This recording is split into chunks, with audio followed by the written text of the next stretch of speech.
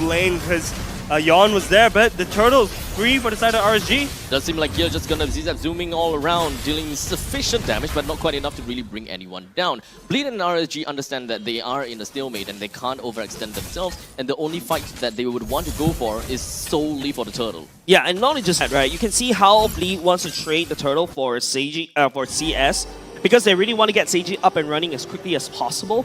So yeah, I can see why Bleed would make that decision, but looking at the emblems right here, both these two gold laners going for Master Assassin.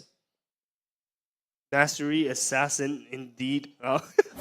It seems, I want to highlight, right? So the emblem choices for Roger this time around is slightly different, right? We saw a lot less emphasis on the common emblems. We saw a bit more heavily spec'd into the Should be assassin emblems, that's right. Right, and this is, I think, a bit more traditional, but we see Godzilla survive with a pixel of HP. The lethal initiation didn't really quite pop, but the first blood did pop indeed. In the middle lane, Jay falls prey to the hands of RSG, giving Bray his very first kill. Yeah, but Closer had to burn the flicker for what? Because you can see that Jay just decides to give up. He knows he's dead, so that's why he stood still. But Closer burning that flicker may have a lot of implications going into the next turtle fight. I think it's fine though. I mean, Paquito has heaps of mobility, right? Mobility is kind of the least of his concerns at this point. Yawn is doing something. Going into the burst. Here was just preparing himself to make sure that once the last Ascendity has been off, he can just go straight in. In the meantime, Sagitnu even used his flicker just so that they can focus and bring Closer and Bray down. So both of which are down, and that is definitely fine and dandy. RSG took that opportunity to focus a bit more down to the bottom lane instead. Okay, maybe not the turtle, but that one. If he had the flicker right there, he could have gotten away. But Seiji is actually holding up himself really darn well down bottom lane. 1v3, no problem, and absorbs so much pressure, allowing Bleed to make plays on the other side of the map, cracking top side, that's open top, and not only just that, the turtle is also spawning up top as well. Seiji showing why he is one of the premier gold laners in MPL SG right now. Turtle is open, but focus eyes on mid.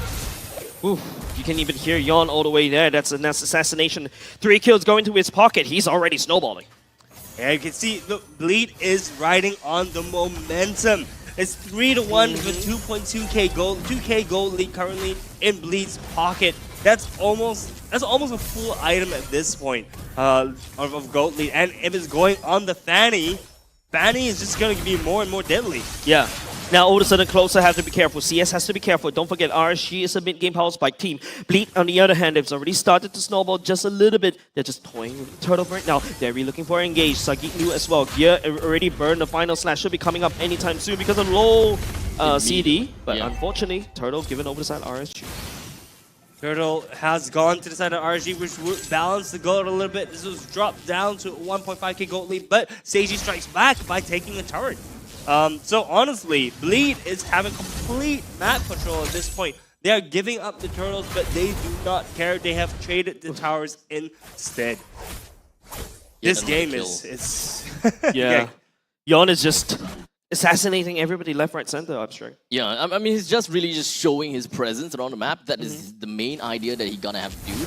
Especially since RSG's only answer to the Fanny is a Paquito. The Paquito gotta have to get the farm up. But as you can see, with a 0-2 Closer, it's gonna be tough. But in the meantime, Flick is just gonna be used from the side of RSG, hoping that it will be able to land a good amount of control down onto Bleed. But it doesn't seem like it will be able to do too much, to be honest. But getting Jay and Sagitnu down at the cost of CS and Dairy is definitely gonna cost. But Yawn now joins into the fray. He did manage to assassinate onto Bray and perhaps even ended onto Godzilla, granting him a triple kill to his name, while Closer wasn't able to do much but to take 1 kill for his own. Man, this reminds me all the way back then where we thought, you know, Yawn can play only assassins, and all of a sudden during the playoffs he pulled the Martyrs, he pulled the Fragile, and now he's like, yeah, I'm very good. I'm a very good assassin player. I'm cosplaying Kyrie.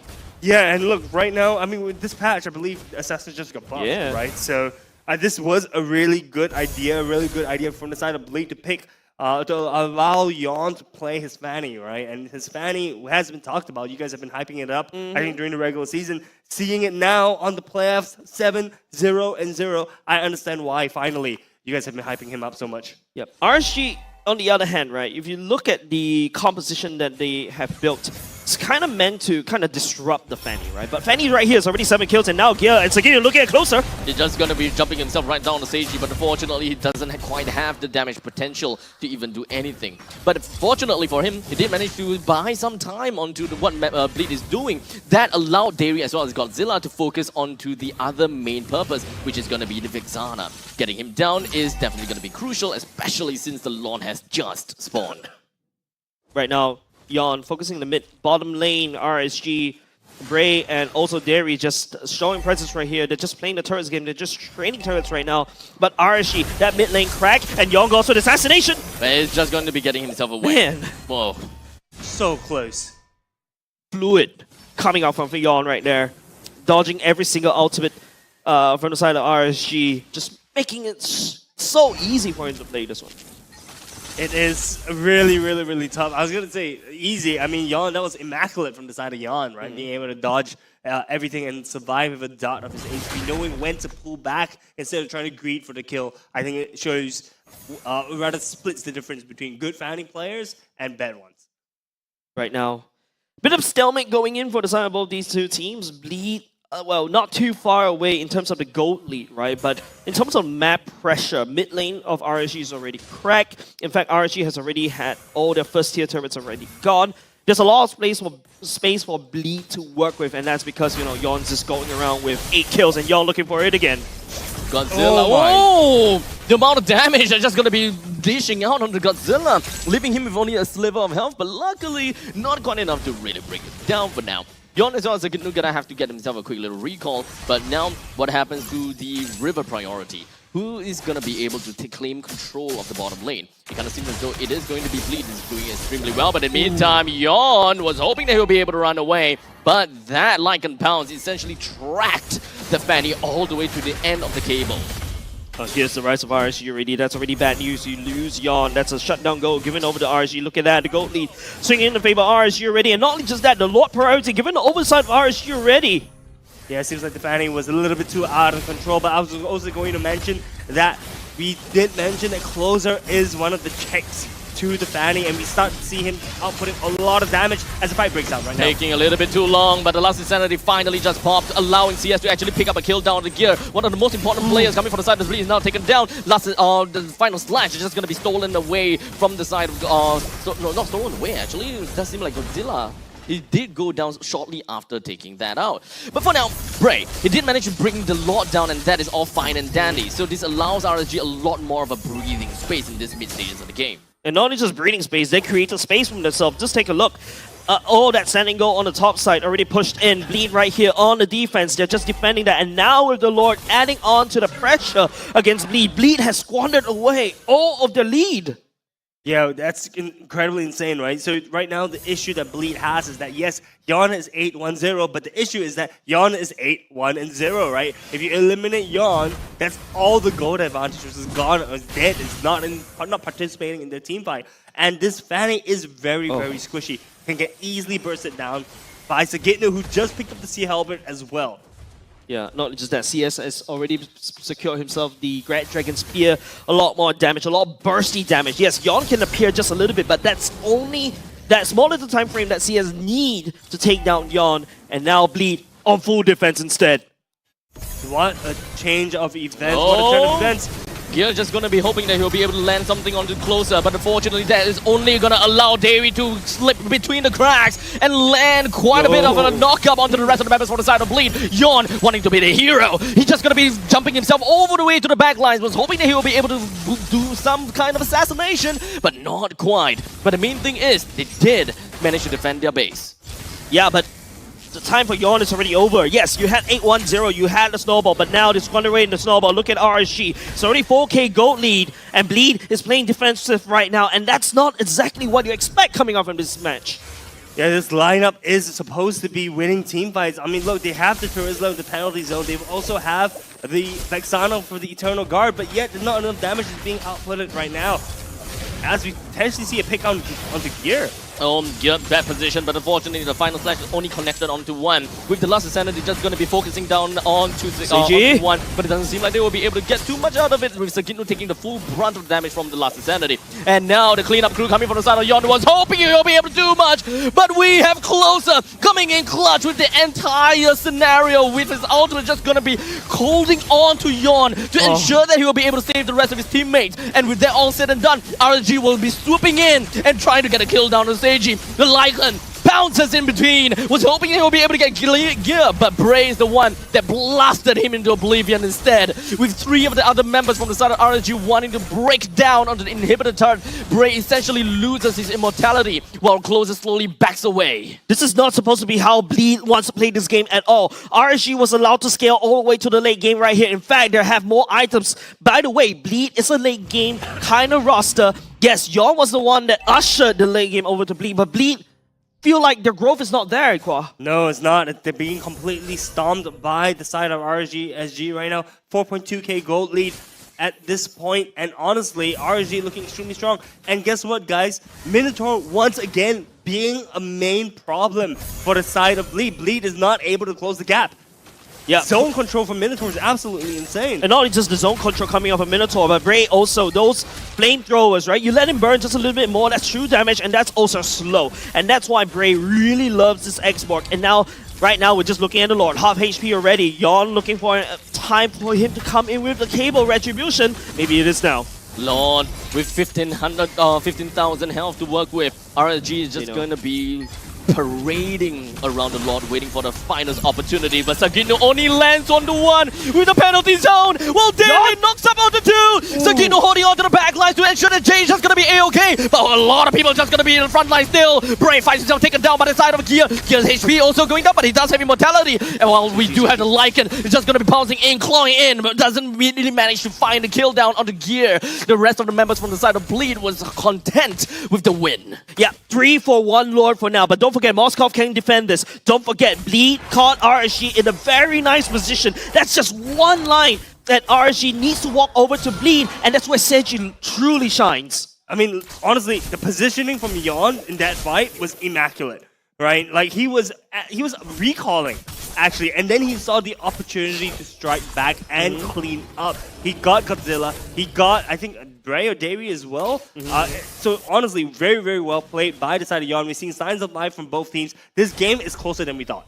Yeah, and that's exactly why I want to watch this original El Clasico. RSG going up against Bleed, right? And now it's just, yes, we're just waiting for the Lord to come up. Or has it already been cleaned up already, Abstract? I'm pretty sure it's been cleaned up. Yeah. 11 seconds, way past that already. That means that they actually cleaned it up pretty darn fast. If that didn't happen, then we'll be seeing that again in 41 seconds. Yeah, and it goes to show, right, how RSG just kind of wasted that massive position they were able to secure for themselves, right? Because they greeded for the kill, they greeded for Seiji, and Seiji just output the damage all across. And take a look on another turret goes down in the favor of Bleed. That's the bottom lane that's cleaned up. As long as Bleed holds on to these 3 turrets, these 3 last bastions, for the side of Bleed, RSG is going to have a tough time cracking in. I think this game could go either ways right now, honestly, right? The question is whether or not RSG or Bleed is going to be being able to pick off key targets like the CS or Seiji, right? If either gold laners goes down, I reckon the advantage goes to that other team. I believe that one of the other key from the side of Bleed is ultimately Seiji's positioning. They kind of have a lot of their eggs in this one basket to ensure that Seiji will be able to do a lot of bruising onto the side of RSG. But speaking of which, Bray has already lost his Viraga armor. He did manage to get himself away. He still has immortality though, but it doesn't seem like Seiji wants to teleport backwards because there's way too many people just right at the shadow. RSG getting themselves the kill onto Yon is definitely a big win, and that is going to sync up with the Lord that will be coming up in 30 seconds while Yon in 28 seconds. We're talking about Fanny after all. Yeah. But this Fanny would not have a purple buff, so that is going to be a very big difference. Pick up right here, Bray losing the Firaga armor and also the immortality, lost the sanity to just bugger out. RSG, that Bray, that massive Bray big boss just walks into the bush in 5 members of Bleed, yet Bleed was unable to punish Bray. In fact, Yon is the one get punished instead. Yeah, no, it's... I mean, I honestly expected Bray to explode and just die, right? But what a turn of events the tables have turned indeed. And we see both teams eyeing the Lord at this point, hopefully doing a Lord dance right now. Yep. Going into 51k total net worth for the side RSG. Most of the items should be clearly built up. Bleed still not too far away, but that difference right now could mean building towards an immortality, right? The lack of a bit more. Yo, there you go. Yon has an immortality already. Now Bleed just need to make the play, and topside just doing a lot of damage. Moscov's just sent all the way up top. Closer. Oh no! Sage is gonna commit to it. That's an EXP already committed. But there could be a chance for Godzilla to actually make ends meet, as he did manage to go on for a full combo as well as a penalty zone. But he didn't expect Gear to come in to eventually help Seiji out. As such, RSG have already lost 2, while Bleed have lost a single one. The Lord is now currently available for the picking, but RSG understands that this is not the stand for them to hold on to. Yeah, Seiji, that spear literally delivered a little bit more breeding chance, of a bit more fighting chance against RSG when it looks so bleak for Bleed. And now look at the space that he created. Now Bleed is on the Lord. A little bit of space, dude. This is a massive space. The tables once again has turned, and the Lord goes to the side of Bleed. 16 to 13 kills, and now Bleed is back in the driver's seat with a 500 gold lead. Yes, gold lead at this late of the game does not make too much of a difference, but wow, is the game's close. Yeah, they're finding an equal fighting right here. Just take a look at the items. Most of them are almost well done, except for the mages, right? Yeah, mages items are really expensive because Holy Crystal, the inflation just hits them very hard. But you get the point, right? Now Bleed and RSG is fighting on equal footing, and now it's all about the space. Yes, RSG does have a lot of these turrets, but they're not going to be here for long because the Lord's marching down bot. As it slowly marches in, the top lane is going to be slightly pushed out as well. RSG will want to put their foot down to ensure that the top jungle is still theirs for the picking. Bleed gonna have to find alternative positioning and just put their footing in a little bit of a different way. RSG is definitely not gonna go down without a fight. As you can see, RSG, they're still holding on. Looking at Yon. Yon is trying to find a good angle to go in, and the Fanny is just able to move around the map so close. Now we are seeing Bleed knocking on the doors of RSG with 5 a seconds Lord. flicker for Gear.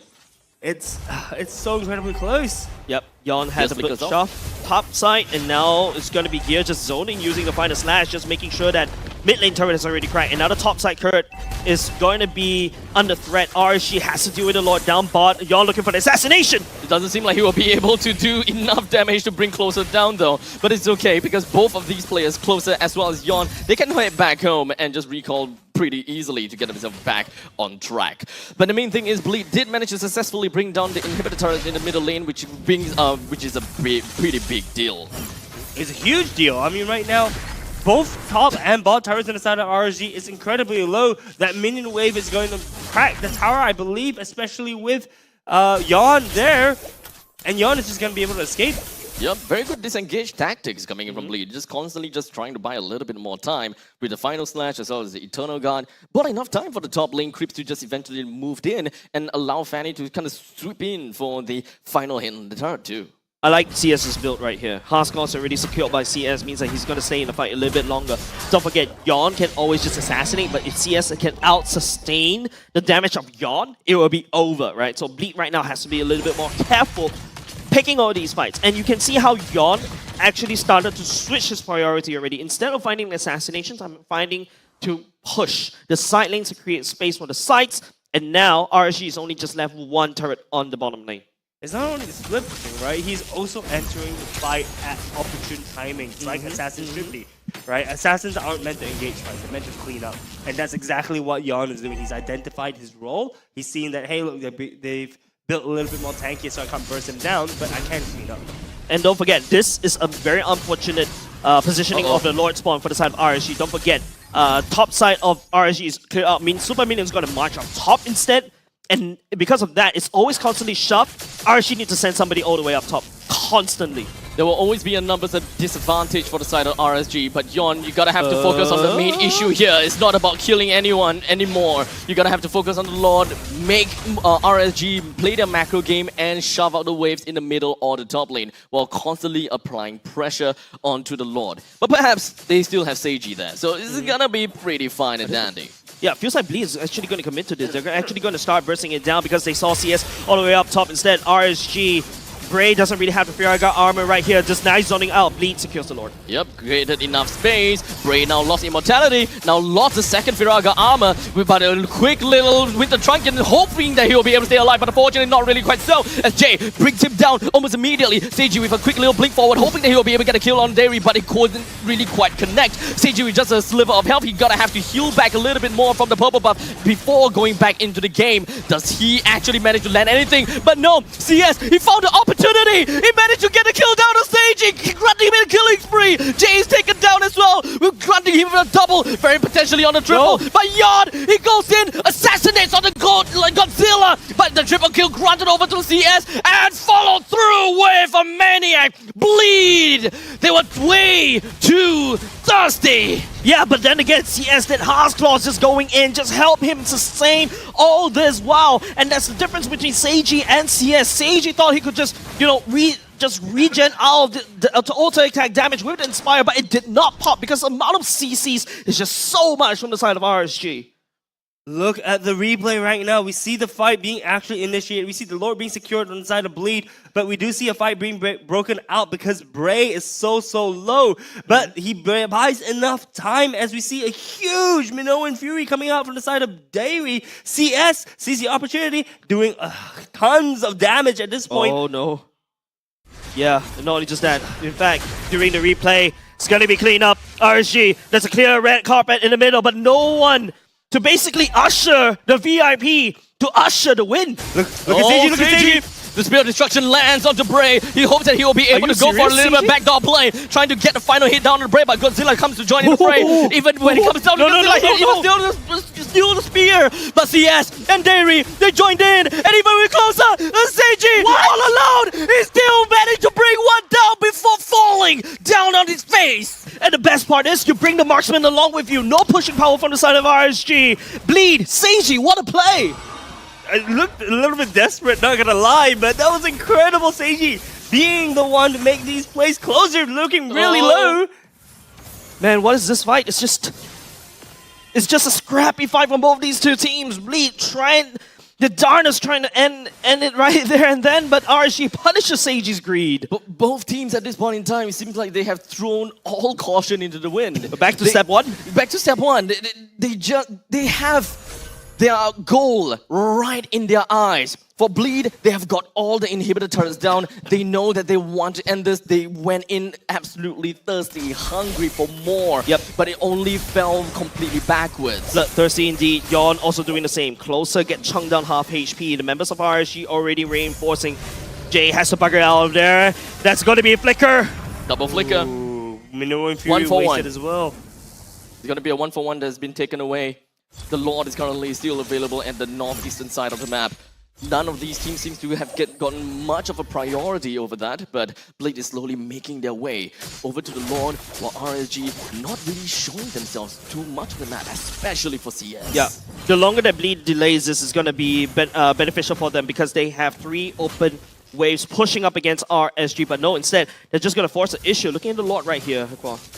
Yeah, the Lord is going to be started on the side of Bleed. RSG is in somewhat of a position. Closer is not even close, actually. Yawn went down over to find Roger, and Yawn manages to clinch it onto CS. And now Yawn himself is missing because Bray went in with the last insanity to take him right off. That means we have one marksman from the side of RSG taken down, and one of the junglers from the side of Bleed. This is just going to erupt into an entire explosive gameplay coming from both sides, allowing Closer to eventually get the kill down on the Moskov. 2 main players from the side of Bleed has now been taken down, allowing RSG to go for a decent fight back. Man, Bleed and RSG, that felt personal right there, right? Like, Seiji just committed to it. Once Yawn just commits onto CS, Ray goes in to respawn. But instead of going for the Lord, they had to go back to defend the base because the minions are pushed up against RSG. honestly, the players are looking more and more desperate, right? It feels like they really want to close the game. But guys, Lord is right there. Whoever secures the Lord is almost guaranteed to close the game at this point. Death timers are close to 1 minute at right now, and CS is gonna have that spawn advantage over Bleed, over Sage and Yon. Yep. RSG needs to make a move. Penalty zone connected down on the Bray. They did manage to bring Bray's HP all lower than 50% HP. And it's not going to be an easy long take for anyone at all. Yep. Yes, maybe we don't have the jungler for the side of Bleed, but RSG understands the kind of care and concern that they gotta have to put into the game because they still gotta have to respect the amount of damage that Jay puts out. Derry jumps in, he wants to just capitalize this kill down on the gear. He still have immortality though, but a quick little explosive hit coming from CS did manage to pop the immortality, but Yon goes in for a quick drive-by, only for Closer to come from the top lane. Where are you coming from, Closer? How are you catching onto Yon? Allowing them, Godzilla, to bring the Yon down. No more Fanny, no more Bray as well. Oh wait, never mind, he does have immortality, so he's gonna be A-okay. There could be a chance that Seiji might be able to pull off a big play as long as he has his spear. But never mind, as now we do have Godzilla just going to be right in front of the main battles. A lot of RSG players are all down to his liver. The moment that Bleed finds that single spear, it could very potentially end a lot of these players' lives. RSG knows it. They cannot go ahead and burst the Lord down because don't forget, there's minions pushed up against RSG. You can see how Seiji committed that mid lane push to make sure RSG is kept in check. You cannot kill Bray because of Firaga armor, because of the immortality. It makes it so hard for Bleed to go through. This is a 29 minute game, guys. It is absolutely bonkers. You mentioned already that this is one of the longest beefs, one of the longest matchups in MPL SG. Oh man.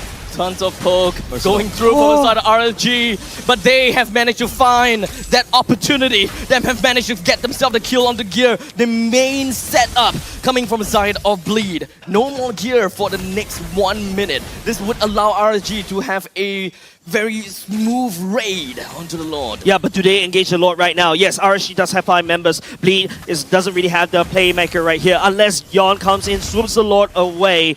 But RSG, you can see how Derry, Godzilla, and also CS is just making sure that they secure this Lord for themselves. But there's one thing that they have no information on, and that is going to be Fanny. Fanny has just moved his way up to the top lane. He wants the blood of Closer. Immortality pop. Winter Trunkian board just going to be used. Will he have enough money to follow Go no energy! Yarn! Massive blood He whiffed! He whiffed and wasn't able to get a kill down on Closer! When as such, Gear is still on a 20-second timer and Yon is on a 17% timer as well! This gives the opportunity for RSG to once again take the Lord. RSG wrestles control all the way back, but don't forget, they have to deal with these minions, but don't forget, the minions from the side of RSG are here, along with the Lord. They have a lot more pushing power, and Bleed have to lick the wounds for the next 40 seconds. Yon is, the death timers are absolutely insane right now. It's more than a minute if you die. So the teams are playing extremely, extremely careful. They have to play extremely careful. We see the RSG is pushing on all 3 lanes. I don't know, man. If it's me, I was just grouped up in mid and just shoved it down, ran it down mid. Yeah, that's exactly what RSG might be doing right here. But don't forget, Seiji does have a lot of pushing power right here. Godzilla up in the damage. I don't think that they have answers for CS anymore, as Derry is just going to be launching 4% up in the air. Sorry, 3% up into the air. Derry's HP not looking great now, but for some reason, Bray did manage to get a kill down to Seiji as well. Just going to be left with 3 members from the side of Bleed. RSG is just going to be stomping things down. Close to just going to hang on to kill right after he comes back in. And Sagitnu completely untouched, unable to touch anyone at all as well. The revenge has been served cold for the side of RSG against Bleed. They are not happy for that results in the regular season, and they pay it back double time. What a game!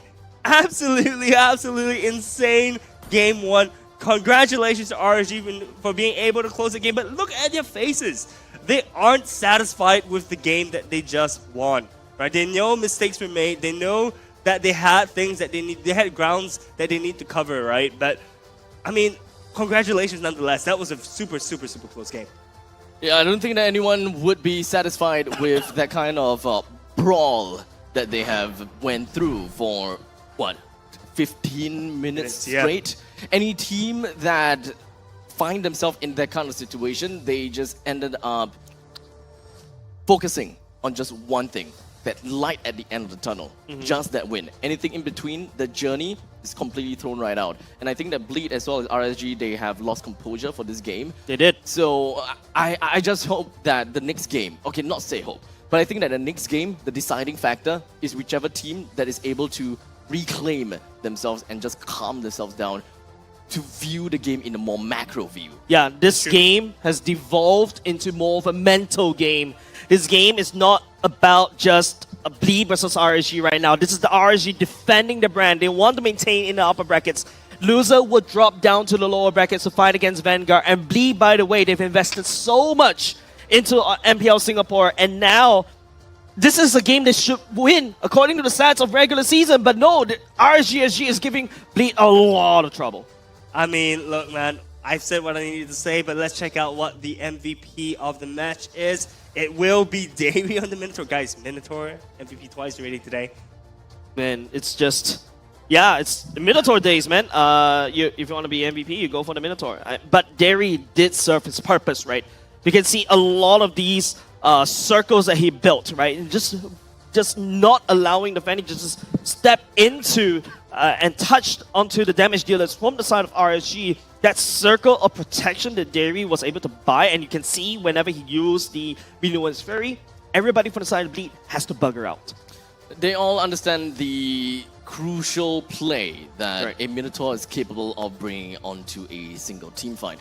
The moment that you get hit by perhaps the skill 1 or perhaps even the ultimate itself, you know that precious time is lost. And during those precious time, you can pretty much be able to bring one person down.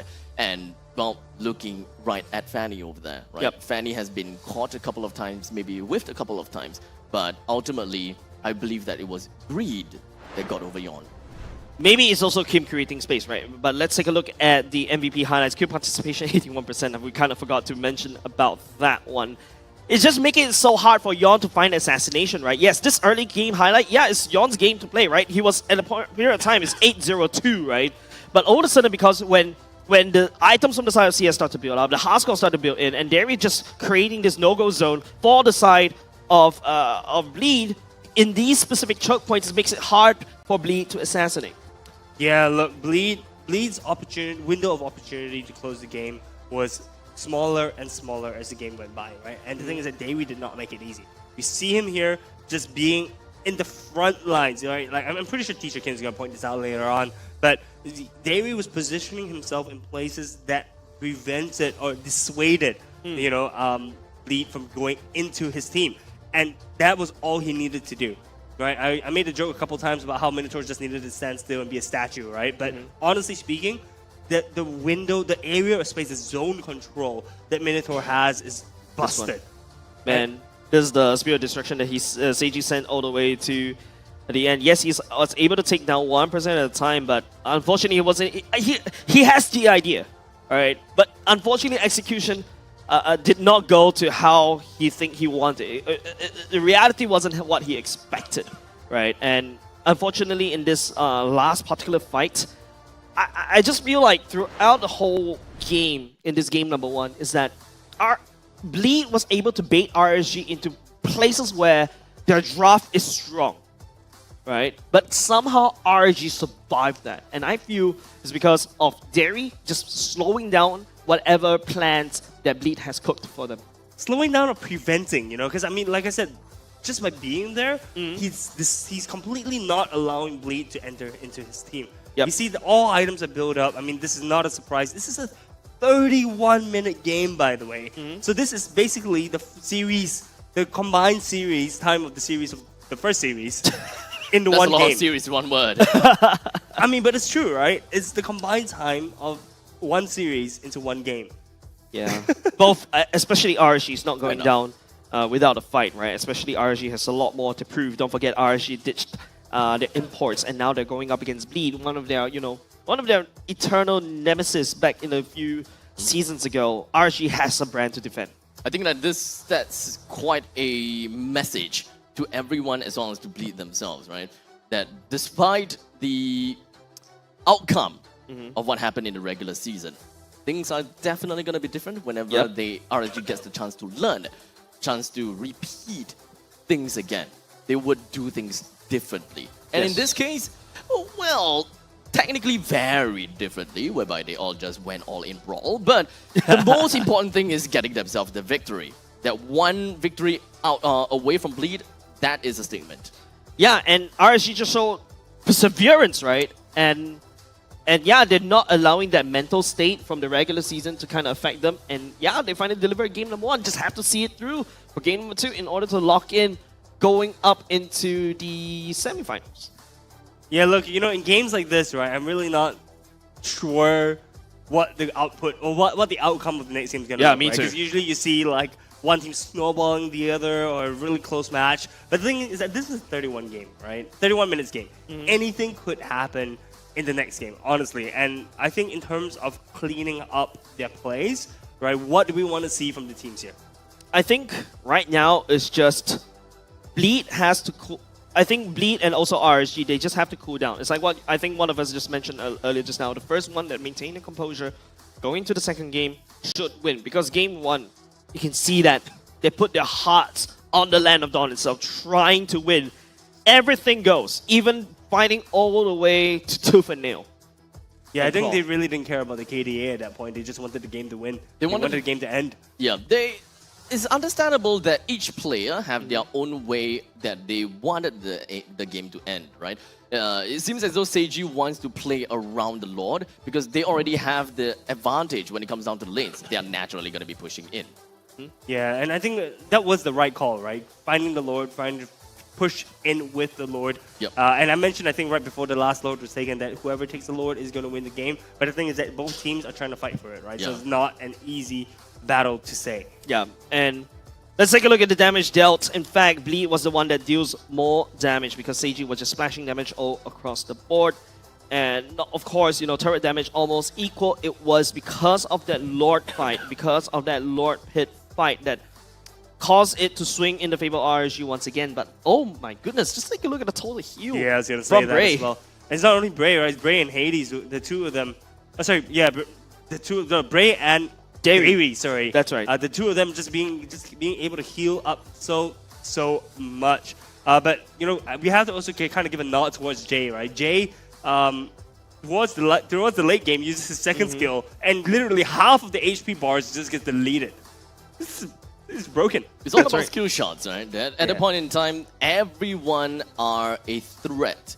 I mean, technically we saw Fanny putting quite a bit of threat on the closer. We've seen Vexana with Eternal Guard. In fact, all of the chains just absolutely scary. Perhaps even the Roma, when it comes down to gear, his setup itself is also dangerous. And we saw how it eventually snowballed into a victory from RSG because they are just finding these opportunities. Without gear, there is going to be gaps in the lineup of Bleed, and they will just eventually break their way in. Yep, let's take a look at the analysts for this particular game. Kin, what do you have for us?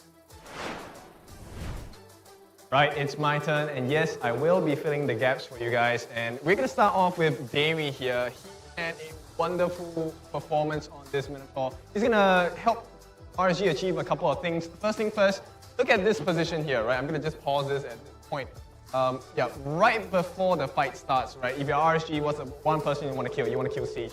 Right? He has been phenomenal this entire game. The 1v1s, the 1v3, and the bot lane as well. And so the whole idea is let's get rid of AG, right? And this started by Davey itself with the Minoan. Onto 3 members, not just on Seiji as well, right? Question is, hey, it's just a Minoan Fury, where's the rest of the damage going to come from? You're going to see that in a beautiful piece of teamwork here by CS, who's going to jump straight in under, right into the face of Seiji. And that's not the end of the combo, there's more to come, right? Another thing that happens during this transition is actually, I think, it's a bit unfortunate, but Sagitno actually missed his penalty zone here. That caused a few problems because they had no follow-up damage after that. So in the midst of that, while they're chasing in, Bray coming in to make sure he's a deterrent against the rest of Bleed. And if you take a look at it closely, CS as well as Davey actually make it out safely, and they are going to help impact the second part of this fight as well. Right, so once they make their escape, Bray is going to come in with the fire sticks as well. here comes the next difference, right? First thing first, Jay. He did a very good job of the deathly grasp, getting a couple of the stuns as well, but they needed the backup, right, from the rest of his teammates, such as Gear, as well as, I think it was Gitnu, right? Now, what's gonna happen here? Here is the counter play by Mr. Godzilla himself. He is the one who actually keeps them in check with the Shadow Strike Arcane Shade combination, getting the Terrify on them, so there was no one to follow up on Jay's combination as well. And with that, it is the end of the story, because here comes Closer once again with his Paquito, killing them with a knockout blow, and that will be the game for RSG. Now, it's a tough pill to swallow for the side of Bleed. They did wonderfully, especially Seiji. He was my MVP for this game, at least for the side of Bleed. But RSG, you can never count them out, and I'm super excited to see what they have in store for the second set in this best of 3 series. Boys, that's all my time. It's back to you. Thank you very much, Ken. And yeah, I like the fact that he chose that particular last game to kind of break it down, because you can also start to see RSG is definitely winning in terms of the fight in attrition, right? Bray coming in at the very last moment to kind of secure the kill onto Seiji. Once Seiji is down, there's not a lot of defense coming out from the side of Bleed, and after that, just RSG just stomping all across the crystal. Technically speaking, we did manage to see a lot of opportunities that were presented over to RSG to either focus on the single objective, end the game, or bring down standing objectives, etc., etc., etc. Because of I would say probably the greediness coming from Bleed, it didn't really quite pan out that well. And I think that if RSG were a little bit more decisive with their ideas as to what they gotta have to do, I'm pretty sure that they should be able to punish a lot of these mistakes that Bleed has made throughout that entire game. Yeah, we talk about the punishing of the greed, we talk about the greediness. Maybe it's not the greediness. Maybe it's the hot-headedness, right? That I really want to win. The focus maybe is a little bit too much. The desperation almost. Desperation. And don't forget, ladies and gents, they're also sitting on the OSIM chair that helps them to maintain said composure. Don't forget, they have the V-hand technology. Once they turn it on, it makes sure it can carry your back really, really well. And of course, these V-hand massage chair is also helpful to build, to help your blood flow circulate just a little bit so that you don't have so much blood in your head. And it kind of spreads around. Hot-headed, that's why that term comes around. And, you know, make sure they are in tip-top shape going to game number 2. And they definitely have to turn it on right now. They definitely have to turn it on right now. Hey, sus once again, but the chairs themselves are extremely comfortable, and definitely would recommend you to try it out. I think we have a couple outside as well, so if you're in the area, drop by. You know, you can sit down on it, feel how comfortable it is, and you know, perhaps get one yourself. Especially, especially the best part is when this is like something perfect for an office chair. And not the red ones, the black ones. I think I dig all the colors, right? So apart from the Optimus Prime skin, by the way, there's also the Bumblebee skin. There's also the black one that looks really sleek. You can basically work from home, put it on while you type, while you work. You're basically just like de-stress at the same time. It's like, you know, 2 in 1. Can you imagine bringing this into office? Right, everyone else has like black office chairs, and yours bright red and blue. Way to stand out, man. Yeah, I'm special. I'm special. My mom told me I'm special. All right, so moving on, guys. In regards to the Bleed versus RSG game, right? Okay, I asked this question a bit earlier, right? But specifically speaking, what do we want to see from RSG? What do we want to see from Bleed? I guess for the side of Bleed, just methodical plays. Methodical plays and understand what your team wants. Because I can kind of see like this joint. I'm not too sure whether I'm seeing it right or not. But Seiji and Yon gets the idea that we can end the game with numbers disadvantage. While Seiji sees the game as to we can end this game with the lane priority. And both will kind of seem like they're trying to do their own thing. I'm not too sure whether they are trying to do that concurrently to see which one works out. But in the meantime, I would want to see RSG being more decisive. When the opportunity comes up for them, strike while the iron's hot. Yeah, look, we saw a little bit of that in the last fight, right? If they weren't decisive and, you know, knowing who to kill, who to target down, that last fight may have gone completely wrong because they were all at a sliver of HP by the end of the team fight. So I'm 100% agreeing with you that RSG needs to choose what they want to do, choose their objectives, and narrow down on that sooner rather than later. But I'm a bit more confident in RSG going into this game. One, because they wanted a long battle of mental attrition. 2, because they won the team fight very, very well as well.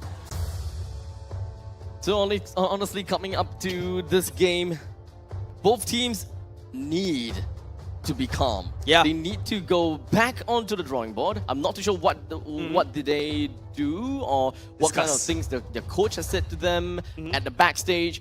But it better not be a scolding, because usually scolding is just gonna be like, oh crap, downward spiral. Tilt Central? Yeah, Tilt Central. Yeah. But, I call you know, it Tilt City. You know, Tilt City. Yeah. you know, if I were either passive as a coach, I'll just turn on all the OSIM chairs right now.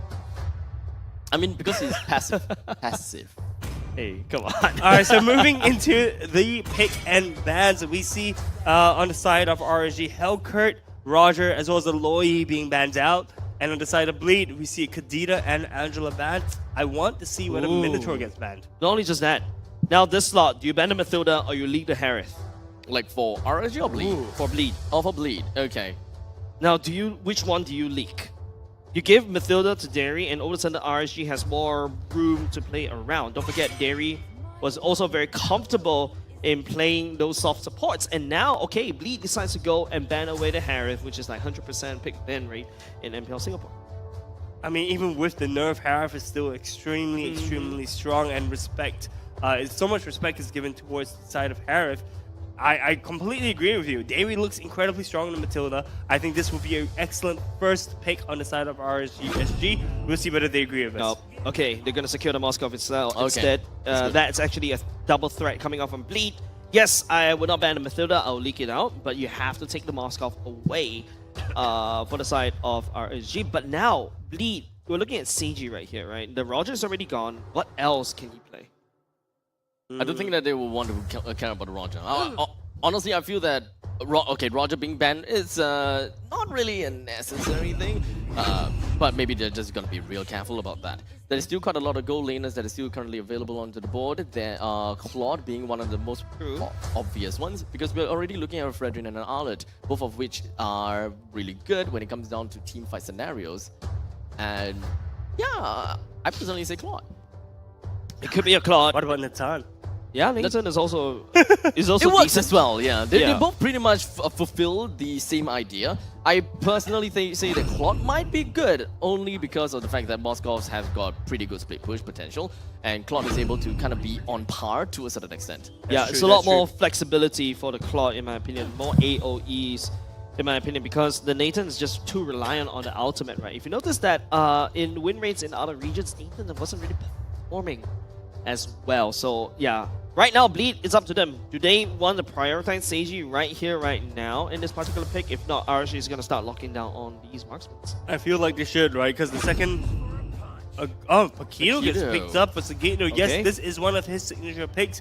Yes, Paquito is going to be able to match up with the split push potential for Moskov, but this puts Seiji in a little bit of danger. I expect to see gold lane bans coming up from the side of RSG. Yeah, Mathilda completely forgotten by both these two teams. Both these two teams not looking at it at all. RSG looking at taking more gold laners away. There you go. That's the Nathan remove. Ha! Natan ban. The next one is going to be Claude. Yeah. I mean, I'm not too sure about that. But for the side of Bleed, okay, so they have already fulfilled their EXP, roam, and jungle. What's left is going to be their mid lane as well as their gold lane. Gold lane, you're not really spoiled for choices. But in the mid lane, that is a choice that we're going to have to make, right? Understandably, with Kadita, Loi all going to be gone, what are some of our other choices that we can look at? We can look at the That's so Vixanas. interesting. Right, Flooring this- got banned out. Yeah, we can look at the Vixanas, right? But Florian, yep, that's a nod over to the Dairy once again. Unless Bleed could look into going to Mathilda. Right now, it's Nah. just Bleed. Gear only ever plays Our EXP roles. EXP roams. Like that's right. FMM. True. Hey, True. guess what? You got the Claw ban as well. Hey! So I guess we were both right. RSG have the right idea, right? Yeah. They know what they know what they want to do, but that is also going to be putting Bleed in a kind of a chokehold, I say. One of the other marksmen that generally just does well in teamfight scenarios, I mean, Ixia? I wonder, off, right? I wonder if they're gonna try to force or like funnel Bleed into a carry pick, right? And then just avoid picking tanks from there, right? Because I mean, in terms of premier gold laners, right? The only one left is the carry. There we go. No, that's a Farsa coming out from the side of Bleed instead. Jay picking that up. Farsa picking up a lot of traction these days. Finally get to see in the competitive scene. Looking forward to how Jay perform on this Farsa. So a lot of movement, a lot of mobility in their draft right now, right? Paquito can also split push. Farsa can also fly together. Arlott can also does have the mobility to match. Now it's just about RSG, right? Like, we're back to them. EXP laners open for them to take. There's also the roam. Question mark for the side of Derry. The Grok is still open if they want to go for it. Yeah, I think Matilda what Kwa said has a very good point. This is all about Bleed choosing whether they want to go for carry. They want to have the final say as to RSG's lineup. They don't want to soft ban anything. Ooh. Okay, now with Grok and Esmeralda, carry is perfect. Carry is absolutely perfect. Yep. There you go. Called Qua it. just predicted every single draft right here, ladies and gents. He is rolling. Call the carry. I mean, look, it makes sense, right? You don't ban the Grok. You force RSG to pick the Grok. You force RSG to kind of pick a tankier EXP laner, and in return, you pick the carry so that you can then counter, quote-unquote, counter that. But we see Derry on the Grok. Derry's Grok is formidable. I don't think he's going to take this he's not going to die that easily. Not only just that, the Grok is also a very good answer over to the far side going to the Feather Airstrike, right? So, yeah, wow, I haven't said Feather Airstrike in a long time. Yeah, man. And don't forget. Yeah, I mean, Grok's Guardian Wall, right? That is 10-9. probably like made to disrupt the Feathered Airstrike. And you don't have any other reason to use it except to block people, block creeps. Yeah, because this is the kind of draft that Bleed just ignores the walls, right? Paquito, Fredrin, Arlott, and also the carry can literally jump over walls. But ladies and gents, we're going to go into the Bleed room just a little bit before we go into the Land of Dawn. Don't forget, I feel like right now, it's all up to how Bleed plays this properly, right? The mobility, the positioning. If not, RSG is just going to start, abusing the fact that they have a lot more lockdowns as compared to Bleed.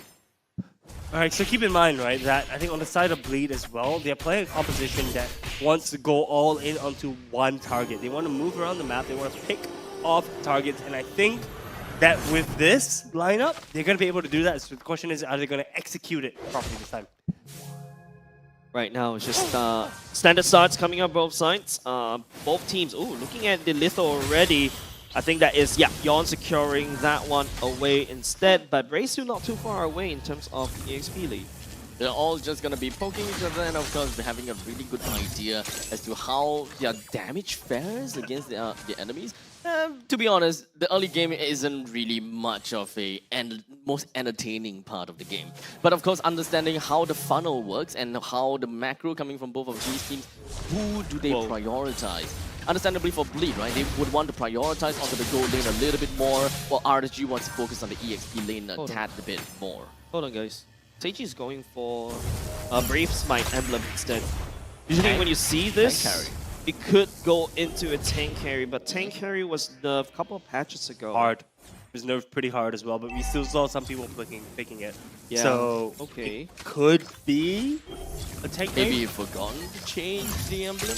Nah, okay, we just have to see the items later on. Yeah, but maybe it's because, you get to lane properly against CS. Don't forget, Moskov can be quite punishing in the early game, does a lot of damage, but now Turtle has spawned. Both these two seem looking at it. Godzilla should be able to take all the way to level 4. Gear doesn't have level 4 yet. Has to back off to respect RSG. RSG is all rather spread out. Theory definitely have a very good idea as to where Jay and Dawn is at this point in time. But the Feather Airstrike is just going to be popped here in the middle lane, just ensuring that they will be able to create quite a decent zone to ensure that Theory, Godzilla, and Bray is not going to come anywhere close. That Godzilla's own Feather Airstrike just going to be popped, but it doesn't seem like they managed to do much to kill anyone. Sakito's HP did manage to drop all the way down to a sliver, so that is pretty much good enough. The last insanity just going to be popped, as well as the Appraisal's Wrath from Yon very essentially helped them to pick up the turtle all for themselves. And RSG, They know that they can't follow up anymore from this point onwards. They're gonna have to back off. Yeah, I blame the lethal right there. Right? Bleed securing the lethal right there gives a lot more EXP lead over to Yon. That's why he's able to secure it. He's level 5 first, while Bray is only stuck at level 2. 1 kill for 1 turtle. I'm not sure if that's a necessarily good trade, but we do see RSG leading the gold lead by just about 50 gold. Oh wait, it's going back and forth. It's still almost net at this point of the game. The fights are pretty close so far, hey? Yeah, definitely in the early game, but hold on a second. That's Derry. Wild Charge already committed. Spear of Destruction will whip.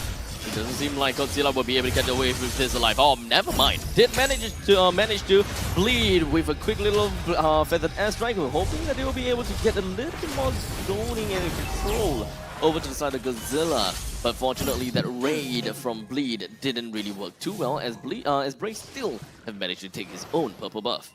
Yeah, you can see the gold energy in the mid lane for the side of RSG turrets. It's kind of low. It means that Bleed is actually doing quite well in the mid lane priority, but oh, I think Bray, that swipe right there just kind of forced Bray to use the last insanity to just get out. This game is, you can definitely feel the players, the air being really heavy, I think, on the side of both teams right now. Tension is extremely high. We do see a potential gank happening in the EXP lane. Yep. They're just gonna ignore that for now because RSG is already right there. Turtle's gonna spawn in the bottom lane instead. Both of these two teams are just freezing it. They're not giving as much information as possible. They know more or less where each other is, so they're just psyching it up. They just don't want to lose anybody, especially when the turtle should be spawning right about now. Alright, I have a question for you guys. Why the Esmeralda pick into this team competition? We're just gonna hold that thought for a little bit and come back to that question, as we do have Jay as well as Gear finding themselves pretty darn low. Jay right behind the turret, popping off with the feathered airstrike, very effectively dispatched the X-Ball.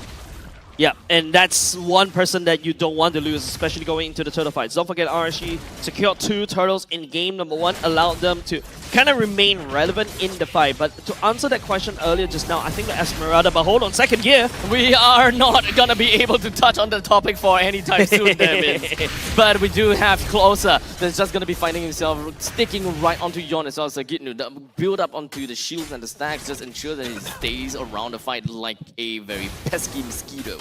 Yep, Turtle giving over to Bleed right there. RSG, yep, you can start to see Godzilla picking out a core item. In fact, Closer already picked up the book as well. So, yeah, that's item power spike for the side. RSG just waiting for him to pop off. Bleed, on the other hand, you know, Jay should be hitting the power spikes first, especially with the feather airstrike. But I want to see him using it to zone most of the time. But whoa, hold on a second. Instead of going for the lightning chunk, he went for the blood wings instead. And now Gear finds himself facing the ground, and he was not able to do anything from this point onwards. RSG managed to successfully pick up Gear once again. All of these pick-off tactics from RSG is working out pretty darn nicely. Sekiro just joined into the fray here in the middle lane, forcing Godzilla to expend a flicker in order to get himself to safety. Yep, top side. Seiji putting 1v2 once again, but that's so normal for the side of JJ. Does not have the feather airstrike, so he's just gonna let Bray just walk off limping away. Right now, it's just too equal. I can't really seem to tell who is actually picking up any form of steam. Honestly, I think are we in terms of gold, right? Bleed is 1k gold ahead at this point. Bray looking really low. Bray going down to the hands of Seiji. Well, now we also have the wild charge from the side of Derry, hoping that he will be able to connect in on Gear to do a little bit more. CS completely untouched while he's just getting some free hits. The Appraiser's Wrath just going to be landing on top onto a decent amount of people, while Yon just going to be soldiering through all 3 members banking on him. And he knows just how tanky he is. RSG doesn't really have enough damage there, Kwa. Yeah, I was gonna say Fredrin is one beefy boy. He's just walking away as if nothing happened. But you see what I mean just now, right? This team composition that Bleed has picked is meant to do this. Oh, Godzilla did not really quite respect some safe distancing away from Segitno. Oh, that was so 2019. I know, right? Yeah, so like I was saying, right? Like, this is what Bleed is trying to do. They're trying to move around the map as a team. They're trying to pick off and get 1 or 2 kills every time they gank a lane. And that's how they're going to get their advantage for the rest of the game. Play down to the bottom lane. Wild Charge connect down to the Seiji. How is Seiji going to get himself away? No way he can. No way, Jose.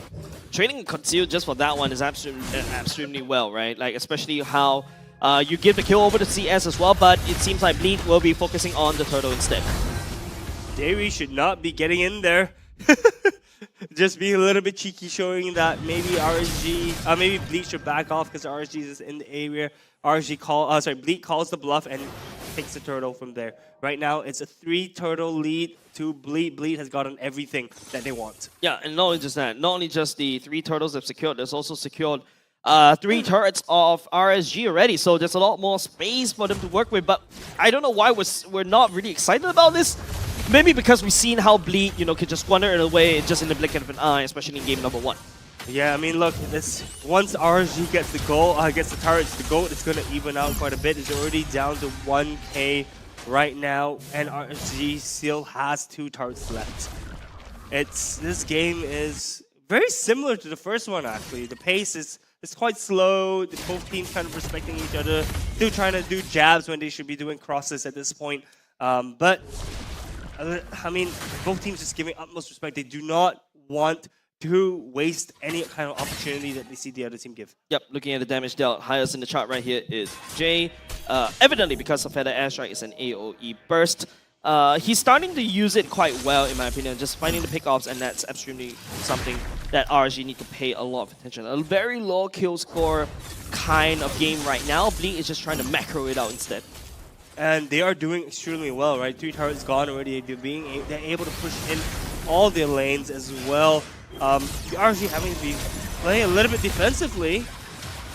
Wow, Brave popped the Blast Insanity really, really early. I guess he just did not want to get caught. Like I said, I think both teams are giving a bit too much respect to each other at this point, but they are also cognizant that one mistake can cost and end their whole MPL season. Yeah, and not only just that, right? Like the fact that you don't want to go to the lower brackets, especially if you're Bleed right now. You don't really want to make any mistakes.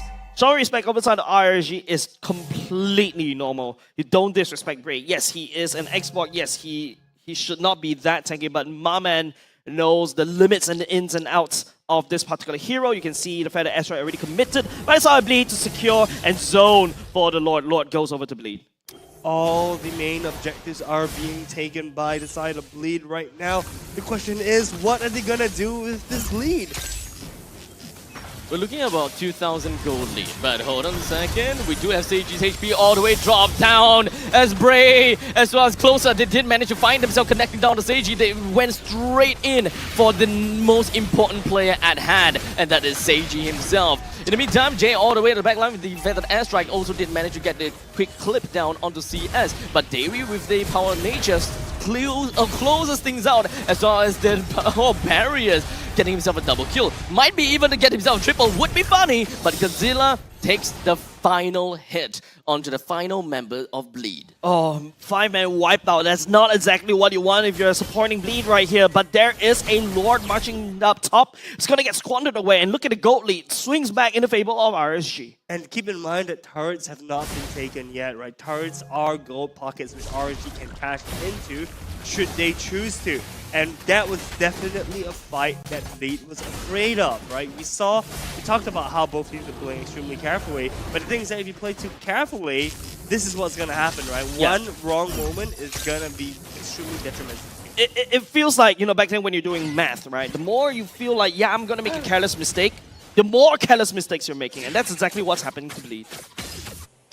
So Bleed, they only have much. They don't really have a lot of win conditions that they kind of have to go for. Their backline is just constantly being jumped, and I think that is more or less a good amount of answer as to why Esmeralda is being picked. Not necessarily all on the shield that he's able to get. It's a small little bonus getting the shields away from the side of Sagitnu, but being able to jump freely and effectively onto Seiji is very important. The amount of shields that you are able to bring up for yourself, it also helps you against a carry. I believe that RSG have already expected that, yes, Seiji, Bleed is going to pick up a carry, so getting shields is better than getting more HP. In the meantime, Yon finds himself sliver of health. He doesn't seem like he's not taken down just yet. He's slowly walking away, but he's gonna be facing Bray. He do have the Appraiser's Wrap to try to bring himself back online for a little bit. Seiji, Jay, as well as Sagitnu runs all the way back home, while Bray all over at the side still manages to clip onto Yon. Oh, it looks like Bleed is crumbling right now under the pressure. But, you know, RSG picking off the team one by one. Jay still alive. Manages to run away with this bird form. Godzilla stealing the feather airstrike and using it himself to zone Bleed away. Lost his sanity, hoping that he will be able to get a kill down as a good news. Yes, he will be able to successfully do so. RSG doing the near impossible by turning the tables completely around, granting Bleed a 2-0. RSG knocking Bleed down to the lower brackets.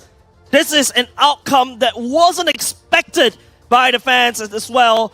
Qua is just like celebrating right there, if you guys can see it. But you get to see Bleed in terms of the results. They were smacking RSG in the regular season. But hey, in terms of the playoffs, there's a 3 weeks gap, and 3 weeks can mean a lot.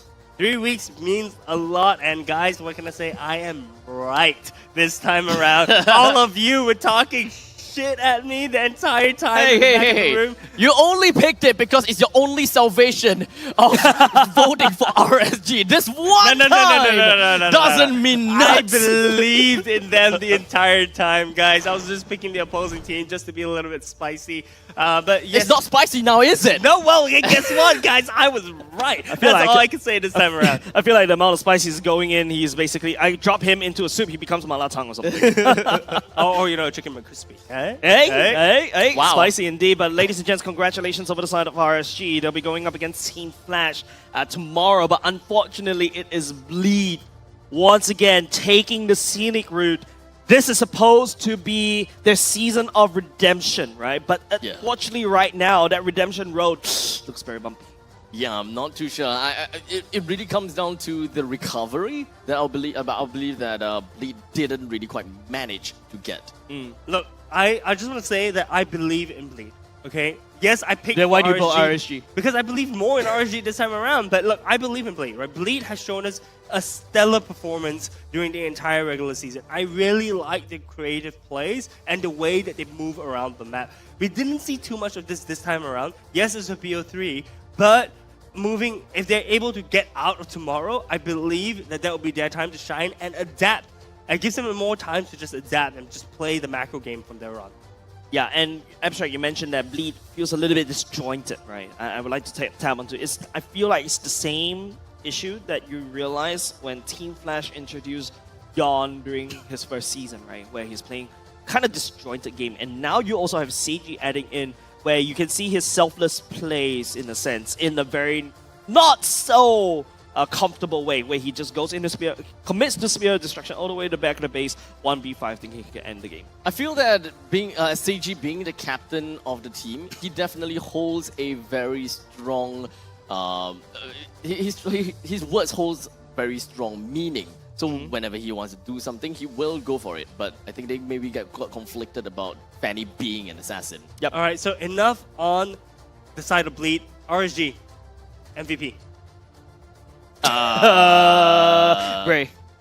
I'll give it to Bray. He's been playing, his plays has been quite solid for 2 games actually. In fact, he was definitely peeling for CS. Once CS picks out the Moskov, creates a lot more space around the Lord Pit. Yeah, I am agreeing with you, man. I think definitely Bray is the MVP for me. Godzilla was getting picked off a little bit too much in my opinion. But Bray, MVP, 5-3-2, 58% kill participation. But that doesn't show what he contributed to the team. Yep. He created just so much space for the side of RSG, and definitely give us more insights, Jay. Oh, of course. You know, War Axe being secured, that means that he's going to do a lot more true damage. In fact, going for Thrill, which means that he's really looking at the wave clear early on, the jungle clear, mind you, Season Hunter as well, and of course Impure Rage. More added damage, more burn, more happy. Of course, Happy Meal. Apart from that, Brute Force Breastplate allows him to just run around like a maniac as well, and of course, soaking up so much damage. And it's kind of crazy, mind you, right? The fact that Brain knows the limitation of this particular hero, right? Like, look at that. War Axe is more of an offensive item, right? Goes into 2 defensive items, and it makes it feel like he has 4 Guardian Helms. That's true. That's true. You know, this is so much sustain for the side of Xborg. But yes, Abstract, you're gonna say something?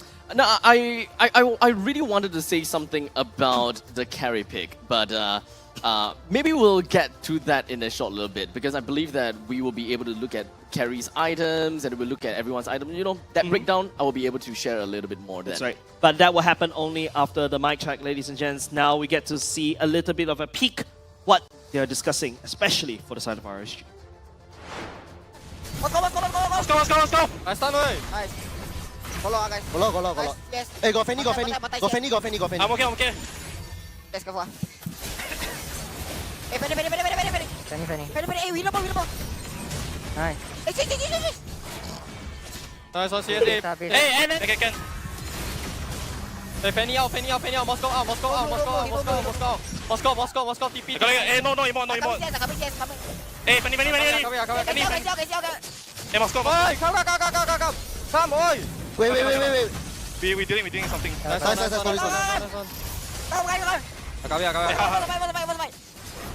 Sabar. Relax. We can lock. Just out. Wait, Don't let die. Very die. I got. Hey, Moscow. Moscow. Nice. Nice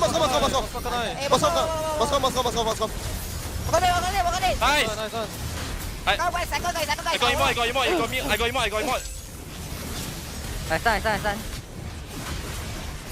Can we end? Nice one. Nice! Pakito cut. Hey, can stun you? Oh, you okay? I know there. Pakito there. Hey, Pakito here. Stem. Pakito. I go in. Down carry, oi. Kaya. Hey, One hit. my bad. Sorry. Get me. Yes. You okay. In Hey, kill. No burn. Hey, my bad. Sorry. It's okay. Go closer. End the ball. I can stop the fast. Zone. End the ball. Tao, guys. No. And there you go. RSG reigniting that flame. They thought it is over for them in the during the regular season, but it is not over yet for the playoffs. They remain in the upper brackets and they remain strong. Going up against Team Flash up next, dropping Bleed down. And that is kind of like a throwback to Season 6. Oh, Bleed always just kind of crawling and just come back to them again at the final part of the brackets, huh? Yeah, and it's really tough to watch, right? Especially when I've been supporting Bleed for quite some time. And of course, remember, we talk about this season being Bleed's redemption arc. This is the season where they need to win back the hearts of the fans. But it's proving a little bit hard because RSG is just stomping super hard right now. Stomping super hard indeed. Look at that goal lead at the end of the 13-minute game, guys. It's like 8K. No, 6K. 6K gold lead. And RSG, it was pretty even, right? We talked about it. How actually at the start of the game, in the middle of the game, I guess, it was very similar. Both teams were kind of at the same pace. They were kind of respecting each other and not initiating on team fights. And we see here that actually, sorry, I want to talk about Carrie. Right. Because Carrie didn't go for the tank build. Yeah. So Carrie didn't go for the tank build. At first, I was thinking there could be a chance that Carrie didn't go for a tank build. Yeah, there's a because chance. of the lineup that Carrie is going up against with. Because if he continue going on a tank build, he's just digging himself a massive hole. Because of the fact that there are two heroes on the opposite side that actually play against Carrie's passive. Carrie's passive deals true damage based on the opponent's max HP. And that HP term is very important because Bray, playing as the Xbox, has very low amount of base HP. He has a lot of Faraga armor. So the amount of true damage that you take from that you give onto Xbox for that is very low. In the meantime, one of the main reasons to answer that question of yours, Esmeralda. Esmeralda may not necessarily have very high amounts of HP, but she does have very high amount of defense and shields. Shields does not constitute to HP, so it does not constitute over to the passive damage that Carrie is capable of bringing out. So what I'm understanding is that Carrie is only super effective against the Grok. Yes, exactly, only to the Grok. But it still takes some time to eventually wither this guy down because he's still a guy in the front lines. If you let Carrie constantly poke under the Grok, understandable. He's going to deal a lot of damage because look at this. We have We have the Robe. Robe has like I think 500 HP. We got Antiquiras, 900 HP. We got Immortality, about 500 HP as well. We're building up a lot of HP there. But Bray and Closer, they hardly have any HP-based items. Most of these are very crucial to their survivability in terms of defenses, or mostly onto damage, or perhaps even bring down the damage of carry using the using the Dreadnought armor or Antique. Yeah, and I personally feel like Seiji going for the Brave Smite is just for early game, right? Because you want to manage CS on the Moskov, you want to stay in lane a little bit longer, especially when you know Moskovs typically go for your Master Assassin to get that edge in the early game, right? But of course, apart from that, you can take a look at Closer, going for the support emblem, making sure he's able to sustain in lane, going up against Sagitnu, where Sagitnu, he just wants to kill, right? Going for Rupture, go fight the emblems, and all the way to the lethal ignition, making sure that he can output the damage. And I think the common pattern that we've seen for Paquitos, especially this day, we don't see them creating much more space in the side lanes and then after that coming for the flank. It's all because right now I feel like the meta has shifted in these massive clashes, right? It's usually these clash comms that usually wins out in this, especially during late game. Yeah, and you know, it's both games that we saw Paquito being played and we didn't see him being used super effectively. So I'm wondering if it's, like you mentioned before, if it's a meta shift or if it was just the players not being allowed to do what they want to do, right? Because if you think back in the regular season, Paquito was a force to reckon with, especially when he gets to do his split pushes. Yep. Right? But in both games that all three games, I guess, this series and the last one, he was shackled. He was handcuffed. He was not allowed to move around. He did not have the damage to also burst down key targets as well. So I wonder if we're going to see MPL SG kind of shift away from Paquito, or if it was just the first two series. Maybe. I just wish it's just the first two series because, you know, Paquitos, I really like Paquito because there's a lot of flexibility. It's similar to Benedetta or to a certain extent Yuzhong, right? I can shove the wave on the side lanes. After that, I can join the fights very easily on. But now let's take a look at these stats right here. Damage dealt in the favor of RSG, and in fact also a lot of healing coming out from Closer and also Break. A lot of healing, indeed, almost double the amount actually that what Bleed had. And we can see, of course, the damage dealt, actually, I was going to say, the damage taken is almost equal from both sides of the team. And the damage dealt, honestly, isn't that high for a 13-minute game as well, to be honest. So this game was very, very close, but there's a few of the decisive decisions that RSG made, which allowed them to close the game. And this is what we're talking about, right, Abstract? That RSG needed to have those decisive decisions, those quick snap decisions, right, in terms of winning and closing up this game. Be decisive. Just jump right in when you see the opportunity, and you can expect that you will be rewarded for it. Yep. Strike while the iron's hot. Yep. If you notice during the mic test earlier just now, game number 1, yeah, they're just feeling it just a little bit. But game 2, you start to hear more turns, more precise comms. But with that said, ladies and gents, breaking down that particular game for you will be Kin. So, Kin, what do you have for us for the analyst stand?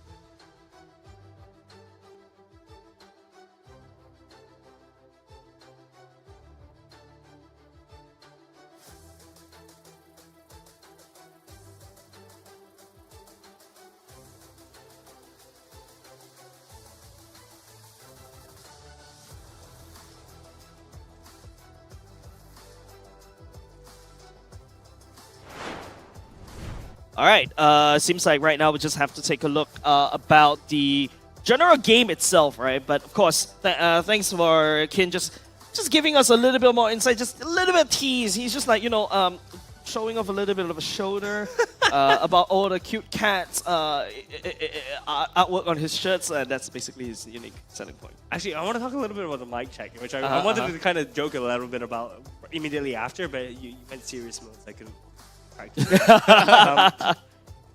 I think Bray should consider doing a career change.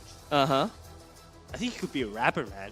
Do you hear how fast the guy was calling up like calls? Is it really that fast? It was like, dude, he was kind of talking like this all the time, you know. Like, yeah, I couldn't even emulate how fast. The guy was insane.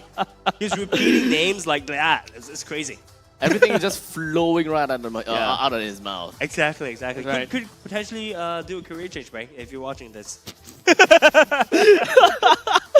Well, I mean, yeah. Apart from that, I'm really glad for the side of Bray, right? Because don't forget, these two teams coming into this particular series, they do have the same storyline, right? Redeeming himself, right? Bray had to redeem himself from And Season revenge 6, as well. and of course that revenge as well. But with that said, ladies and gents, breaking down the game once again. We're gonna throw back to my favorite kind of tofu. Tofu, what do you have for us? Ping pong, ping pong, ping pong.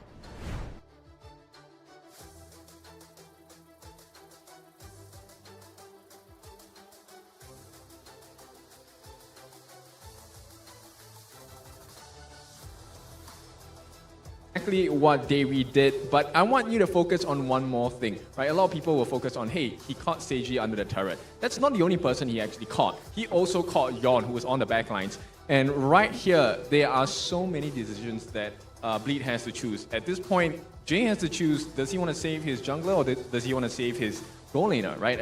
In this equation itself, obviously he wanted to save his gold laner, but he needed a little bit more help. And this is where Closer, I mean, goodness, he had a great game. He did so much work for the team right here. And what he's going to be doing here is actually catching out Gear and Sagitnu as well. So he actually creates a pathway that blocks them off from doing anything productive in this entire team fight.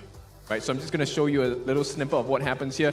Everyone goes in on Seiji, he gets taken out. Now Yon at the same time, because of the confusion, is being chased down and hunkered down by CS and Godzilla. Right, and this leaves a big question mark on top of Seiji, not Seiji, sorry, on Jay's head, right? Who do we save? Do we try and make the counterplay on the bottom side where we can perhaps get a counter kill after they've taken out Seiji, or do we try and save Yon and hopefully he does have enough damage on his Appraiser's Wrath? Too many questions, too little time. And that was the problem that Bleed kind of faced the entire portion of this fight, if not for the whole game itself.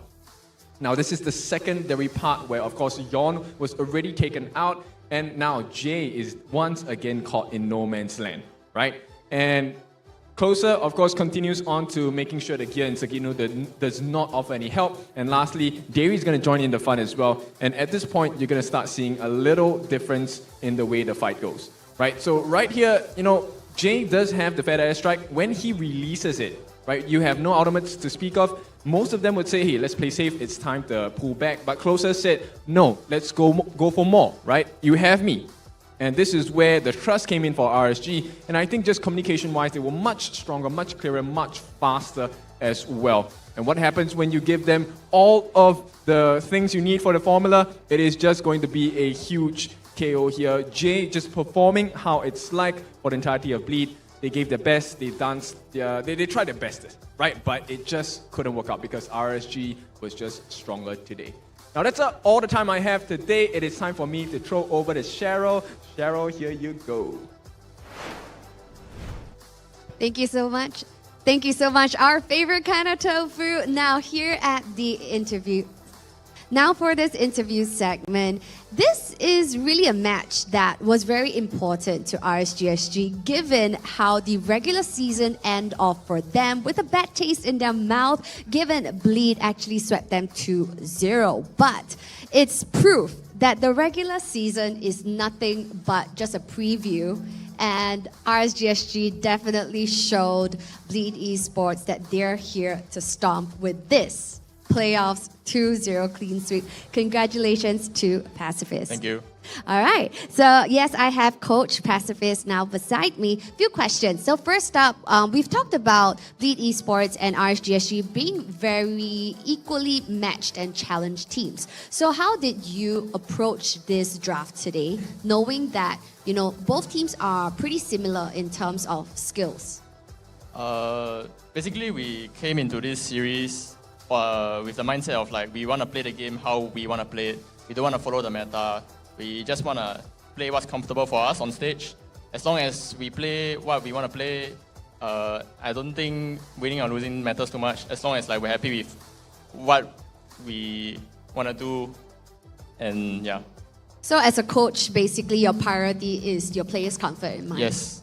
Ah, that's very interesting. So, given a match one, the casters, I don't know how many times they have mentioned a change of tides. It was literally the tide changing and changing and changing. So, was this something that you have anticipated? for game one to be so drawn out? Yeah, the game one, I mean, it's really hard to predict what enemy team will draft for game one. So the game one tends to be, we have to adapt on the fly because I didn't predict they would draft that way. But ended up, we still managed to get what we wanted to play. We're comfortable with what we want to play, and we just execute our game plan. Yeah. Right. And also coming into the final day of the regular season where you guys faced the exact same matchup of Bleed Esports, I think that loss was something that perhaps you guys never anticipated because you guys were anticipating to win that match against Bleed Esports. So learning from that matchup in the regular season, what have you guys changed and adapted coming into this game today at playoffs?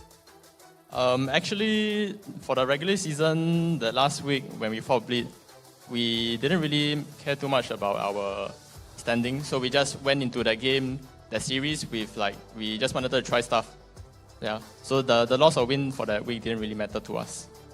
I see. But definitely you guys proved who is boss here today, sending Bleed Esports down to meet Vanguard Esports. So that's very interesting. And thank you so much for your time, Pacifist. Thank you. All the best to RSG SG. Thank you.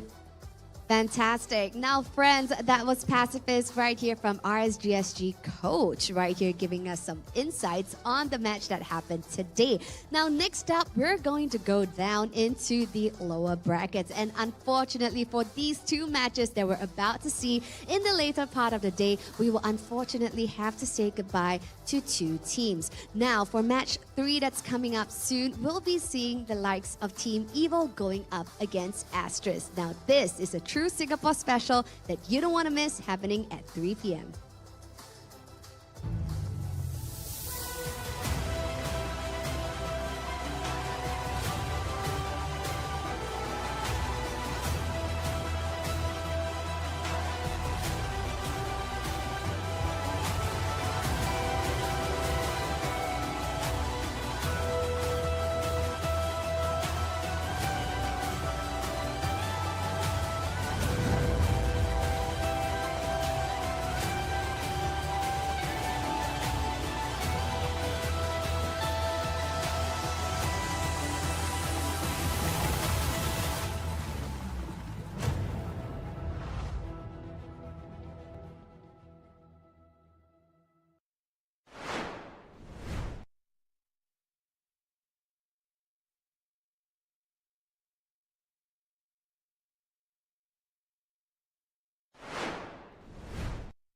A crispier chicken McCrispy? So much crispier. Bite into an even crispier crunch with the improved Chicken McCrispy. Now, wouldn't that be nice?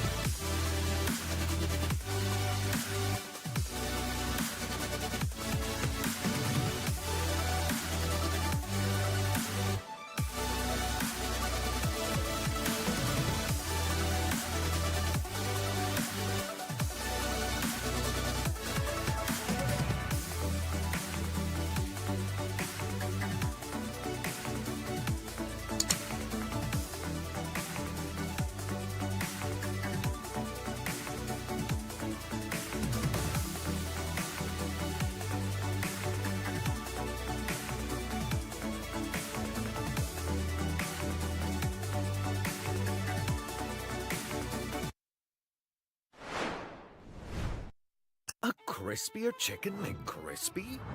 So much crispier. Bite into an even crispier crunch with the improved Chicken McCrispy. Now, wouldn't that be nice?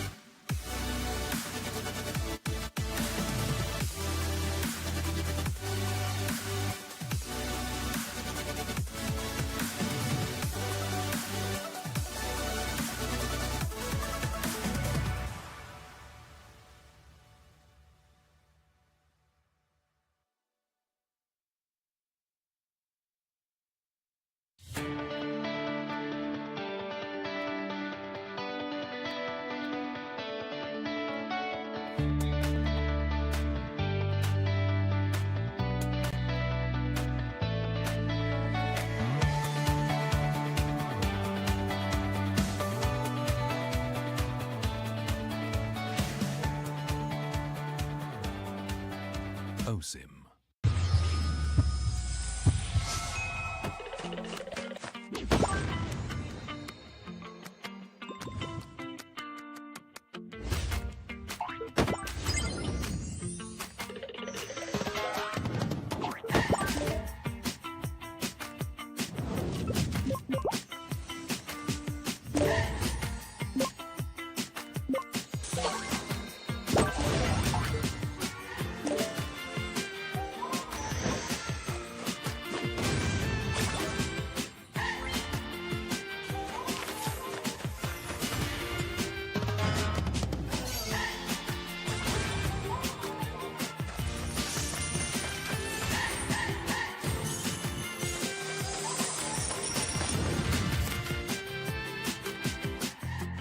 Or get arrested.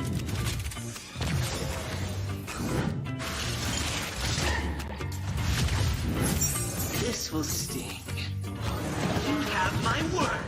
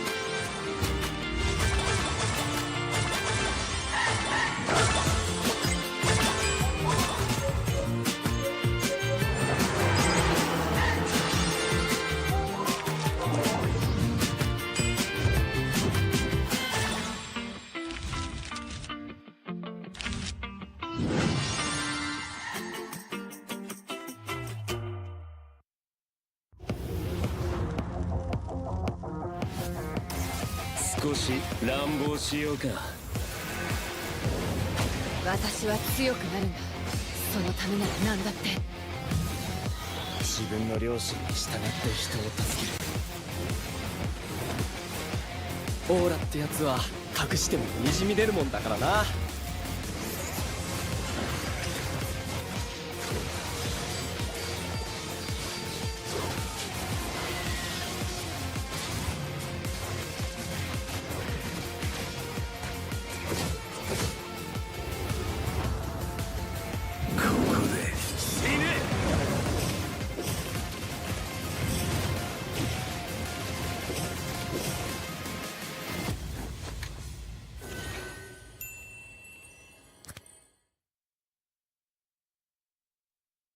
Who is the best looking player in MPL SG?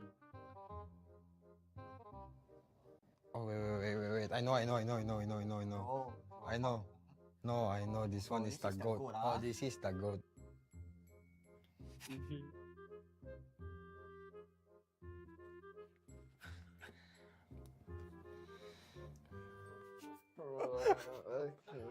You sure easiest or not? Easy or hard? Best looking player. Oh, this is the goat. This one, handsome boy. Handsome boy.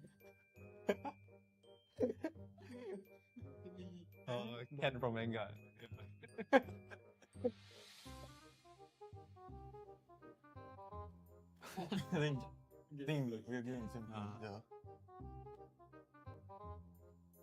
3, 2, 1.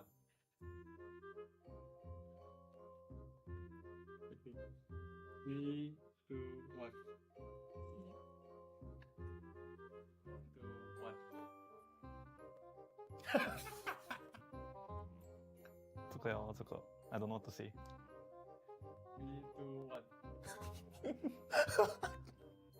Must. Didn't he have a different name? Can you write the current name? Okay. Oh, easy game, bro. Huh? Oh. Like you all say the old name or the new one? The answers? Huh? Okay. 手一下。 Wow. What's the old name? Dante. Thought Dracula. 3, 2, 1. Technically both correct. Oh, okay. What the heck? Wow, this one I know. Wait. What? Oh. Dude, what? You know Rush, right? Yeah. That time her skin color, the basic one was red, bro. I forget.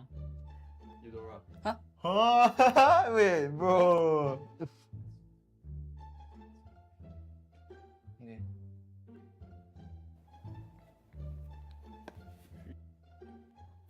Tapi je kan EXO. Three, two, one. Slow. Oh yeah, I was thinking of this skin, bro. But then I'm like, look like a girl skin. But it's veiled because of the wind. Oh. There's no way. There's no slow.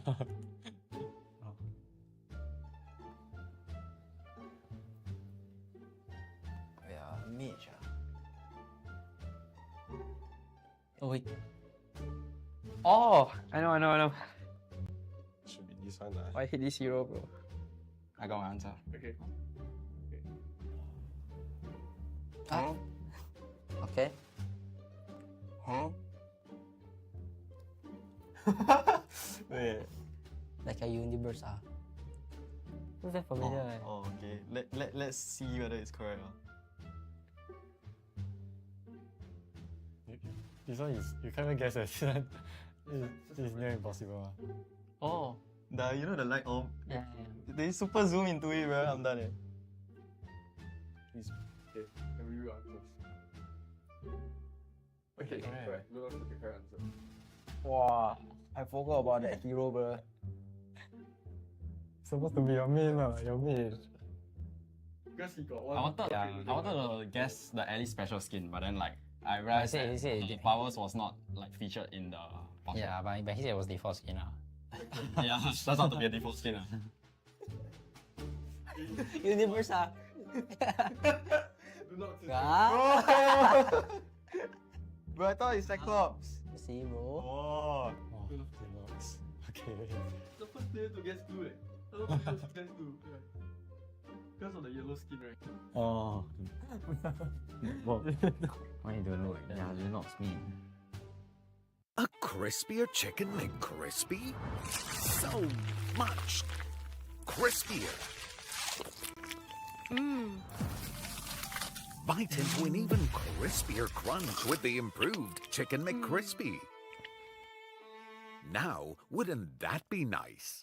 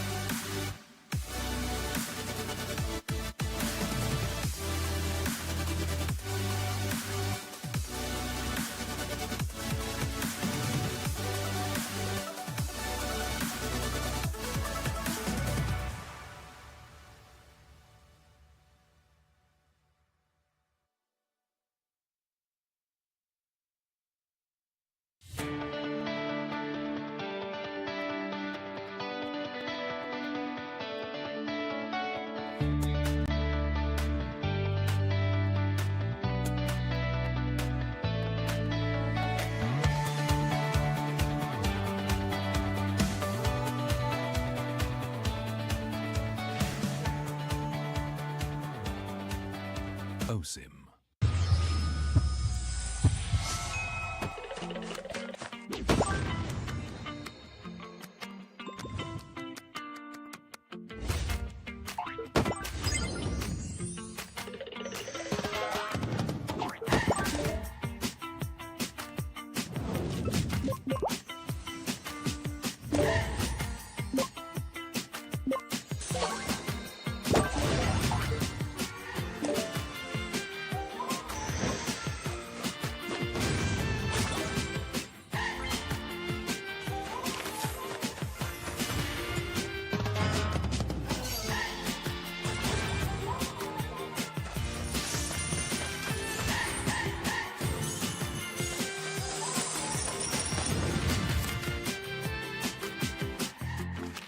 Get arrested.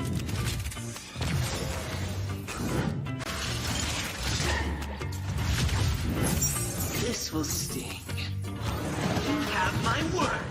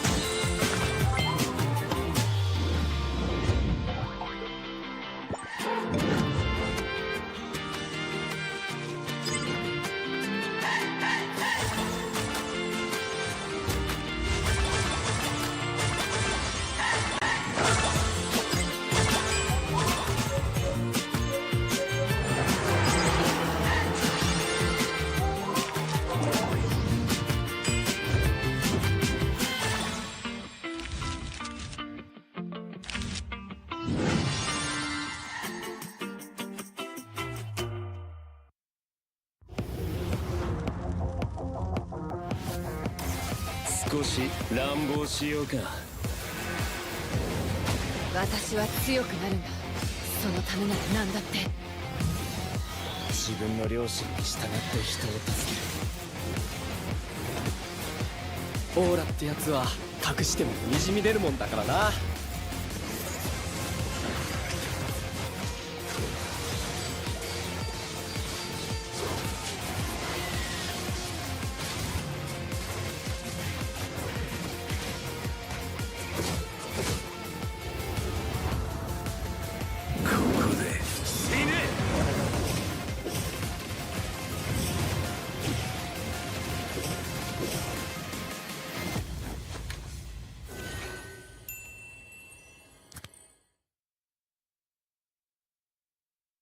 Who is the best looking player in MPL SG?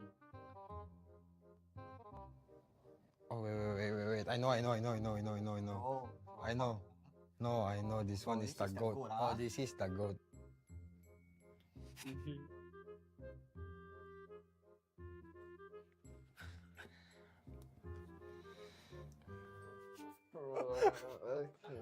You sure easiest or not? Easy or hard? Best looking player. This is the goat. This one eh. Handsome boy. Handsome boy. Ken from manga. I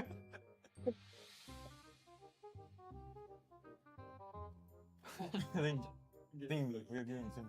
Yeah. 3, 2, 1. Okay. 3, 2, 1. 2, 1. 这个呀，这个 I don't know what to say. 3, 2, 1. Must. Didn't he have a different name? You write the current name. Okay.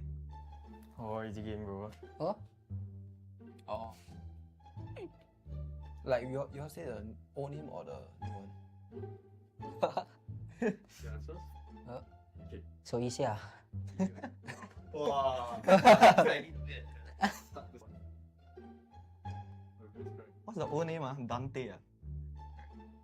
Thought Dracula. 3, 2, 1. Technically both correct. Oh, okay. What the heck? Wow, this one I know. Okay.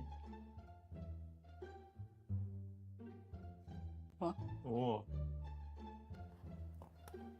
2, 1. Eudora is correct. Yeah. That time her skin color, the basic one was red, bro. I forget. Eudora. Huh? Oh, wait, bro. Okay.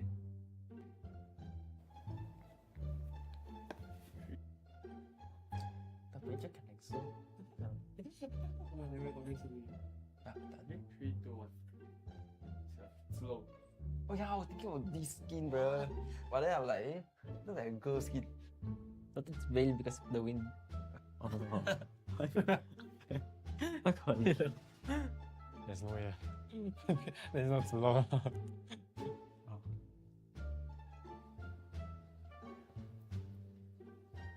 Yeah, mage. Oh wait. Oh, I know. Should be this one. I hate this hero, bro. I got my answer. Okay. Ah. Okay. Huh? Wait. Like a universe Looks like familiar. Oh, okay. Let's see whether it's correct. This one is, you can't even guess it. This is near impossible. Oh. You know the light orb? Yeah. They super zoom into it, bro. I'm done. Please. Okay. Can we answers? Okay, correct. Look at the correct answer. Wow, I forgot about that hero, bro.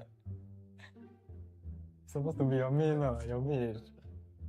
Because he got one. I wanted to guess the Ellie special skin, but then like I realized that powers was not like featured in the box. Yeah, but he said it was default skin. Yeah, that's not to be a default skin. Universe Do not say Bro, I thought it's Cyclops. See, bro. Oh. Okay. the first player to guess 2 I don't know if guess 2. Because of the yellow skin, right? Oh. Why you don't know it? Yeah, you're not me. A crispier chicken McCrispy? So much crispier. Bite into an even crispier crunch with the improved Chicken McCrispy. Now, wouldn't that be nice?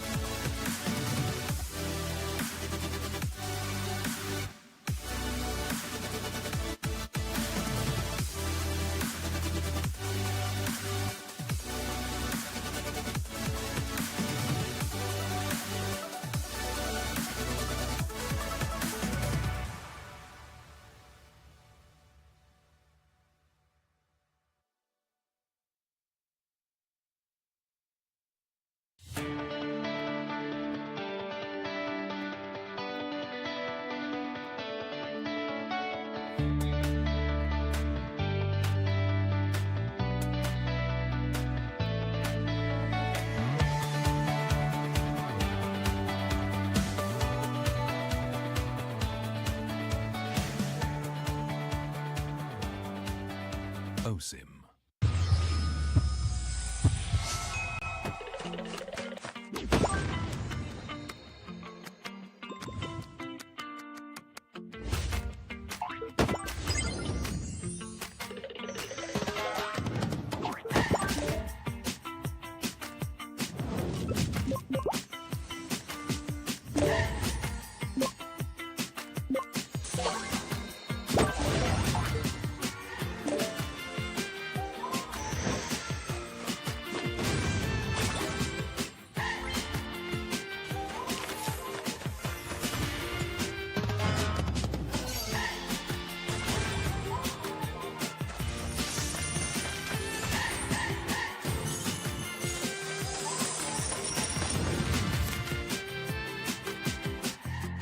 Or get arrested.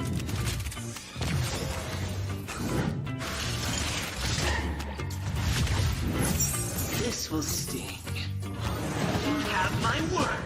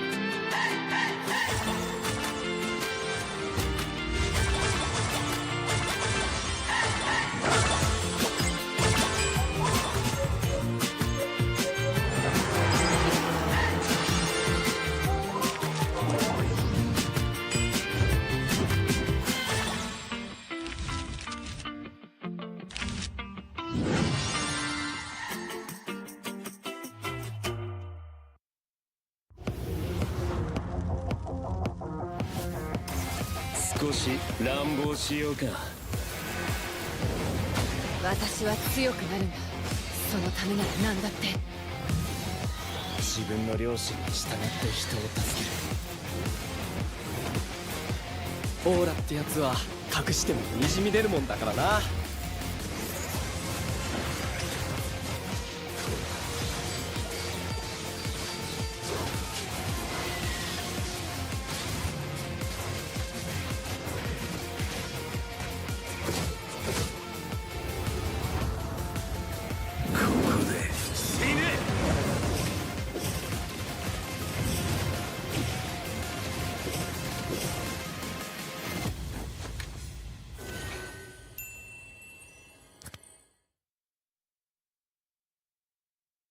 Who is the best looking player in MPL SG? Oh wait. I know. Oh. I know. No, I know this one is the goat. Oh, this is the goat. Okay.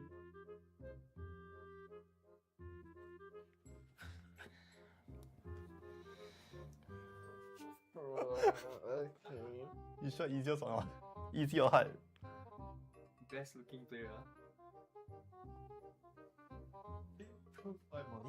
This one eh. Handsome boy. Handsome boy. Ken from manga. I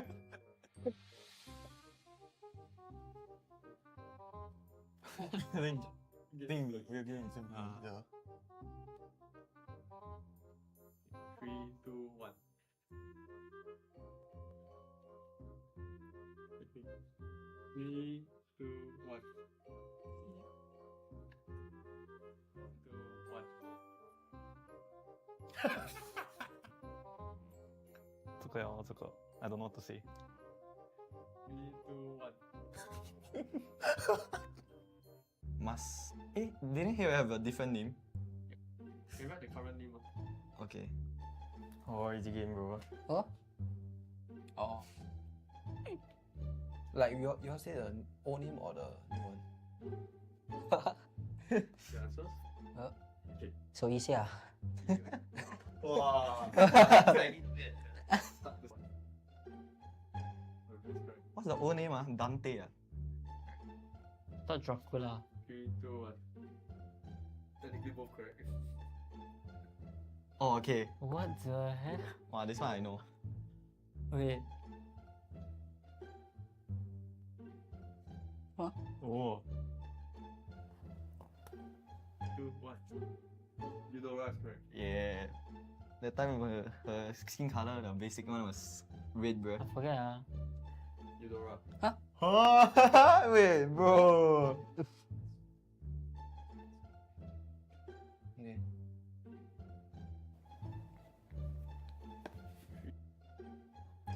Tapi je kan exo. Tak, tak ada. 3, 2, 1. Slow. Oh yeah, I was thinking of this skin, bro. But then I'm like, looks like a girl skin. Thought it's veiled because of the wind. Oh. I can't. There's no way. There's not too long.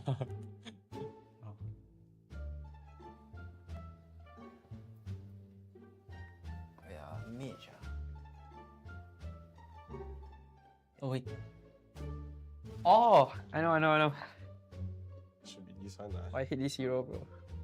I got my answer. Okay. Ah. Okay. Huh? Wait.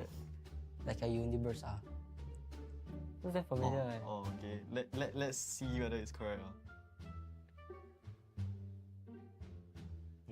This one is, you can't even guess it. This is near impossible. Oh. You know the light orb? Yeah. They super zoom into it, bro. I'm done. Please. Okay. Can we rerun first? Okay, correct. Look at the correct answer. Wow, I forgot about that hero, bro.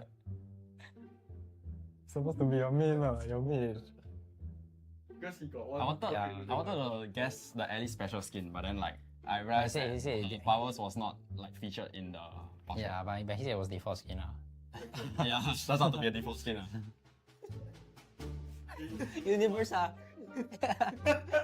not say Bro, I thought it's Cyclops. See, bro. Oh. Okay. the first player to guess 2, Hello, guess 2. Because of the yellow skin, right? Oh. Why you don't know it? Yeah, you're not me. A crispier chicken McCrispy? So much crispier. Bite into an even crisp.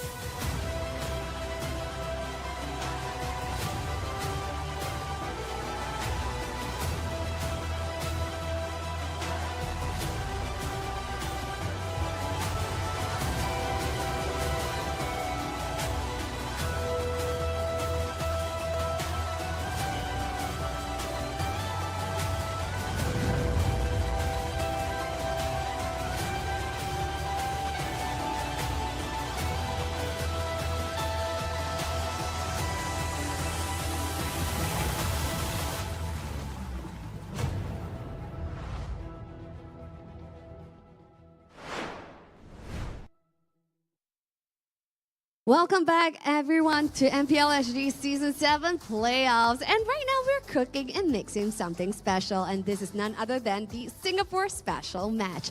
We'll be seeing the likes of Asteris going up against Team Evil. And this is a match that you don't want to miss. Now, over on one hand, we see Asteris taking on match 1 for the day against our defending champions, NIP Flash. And they have seen themselves now in match 3, where they'll be facing off against Evil. Now, Evil is not to be taken lightly because after all, they are the playoff kings with the playoff buff, so anything can happen right here for this matchup.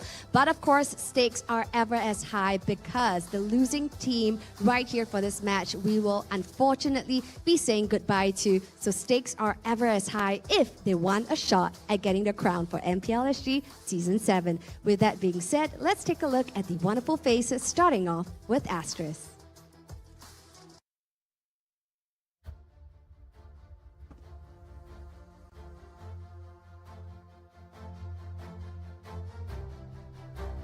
Despite their loss right here from match 1 of the day, we see Asteris once more. But of course, they are definitely not defeated and are looking to take this match right here for Evil for match 3 to keep their playoff dreams.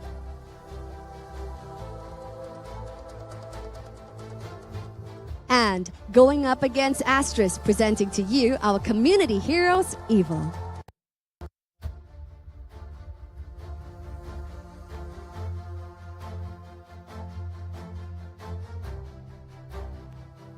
Though finding themselves right now in the lower brackets match, Evil is looking fresh and ready to go. Now, definitely, as mentioned, they are not a team to be discounted because they have their A game on, as they are the playoff kings after all. So what will unfurl right here in this match 3 for playoffs?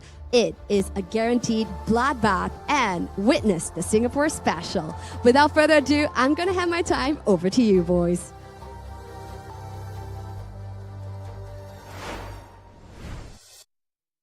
Welcome back to MPL SG Season 7. We are at the playoffs, and I'm Kwasong, together with Abstract as well as Jays. Boys, how are we feeling about today? Well, of course, when it comes down to this team, Evil, I'm always stoked, right? Even though the regular season is not exactly as great as we had hoped for, but it's kind of within the MO, right? Definitely. Yeah. I mean, you know, we heard about the playoff buffs, the book. The book. The book. Not only just the book, the playoff buff is here, and I would like to quote that meme once again. Someone needs to make that meme, right? Team Evil is this buff, Shiba Inu. Regular season Evil is the small little Shiba Inu. Yeah, I mean... And you finally got it during the break. Bonk. Look, I'm super excited, right? I mean, we alluded to it a little bit earlier where we have the original Titan Slayers versus the new Titan Slayers, right? So, I mean, does this mean the winner of this match is going to be the OG Titan Slayers then? The new Titan Slayers, I guess. I mean, OG Titan Slayers would be Evil, but Asteris, they do have quite a lot to actually put on the table if they do want to Titan Slay the Titan Slayers, if you get what I mean, because I don't. But let's move on to Asteris lineup. Let's take a look at what we have over here. We have Bear, that's going to be on EXP, JH onto the jungle, Kiwi mid, FMM Roam, and Chu that's onto the gold lane. We have previously saw their game against a very tough entity, I guess. Is not easy. And I guess, you know, it's not the best start. But hopefully, when it comes down to going up against our friends over here, Evil, it might be better. For sure, for sure. I think Jace, bring us through the Evil lineup. Who are the original Titan Slayers? My pleasure, of course. You have Twist in the EXP lane, Powerful in the jungle, Sailor in the mid, the newcomer for the side of Team Evil, but he is a veteran in MPL Singapore scene. Carrot is a roamer, and Jace from the gold lane, touted one of the best mechanical players in Team Evil. True, true, true. We see him pop off during the regular season, so I'm really excited to see whether the playoff buff is going to kick into full effect in this upcoming series, in this upcoming game. I'm super, super, super excited to see what both teams have to bring to the table, but I do want to bring up the point that Asteris has already played one series, guys. Abstract, what do you think? Do you think this is going to be a good thing for them or a bad thing? Honestly, when it comes down to playing against Evil, it's technically speaking a bad thing, in my honest opinion, because when it comes down to Asteris, yes, they are definitely strong when it comes down to the regular season. They had a pretty decent idea as to how Evil has played, but that information actually doesn't really bring over to the playoffs because they are a whole different kind of team, and we shall see exactly how that's gonna work out. But for now, we take a look at the information that we have on hand. One thing that we saw in the previous game is definitely FMM being extremely strong despite all of the odds that were stacked against him. We saw the lack of presence coming in from Bear. So we do definitely want to focus a little bit more onto Bear being able to come in to perhaps be the position for the EXP laner that we want to see, being taking more damage per fight, as well as perhaps drawing more attention to himself. Yeah, that's for sure. You know, I think Baron needed to step up his game a little bit. His showing from the first series was a little bit weak, but I am fully confident that Bear is going to be able to set up the Bear trap in this series that's coming up. Yep, not only just the Bear trap that we have to look out for, the Kiwi, the Immortal, right? Look at just his KDA, 9.95. That's one of the highest all across the board. Not only just that, the KO participation, his positioning is just so good to the point that not a lot of people were able to catch him, but he's still consistently outputting a lot of damage from the back line. Yeah, not to mention as well that we did notice in the first game, NIP Flash did ban out his Loi every single game. They did not want him on it, but enough among Asteris. Let's focus on Team Evil. Jace, take us away. Yep, so for the side of Team Evil, right, we're looking at Jace's. Yes, this is... don't forget, he came from... he was an EXP lane in Season 3. He went over to Hiatus. He went to the mid lane in Season 6. And now he is a gold laner. My man is mechanically flexing all across the board. Hera, on the other hand, is, of course, one of the mainstays from the side of Team Evil. Prefers the Arlot as well, same as FMM. But Sayla prefers the Paramis, powerful, you know, you put him on a Fredrin or a Barat, he can deliver. And Twist, of course, one of his signature, the mini Diablo, the mini Dragon from the side of Team Evil.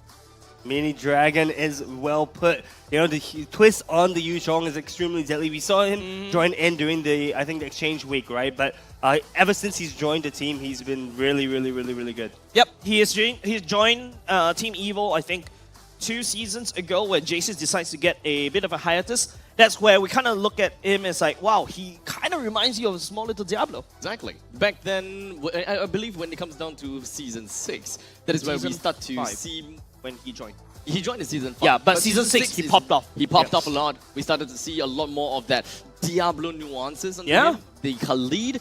And after all, when it comes down to looking at Twist's Khalid, it starts to feel as though his Khalid might actually be arguably better than Diablo's. Whoa, how dare you say it right in front of me? Man. No, Diablo's Khalid's always better.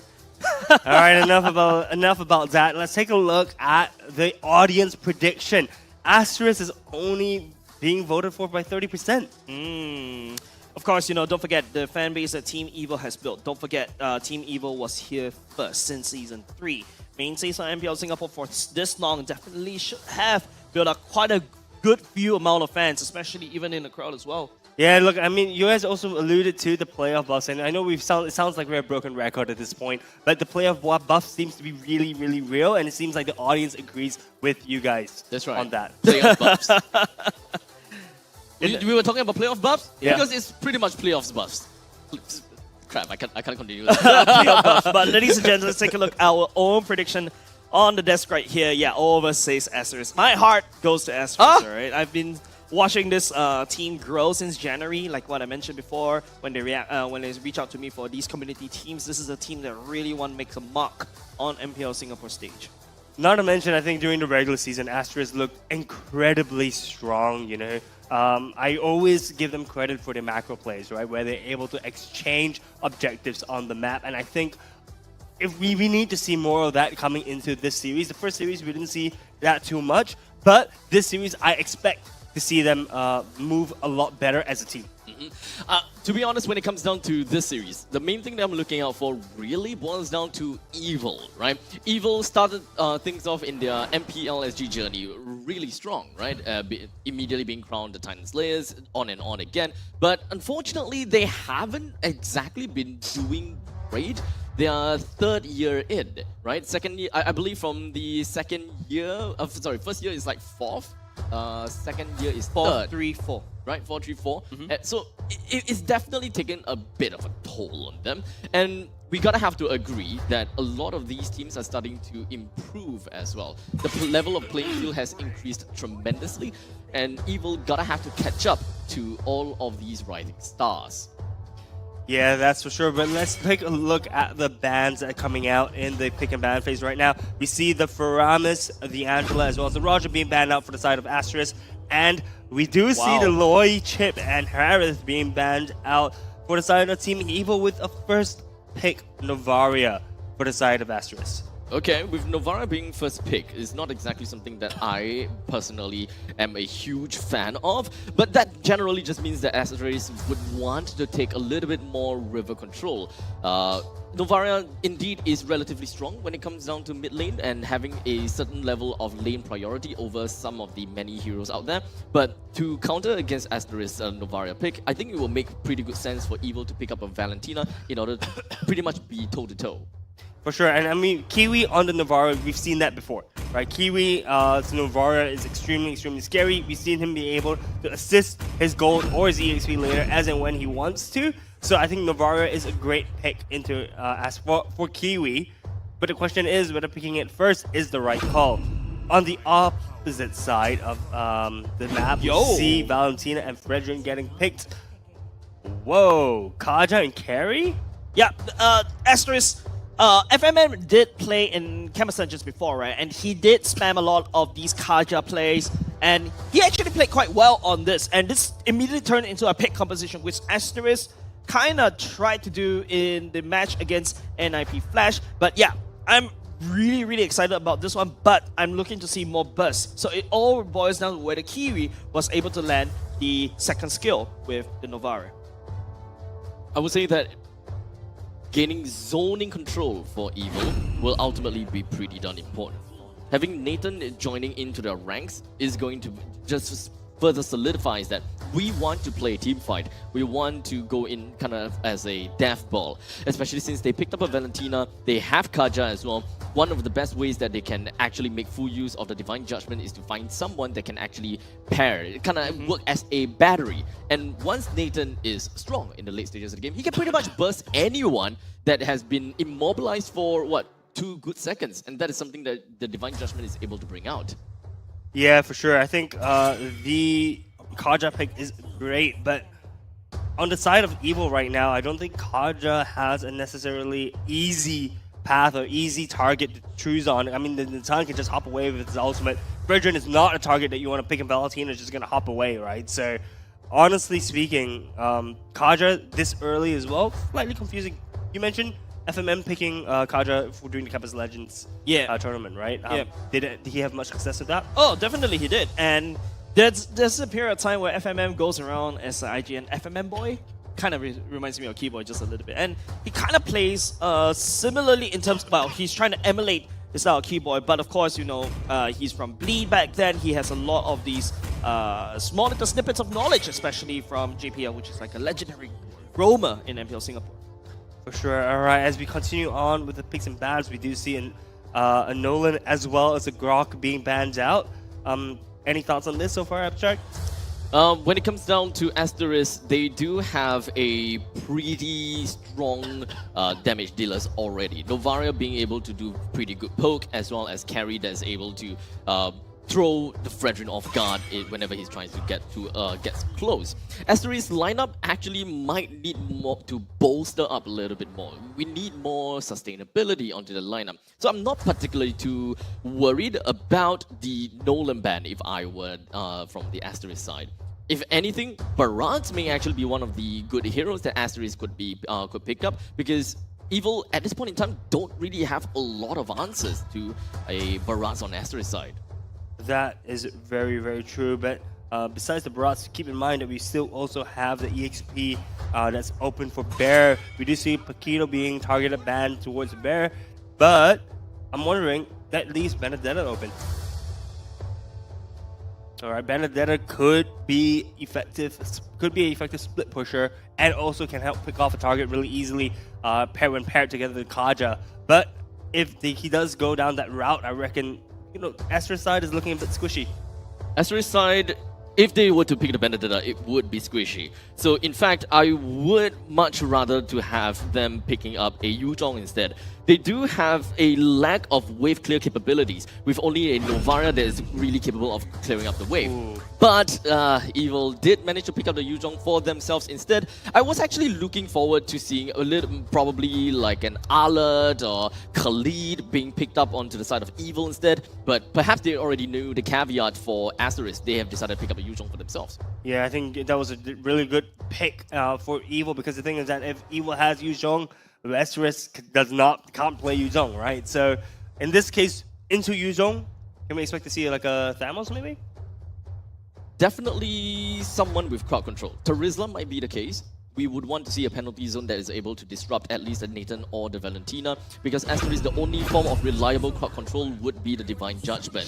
Lapu Lapu does manage to come in as well when it comes down to his second skill. He does have a pretty short stun. I would say it's an okay stun, but I think it's fine. But Carmilla though. Yeah, man, that's a huge question mark for me as well. Have you seen people trying to experiment with Camilla going into the last week of MPL SG Season 7, but haven't had much success. 50% win rate, only with 8 times being picked. I can see why they have decided to go for the Camilla. It really boils down to making Fredrin work against his own team, right? As long as the Curse of Blood is just tethered onto Fredrin, whoever that's close, very likely is going to be Yuzhong as well as Valentina. They're pretty much going to be tethered together with their Curse of Blood, make things a lot easier for their team to actually whip out all the damage that they could with the help of Novaria and Carry. And Kaja, especially when you have the Divine Judgment and the Curse of Blood onto the Flat Fredrin, I'm pretty sure the Fredrin would not be able to stand for longer than 3 seconds with a Carry just hammering him down. And I think the last pick for Evo is the Florin. The Florin being a really, really good pick. It helps sustain the team as they fight. And, you know, honestly, I think the Florin pick is great into Evil's composition. And we'll see whether they're able to pull this game off. All right, boys. This is the 3rd series of today. Asteris versus Team Evil. Who has the easier composition to execute? I would say that when it comes down to difficulty, both of them kind of have the same idea as to how easy it is. But technically speaking, when it comes down to battery, because that's Valentina as well. Valentina Valentina and a Carry to work with the Divine Judgment battery. In the meantime, the Carry and the Divine Judgment battery works flawlessly as well. They are pretty much on equal grounds, but maybe Evil might have it a little bit easier thanks to Florin. Yep. That's it, ladies and gents. We're going into the Land of Dawn. This is game number 1 between these two, Asteris and also Team Evil. Unfortunately, ladies and gentlemen, one of these teams will go home. The other one will go up on towards the lower brackets. In the meantime, ladies and gents, Asteris dropped from the upper brackets this time around. Need to prove that, so FMM taking a little bit of damage. Sailor getting stunned. Concussive Blast actually connected on it, unfortunately, but FMM managed to get out. Ooh, there's a lot of poke coming out from both teams. Sailor and FMM both being brought very, very, very low. Sailor actually having to recall here, but with the wave cleared, should have enough time for him to get back and not lose out on too much. One of the things that I technically did miss out a little bit when it comes down to your question, the difficulty part, is definitely going to be Kiwi's point of view, right? Of course, being a skill shot hero, you're going to have to land your shots in order to really reap the rewards. So the moment that Kiwi don't land anything when it comes down to her meteors, then we are just pretty much expecting them to be sitting ducks and waiting for the next refresh, and it's just so that the mage will be able to do anything at all. And to add on to that, we can pretty much be very sure that when it comes down to the EXP lane, Twist does have the lane priority. You will be able to do very well against Bear. So I would say it really also boils down to how Evil want to prioritize all of these lane priority that they have here. Do they want to bring Bear down as much as possible, or do they want to focus on Kiwi, or on the other hand, focus on Chu, despite not needing to do that? Yeah, that's a really, really good point, you know, but we see a little bit of a skirmish happening at the top. They want to prevent Bear from hitting level 4, but Kiwi smells that out from ages away, so he's able to go and cover his lane, and nothing happens at the top lane. At least for the side of Evil, they understood that FMM at level 3 is not a threat. You can't really zone anyone as a Kaja at level 3. And even actually as at level 4, you can't really zone too much because the Divine Judgment poses no threat. No one can take advantage of it. Here you go. Black Dragon Form committed. GH right in the middle of the damage coming off from Sailor at the same time. He's actually getting suppressed. First blood given over the side of Asteris. Nice start from the side right now. Right now looking for more, but Twist will be paying it back. GH going down. Unfortunately, Palpable will be taking the same thing as well. Bear on the other hand picks up another kill. Man, Asteris. Good start from them, but the turtle has been delayed. Pretty amazing stuff. I gotta have to say, Evil's Twist, he pretty much have an understanding that he would want to force Kiwi out, but Kiwi really understood that he gotta have to stay a decent area away from Twist. He gotta have to be really far away, and his positioning was pretty much a-okay there to make sure that Twist can't get in, neither will Powerful be able to get in, and he pretty much stayed alive throughout the entire fight, being one of the most highly threatened heroes in that fight. Yeah, Kiwi's positioning, this is what Kiwi's about, right? He's about taking these heroes with skill shots, but high damage skill shots, and he lands them. But not only that, he's able to position himself well enough so that he keeps away from the enemy team, right? So that's honestly flawless execution coming out from Kiwi. As we see a turtle fight, maybe breaking out. Not anytime soon, I gotta have to say. Florian don't have to be there, Nathan doesn't have to be there. With Twist, Sailor as well as Powerful, all three of them is pretty much required for this upcoming turtle take. They didn't have gotten any opportunity to take the turtle a minute before, so this is probably the point in time that they really gotta have to run for it. Powerful is currently at level 5, but the Carmilla is already at level 6, so Powerful already understand that he is one level behind, and he gotta be careful. Okay, never mind. It's pretty much all fair. Yep, all fair right now. It's time for Bear to jump all the way in. FMM looking for the target. Powerful should be the one. It's going to be the ultimate coming on JH. JH picks up his color bar instead. Not only just that, he takes away the turtle. Asteris will be looking for more right here. Twist, the only one that's standing against Asteris. And FMM getting let go. Twist down low. JH picks up that kill. What a resounding victory for the side of Asteris. This Asteris looks way more confident than Asteris that we saw earlier. It seems like Carrot is going to be taken down low, but no kills. No kills, not only just that. Chu was 1v2, burns the flicker to step forward just a little bit. Evil has to pay a lot of respect over to this guy. I gotta have to say, when it comes down to the previous fight, we understood that even though we are not exactly looking at the carry and Divine Judgment battery just yet, JH, when it comes down to Carmilla, does definitely deal quite a huge chunk of damage. You gotta have to respect that. All in all, is also because of the concussive blast that this Carmilla have got for his emblem. Every now and then, you're gonna have to expect all these blasts, and the damage gotta have to be a little bit crazy. With the Divine Judgment in check, make sure that all these taunts and all of these knockups coming in from Fredrin is not gonna be a problem at all, and Carmilla will have free reign throughout the entire battle. Yeah, having a unchecked Camilla is a little bit terrifying, as she's also 2-1 and 3, by the way.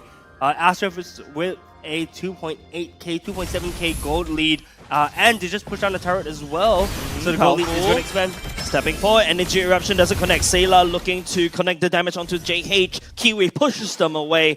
No targets from the side of Team Evil, unfortunately. This game is really going in favor of Asteris right now. Asteris is just chilling. They're looking very confident, and as I was saying, this looks like the regular season Asteris that we all knew and fell in love with, right? Evil, seems like the book buff isn't quite working out for them. Like ultimate will be able to catch onto Sailor immediately. Let's delete it. No response coming up. Team Evil. Asteris just gonna be taking. You gotta be really careful of the positionings of FMM. Information would be key for Evil to launch a very successful attack onto Asteris, as well as clocking onto the timing to make sure that Divine Judgment is off cooldown. So now, this fight without Divine Judgment, how is it be? Oh, JH landing the retreat first. You can see Powerful lets his one instead, missed the timing. He will sacrifice his life for it for nothing. Asteris right now on a roll instead. 7-1, 3.5k gold, 3.6k gold lead on the side of Asteris right now. It seems like complete dominance on the side of Asteris. Team Evil did just take a turret though. They are trading turrets after all. Chu did manage to successfully bring down the first tier defense turret in the bottom lane and rotated to the northern area just so that they will be able to contest as a full man team for the second turtle. And moving up to the northern side, they already understood that they have went all 5 men in. No one is going to be checking onto Nathan. They might as well just give Nathan the first tier defense turret, but at least with 5 men on top, no one is going to be stopping them taking that first tier defense turret in the top lane. So it's a very good trade for Asteris and very calculated risk, I might have to say. Calculated risk is what Asteris is doing. I mean, look, honestly speaking, right, Asteris is in full control of this game right now. But I want to look over at Evil's side. What are their win conditions at this point of the game? For Evil's win condition, they're gonna have to play a little bit more of a turtle position. They do have a pretty strong front line, being powerful, but he doesn't really quite have much gold to work with or work for himself. So at this point in time, due to the fact that they are behind, Powerful can't ever play a Guardian Helm so early. He needs to be the one that holds on to the position and really just holds on for his team, while Yuzhong dives over the back line and leave the rest over to the Valentina. Despite Valentina only stealing the Divine Judgment, he still can whip out a lot of damage. All in all, Evil needs to drag to the late stages of the game. The Florin will come in to work very well in battery with Yuzhong. So Yuzhong has to be our win condition in the mid stages of the game. As long as this guy gets the farm, as long as this guy gets a split push and kills, there could be a stronger opportunity for Evil to consistently get themselves triple kills in order to drag the game longer. Asteris has recognized that they do not want to drag out this game. They are on time every single time for every single objective so far. Lord being taken down right now by JH. With Asteris just at the rest of his team is at his flanks. Powerful may get caught out here, but no, Ops to just back off, and it's going to be a free Lord on the side of Asteris. Asteris once again looking extremely strong. There's not much of a deal that they can do, right? JH is at level 11 and Powerful at level 9. The moment you go in to try to contest for the Lord, you are essentially just throwing your whatever lead that you have, which is non-existent, to become even bigger. And that is just not going to be contributing to your cause. The only thing that you can do right now is to hide behind your inhibitor turrets and just hope that Asteris just constantly shove the wave out and unable to find a way to close out the game. This way, the gold will eventually be funneled over to Nathan as well as the Yuzhong, the main two heroes that will be the win condition of Evil. Yeah, right now we see Nathan at level 11 matching to carry 0-0-0 though, no kills, but he has been farming up a storm. Curious to see what item he's at right now. My guess, 10 minutes into the game should be at 2 items hopefully. If not, right now there's a Lord that's knocking on the door of Team Evil, and Team Evil may not be able to answer this. I do appreciate the fact that Sayla have rotated away from taking the Divine Judgment into taking the Curse of Blood. They now prioritize a lot more on the team fight and hoping that they will be able to take full advantage of their splash radius, because we are looking at Nathan, right? The moment that Nathan just hits whoever that has Curse of Blood and whoever that is collateral damage, it is essentially just multiplying the damage over and over again. So with the Curse of Blood and the Nathan, I do want to see what kind of interaction and how much damage that could potentially deliver over to Asteris. That is true, but the question is Asteris going to let a fight like that happen? You know, the thing with the Kaja is that you're able to go in and pick and choose your fights when you want it, right? So the thing is, if Evil just doesn't get to choose their own fights, I'm not sure if a scenario like that will ever happen. They are not exactly a team that might be really good at pickoff, especially since they are behind. If Powerful still is on curve, then I can understand why. I mean, I can understand that they would want to still do a couple of pickoffs. They are lacking of damage right now, so the best thing that they have for themselves is really boils down to play for teamfight and just ensure that JS gets most of the farm, or perhaps even Twist. Yeah, well, look, it seems like they've heard what you want, what message you're trying to tell them, right? Turtle up, play safe. Hopefully that Nathan and the Yuzhong can pop off. All 5 of them are in the base. They do not feel safe to step even out. I mean, look, they're traveling as a death ball, man. The only time that we can possibly start to see Evil coming back around is when Powerful is at level 15. And that situation would probably only come on around 14 to 16 minutes in. It really depends on how rough the waves are pushed by Asteris. But as you can see, it seems like they are holding the waves pretty nicely. They're forcing Evil to get out of their safety net just so that they can get a single wave of farm as a 4-man team. That's crazy, man. I mean, look at that. And by doing that, right, Asteris once again is taking a free Lord, or almost non-contested Lord. But we see Evil making their way down here. Hopefully, maybe, finding an angle for them to take the fight.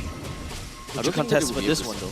I don't think that they will be able to contest for this. Yeah, I agree. This is the probability. What they're doing right now is more of just kind of scouting out the area to really look out for all of these rushes as a guise of trying to contest for the Lord. It at least puts some time onto Asteris' hand and force them to be a little bit more cautious. And during this moment in time, give the two main damage dealers some farm.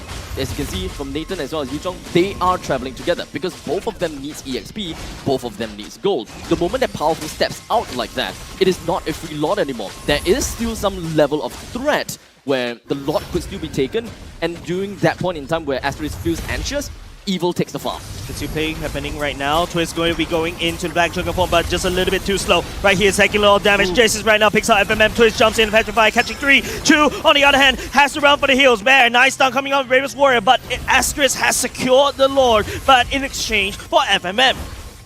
Wow, okay, so Evil managed to take something from that Lord, right? They were able to take the kill on FMM, and guess what, guys?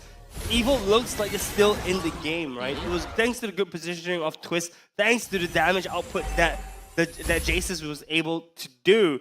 We do see some signs of life coming out from Evil, and that's a good thing for them at this point. Absolutely worth it. At this point in time, they don't even have to contest for the Lord. They just need to make Asteris feel anxious and slowly get themselves some more farm. Yes, indeed, Asteris did manage to increase the gold gap a little bit more at this point in time, 7,500 gold. But the main thing is, Evil will want to reach the gold cap. Once they reach the gold cap, they don't even have to care about the gaps anymore. Damage starts to land. Powerful getting stunned up just a little bit. The Lord is still cleaving onto the minions instead. Members of Evil are just racing for the impact, and he will be served. Evil, that's going to be a half HP gone, just living on a quarter HP for the top side turret. Evil braces on for the impact from Asteris. A relentless push from the side of Asteris. Asteris with, the Lord is going to be spawning in 97 seconds at this point. Okay, here we go again. That's going to be Twist looking for the backline right here. True will be the main target. The Praise's Wrath will not be able to connect anything at all. Twist pushes the member of Asteris, but Asteris still does the damage up top. Manages to secure one turret as I was speaking.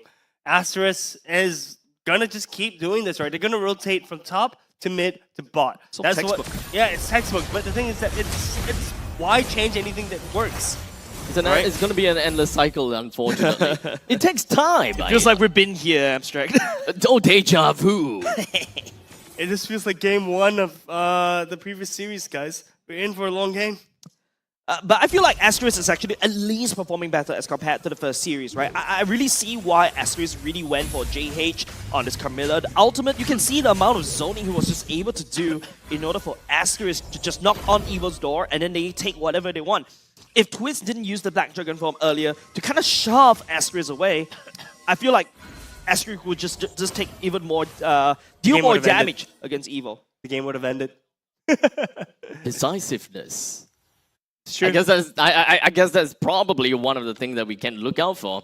But, okay, we're looking at about 16 minutes into the game. And Powerful is still at level 13. So they are, for the side of Evil, they are not exactly putting Powerful as one of the main priorities to get level 15. And do note that level 15 is important because that way, both junglers will have the same amount of retribution damage. And that's the only time that Evil can possibly contest for the Lord. Unless Asteris whiffs.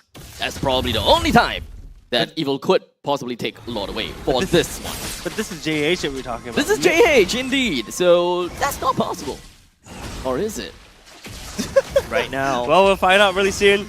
We see the Lord being started up on the side of Asteris JH. Tanking the Lord with the rest of the Asteris members on the flank. potentially we're going to see that big team fight that we're talking about. No information scattered by Team Evil just yet. Don't forget, Kiwi could just push a button and instantly reviews everybody. But that kind of also reveals where he is. Team Evil just plays around the Lord Pit right here, but then I'm not too sure. It's like what you said, Abstract. Decisiveness. What does Team Evil want to do? To be fair, Team Evil don't need to do anything here. They just need to make Asteris feel anxious. Like, they jolly well know that they can't take the Lord. They just open up the map a little bit, buy a little bit more time, clear out the wave minions, and that's pretty much all. While Asteris, they still gotta have to be real careful, because less threat doesn't mean no threat. Evil can still come up with completely randomly and get Okay, killed. that's going to be FMM. That's going to be Divine Judgment. True will be shred immediately. Powerful is already gone. JC's jump into the ultimate, but he gets suppressed. He has to slow just a little bit, but it is going to be the Lord. Give it over the side of Asteris for now. Evil will be taking a lot of damage from the side of Asteris, and one by one, they will fall. Twist will be the only one left apart from Carrot, just trying to slow it down. But Asteris, 3 members left with the Lord in tow right here. They're looking for the end. Minions are banging on the doors of Team Evil right now. It seems that even Carrot will be going down really soon. Way. Minions hitting the crystal. Game looks like it's all but over. And game 1 goes to Asteris. Game 1 decisively goes over to Asteris. Team Evil, where is the playoff buff? Where is the fight? I think that's what the fans technically demand from Team Evil right now. Well, Team Evil, they are definitely taking some time to, probably get themselves back up to speed. But Asteris, they are performing just the way that we wanted them to, like we saw in the regular season. That's right. They have put themselves back on track, and they are back in the game. Bear is understandably a lot more present in this game compared to the previous series that we have seen before. And you can pretty much see just how big of a difference that could be with the presence of Bear and him being able to rotate every now and then from the EXP lane to the middle lane, or perhaps just in general gaining some river control. Yeah, look, Asteris looked much more complete this time around, right? Yeah. Previously, they looked slightly disjointed, but this time around, they looked a lot more cohesive. It seems like whatever lunch they had worked for them, because they get back, they are here on fire for the first game of the series. But enough about Asteris. Jace, I want to ask you, what does Evil need to do to bring themselves back into this series? I think right now it's just they're giving a lot of too much respect over the side of Asteris, right? Asteris literally just walked up to them and say, hey, I want a credit card. They'll give the credit card. Hey, I also want your PIN number to your bank account. Yeah, I'll give it to you as well. Can I also take away your lunch as well from McDonald's? Yeah. Team Evil is literally giving way too much over the side of Asteris, and that's what I kind of don't understand, because Team Evil is the kind of team that looks to seek for this massive momentum and then just stomp, right? But you don't see in that. It feels like Team Asteris is just making sure that their presence are felt every time they step up. Kiwi is there to punish them. Play off nerves, maybe? Too early to say, perhaps. I don't know about this, but I would definitely say that for the side of Asteris, we definitely have this one person that did well. Kiwi. MVP. Kiwi. Is it maybe? Kiwi? Maybe? MVP? Kiwi. Kaja. FMM. Kiwi. Sorry, I just like saying his name. But yeah, Kiwi, right? Being the one player that has the toughest role, I gonna have to say. He don't have instant gratification when it comes down to damage as well as pressure. But every time he manages to land a skill shot, it gives the opponent some anxiety. That's right. And if you notice closer to the later parts of the game, when he has the Holy Crystal being built in, he has the Divine Glaive, that one shot, just half HP twist right there. And only if JH lands the ultimate of Curse of Blood, that damage is going to be spread to everybody. Yep. And not only just that, to make that land even better, the ultimate of Novaria enlarges your hitbox. Ooh. Tasty. Yeah, spicy. Like the McCrispy I just had. It's not that spicy. Wimp. It's not that spicy. It's delicious. It is deliciously Succulent. spicy. Yes. And whatever other nice words I can say. Anyways, so bringing it back to the game. Enough about my crispy, man. You're making me hungry once again, bro. I could take another box. Yeah, we will gladly get another box. CMCX MLBB. Make delivery, 2 pieces. CMC, yeah. CMCX MLBB. Make delivery $4.50 off if you use your, I think, 850 points. Anyway, so going back into the highlights of today, we see of the previous game, we see Kiwi. Here, you see, look at his positioning, man. He was so far away. Yeah, he was just waiting. He was pretty much just waiting. But to be fair, I gotta have to say that Asteris managed to get it pretty good, because Twist, I think he's just kind of getting a feel of the area previously. He's in the Black Dragon form for a extended period of time. He could have actually put a lot more things on the board, on the battlefield, if he actually went into the humanoid form a little bit earlier, just so that he can put on more of that kill presence onto the board.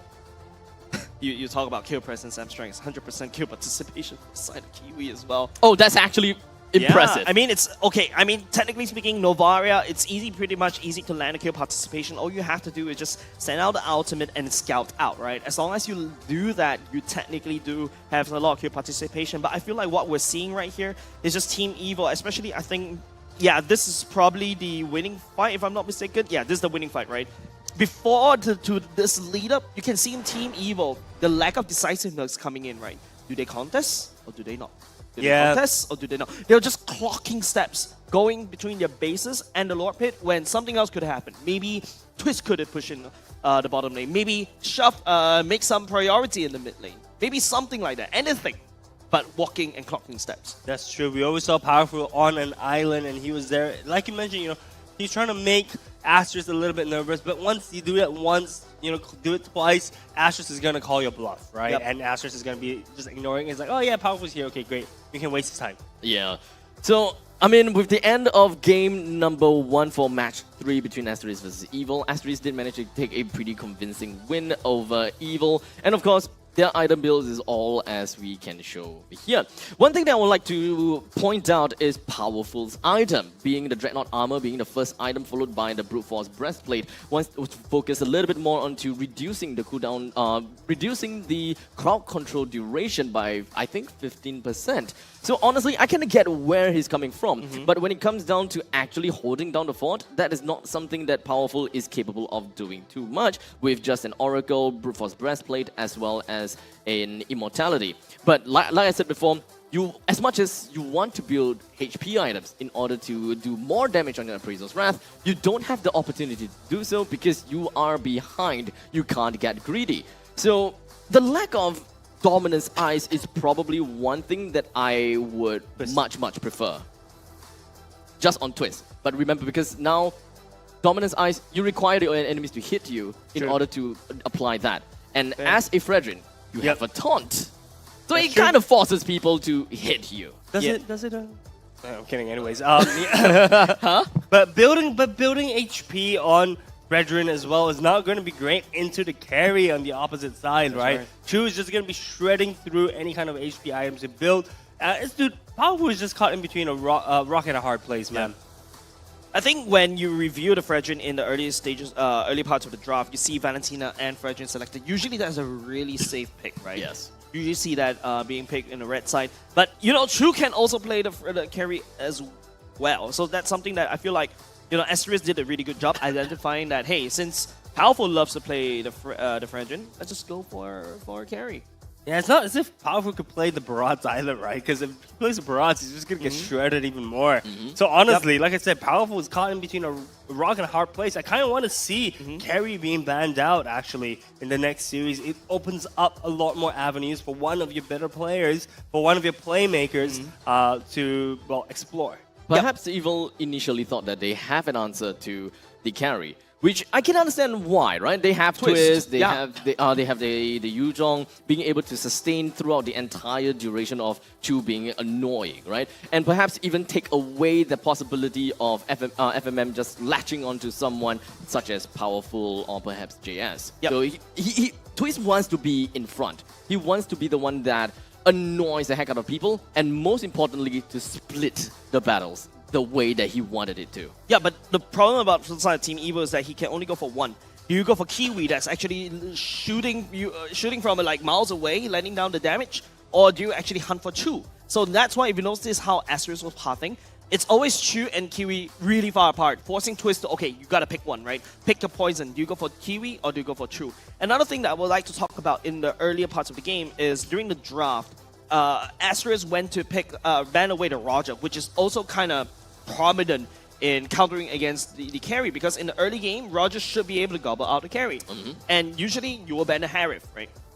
Harif known to counter the carry, and I feel like this could be a really big brain move coming off from Asteris, taking full advantage on how the draft works, and also force Evo to really take a slot to ban the chip, especially when you know what happened in chip going up against NIP Flash earlier in this match. That is very, very, very true. That good. Those are good points, right? But I think going into the next match, what kind of picks and bans do you want to look from the side of Evil? Personally, I will feel that for the side of Evil, perhaps they are a team that works very well as a death ball. We have seen many times that they play very well as all five. But in this specific game, I don't really see a death ball composition. I see double battery. Yeah, and I feel like it's that they're unable to do this massive durian, like, okay, fine, I'm going for the team of Singapore, right? This rolling durian of damage, right? Alright? It's all because FMM and also Kiwi is just picking them apart, right? Even though if they want to just compile it together, they're just unable to land on the damage. That is very, very true. But let's hear from our favorite kind of tofu, Kindofu. See what he thinks. Yes, it is time for a little bit of tofu, maybe some durian tofu, guys. But yeah, that sounds a bit disgusting. And that's exactly the position that Asteris have placed Evo in. Now, there's a couple of things that you need to notice at this point. Now, right off the draft itself, you can see Asteris definitely has better map control, which leaves Evo in a very difficult position, right? I'm going to start playing the clip. I'm going to walk you through the difficult points that Evo have to face at this juncture itself. There's going to be two things that you need to look out for, specifically for the Yuzhong. Mr. Twist has to take care of two different lanes of crashing waves while the team is attempting this 50-50 retreat. In this case, because of the level difference, it's not exactly a clear 50-50. In fact, it is in JH's favor, right? And to make things more difficult, when you have the level advantage with every single battle spell, along with your ultimates, here's what FMM is going to do to you. He's going to take his conceal and look for that divine judgment. And when justice calls, you do not reject it, right? So right here, the first thing first, it's combined with Kiwi's Astral Echo. So not only do they have the catch, they have the vision as well on the backlines. The main target, Mr. Jaces here,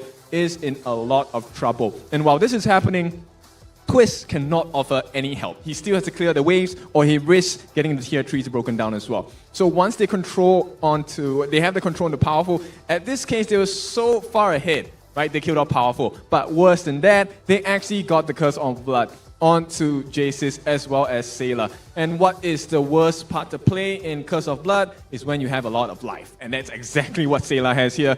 And that causes Mr. Jaces here to take a hell lot of damage, and he couldn't stand any further in that duration. Of course, you're wondering for yourself as Evo, right? What's the call here? Of course, you want Twist to come in, but he was a little too late. Not his fault, because he had to try and clear the lanes in the first place. And when you leave him alone with the three difficult members to deal with, specifically our MVP of the day, Kiwi here, throwing off that wonderful ball that nets him that MVP of the day. That's what you get when you get outdrafted, especially by a team like Asteris. Now, that's all the time I have right now. It's time to pass it back to the boys. Let's see if Evo can do a little better in Game 2. Let's see whether Team Evil can do it a little bit better. And I fully agree with you. You know, I mean, Evil looked better in the regular season than the playoff right now, guys. So, you know, you guys talked about playoff buffs. I haven't seen it yet, man. I feel like I'm selling you a snake oil product right now. It feels like it, right? Wait. Context, snake oil product? Wait, what's snake the connection? You know what snake oil is? I know, but how does that relate to...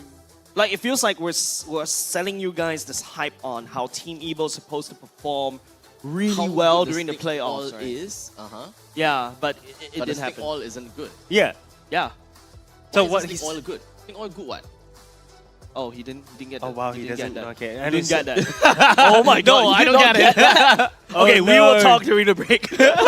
We will talk during the break. What has happened to you since becoming a dad, man? Look, I have no idea. I think maybe I don't know. Never mind. Let's move on. Okay, jokes aside right now, I really like, okay, I would like to quote Holler on this. He will always ask me, okay, if you are the coach of Team Evil, what would I say? So I will say... Snake oil. Sorry. Apart from snake oil, I think they just need to look back to the basics. I just feel like, okay, my head is telling me that Team Evil should be able to perform this 3 weeks right there, right? That is able to, like, you know, just grind a lot more. You can start to see the growth with some of these teams. But Team Evil, on the other hand, feels like they stagnated in between the playoffs and the regular season. Yeah, I mean, look, it's as if you know, it's as if Yuji Itadori, you know, from JJK, from Jujutsu Kaisen, right? Is, you know, he was a bit behind, but now he's the main character. If you're reading the manga, the art. I want to spoil everybody so it's hard, but it's good okay. right It's now. so really good. Shut up. The redemption arc is so good. Shut up. But guess what, guys? It's a limited time Megumi is never return, coming so back. if Yeah, I didn't hear anything. Anyway, so, you know, the JJK collab is back, guys. So if you guys didn't have any of these 4 skins, Gojo, Sensei, Yuji Itadori, Megumi, and what's the girl's name again? Kugi Sakinobara. There we go. Yeah, What favorite. he said. Mirko's favorite. So, you know, if you haven't had the chance to get these 4 skins, Melissa, I believe there's also the Julian, Yep, I think, yep, and then yep. you got the Yin, and the... Nah, I'll win. What? Xavier. Nah, I'll win. Xavier. Yeah, now Gojo Satoru. Does no one know that? I thought that's supposed to be the spoiler. Nah, I'll win. Yeah. I would win. Yeah. Yeah. I'm Nah, completely I'll win. lost at this point. But Oh, you anyways, didn't get it? if you do not have the skins yet, do make sure to log in and pick up those skins for yourself. What's wrong with me today? I don't know, man. What's wrong with us today?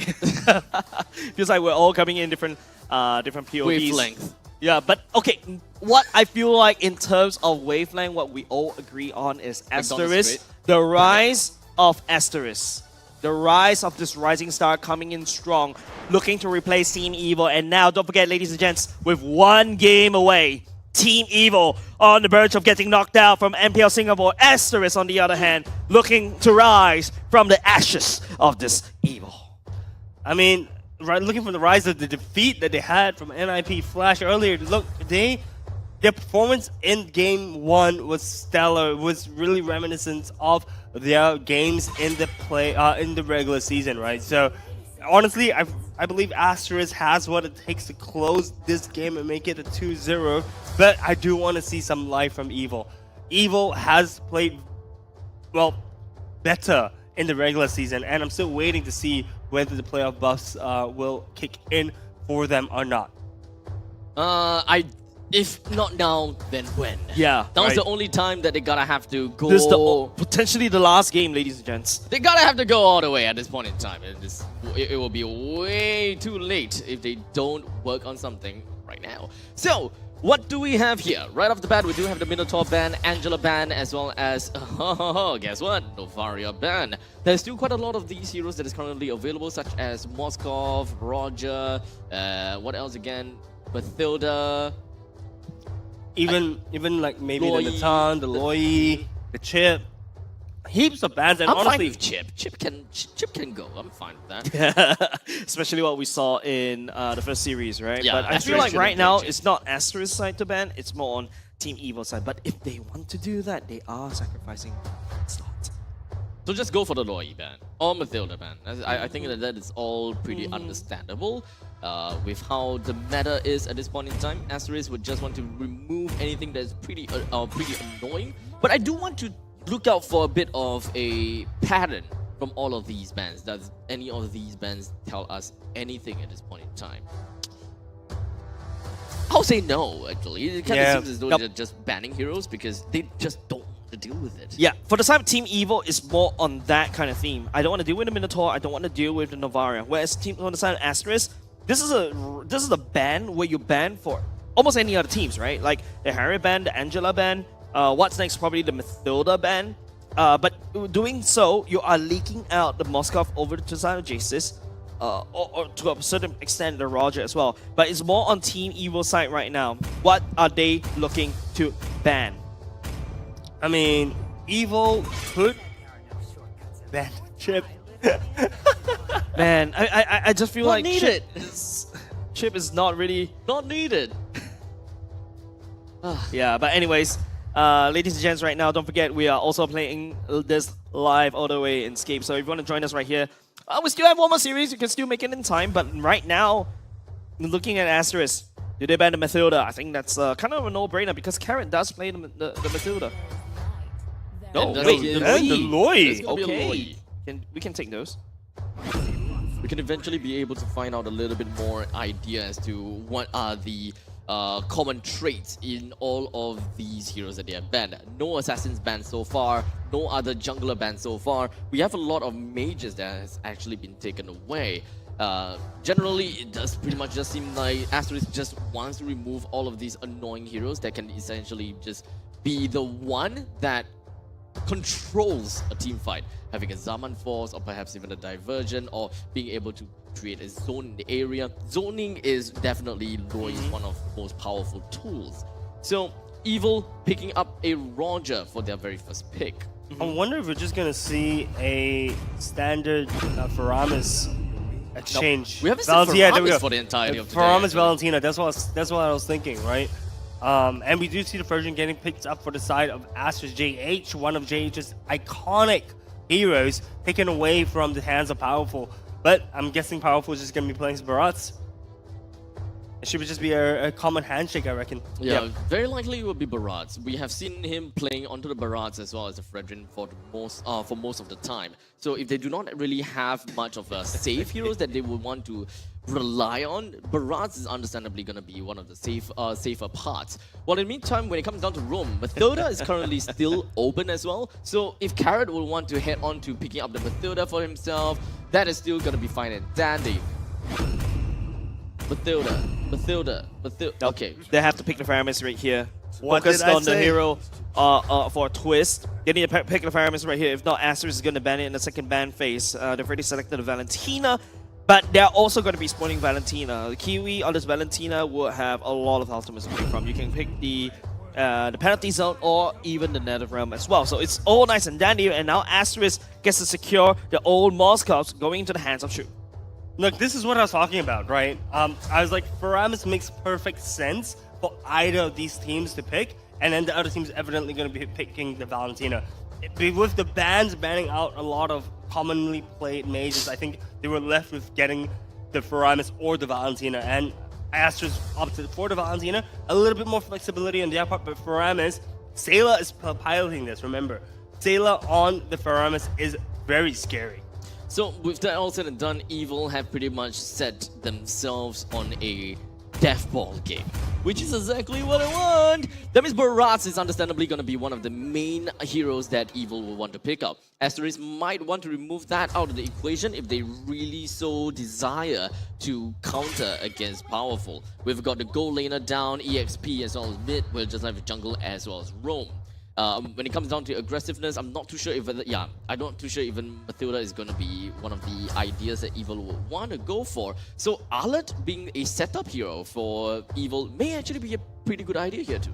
Yeah, I think Arlet would be a good pick for the side of Team Evil. I do expect to see a Barats ban from the side of Asteris. It makes perfect sense. If you remove Barats, it forces Powerful to play something like the Boxia. Right, and honestly, Boxia into this team composition, not too hot. Actually, Boxer is really good for this kind of composition, right? You can limit the heals coming out of version, you limit the great health, right? So that's also something. True. So that's why instead of going for that kind of Barats ban, you want to deal with something that you know will come out, right? So that's why Asteris decides to go ahead and ban the Nathan. Why would you ban the Nathan right now? Yeah, exactly. Are they thinking that the Roger could be flexed Jungle. into the jungle role? Because that did happen in another MPL season. And don't forget, Powerful also debuted on a Roger jungler back then. That's very true. We do see the final ban from the side of Team Evil being the X-Borg. X-Borg, we saw X-Borg in the hands of Bray being incredibly dangerous. They decided, look, we don't want to deal with that. And, that's fair enough. X-Borg into a death ball competition is truly asking for death. Okay, Asteris picking up the Edith for themselves in this case. So they do have FMM that's going to be playing on the Edith, and I believe the FMM actually have been playing Edith quite a lot of times in the season itself, right? Yep. FMM on Edith is truly something to just observe and watch. You know, it's honestly really, he plays it very, very, very well, and I think it also suits this team composition. Yep, and not just that, don't forget Edith also does percentage HP damage that spreads, right? That spreads when Faramis pops the Nether Realm, everybody will be in that circle, will be in that vicinity. And it's also a very good engage tool. And now Team Evo right here, right? I think they're looking for more tankiness. They're looking for more frontliners. There you go. That's going to be the Baxia. That's what we're talking about. And now probably going to be, okay, a Ruby roam instead. Something of a utility roam coming out from the side of Team Evo. Oh, the Baxia did appear after all. So we are definitely going to see a Baxia onto the side of Powerful. Even though Barat is not going to be somewhere around here. They are playing a relatively aggressive composition from the side of Evil. They would want to jump themselves over to the backlines. Something that Ruby, Baxia, Faramis, Terizla, and Roger, they all do possess some form of mobility that allows them to jump over the backlines, especially since Moskov is such a slippery hero whenever he gets himself that Holy Trinity. Yeah, look, if Evil is going to be able to lock down Moskov using combination of the penalty zone as well as Ruby's skills in general, honestly, Asteris is not in for a good time. But the question is execution. Will Evil be able to execute this well? Yuzhong, great roundup, I think, for the side of Asteris. Just overall in general, being able to zone out the side of Team Evil. And if Team Evil does engage, wow, Yuzhong is just going to be doing so much work. Alright, with that all said and done, both Evil and Asteris have already solidified their team. With Evil going back to their Death Ball composition that we very much has been used to.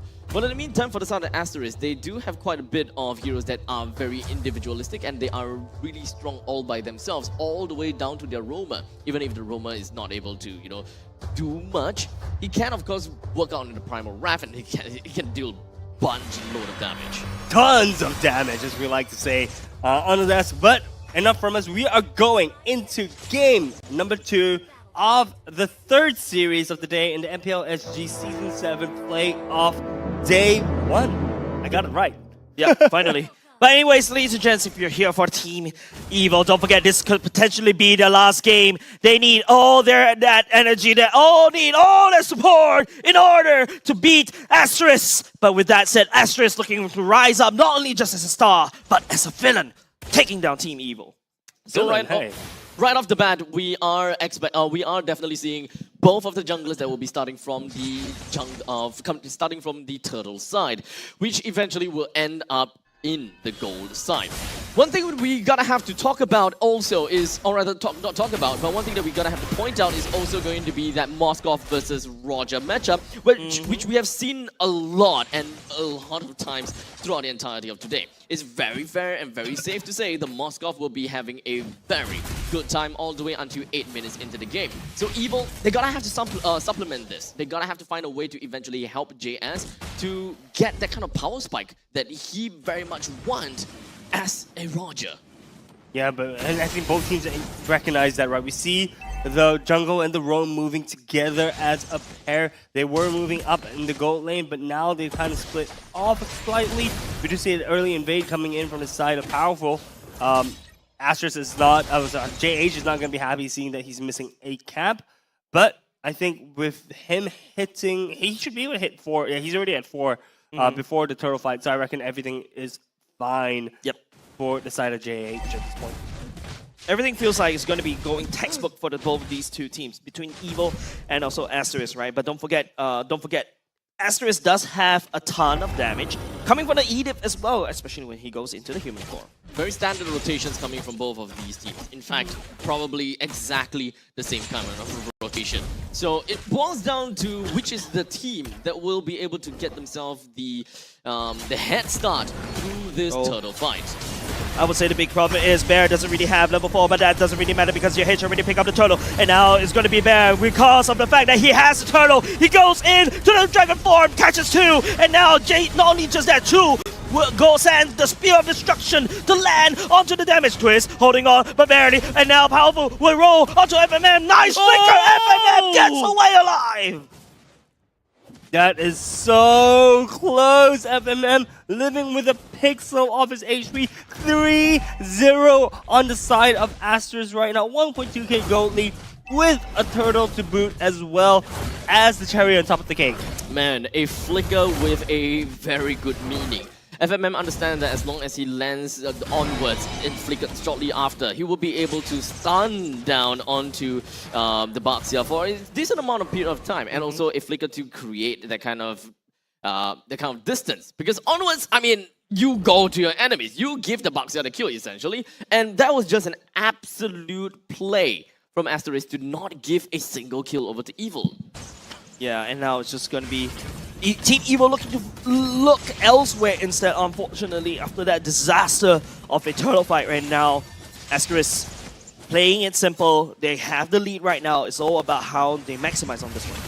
Yeah, we see Evil trying to group up, trying to shove and put some more pressure to Chu, but with FMM standing in the wings, it seems like it's all for naught. Turtle spawning in 25 seconds. Since we're talking about the turtle, might as well take a look at the junglers with JH currently at level 7 and Powerful at level 6. Powerful is still about 1/4 of EXP away until he hits level 7, and only then he can start to contest for this turtle. So Powerful gonna have to stay in lane for now, and JH, they should be able to understand that with Evil going to the lanes to get some farm, they could actually expand their territory just a tad bit more, just so that they will be able to put some pressure on top of Evil. Yeah, well, pressure goes twofold, right? You can either push the lane or you can start the turtle, which is exactly what Asteris is doing. Bear coming in from the side, Black Dragon Form trying to push everyone away. Turtle secured by JH.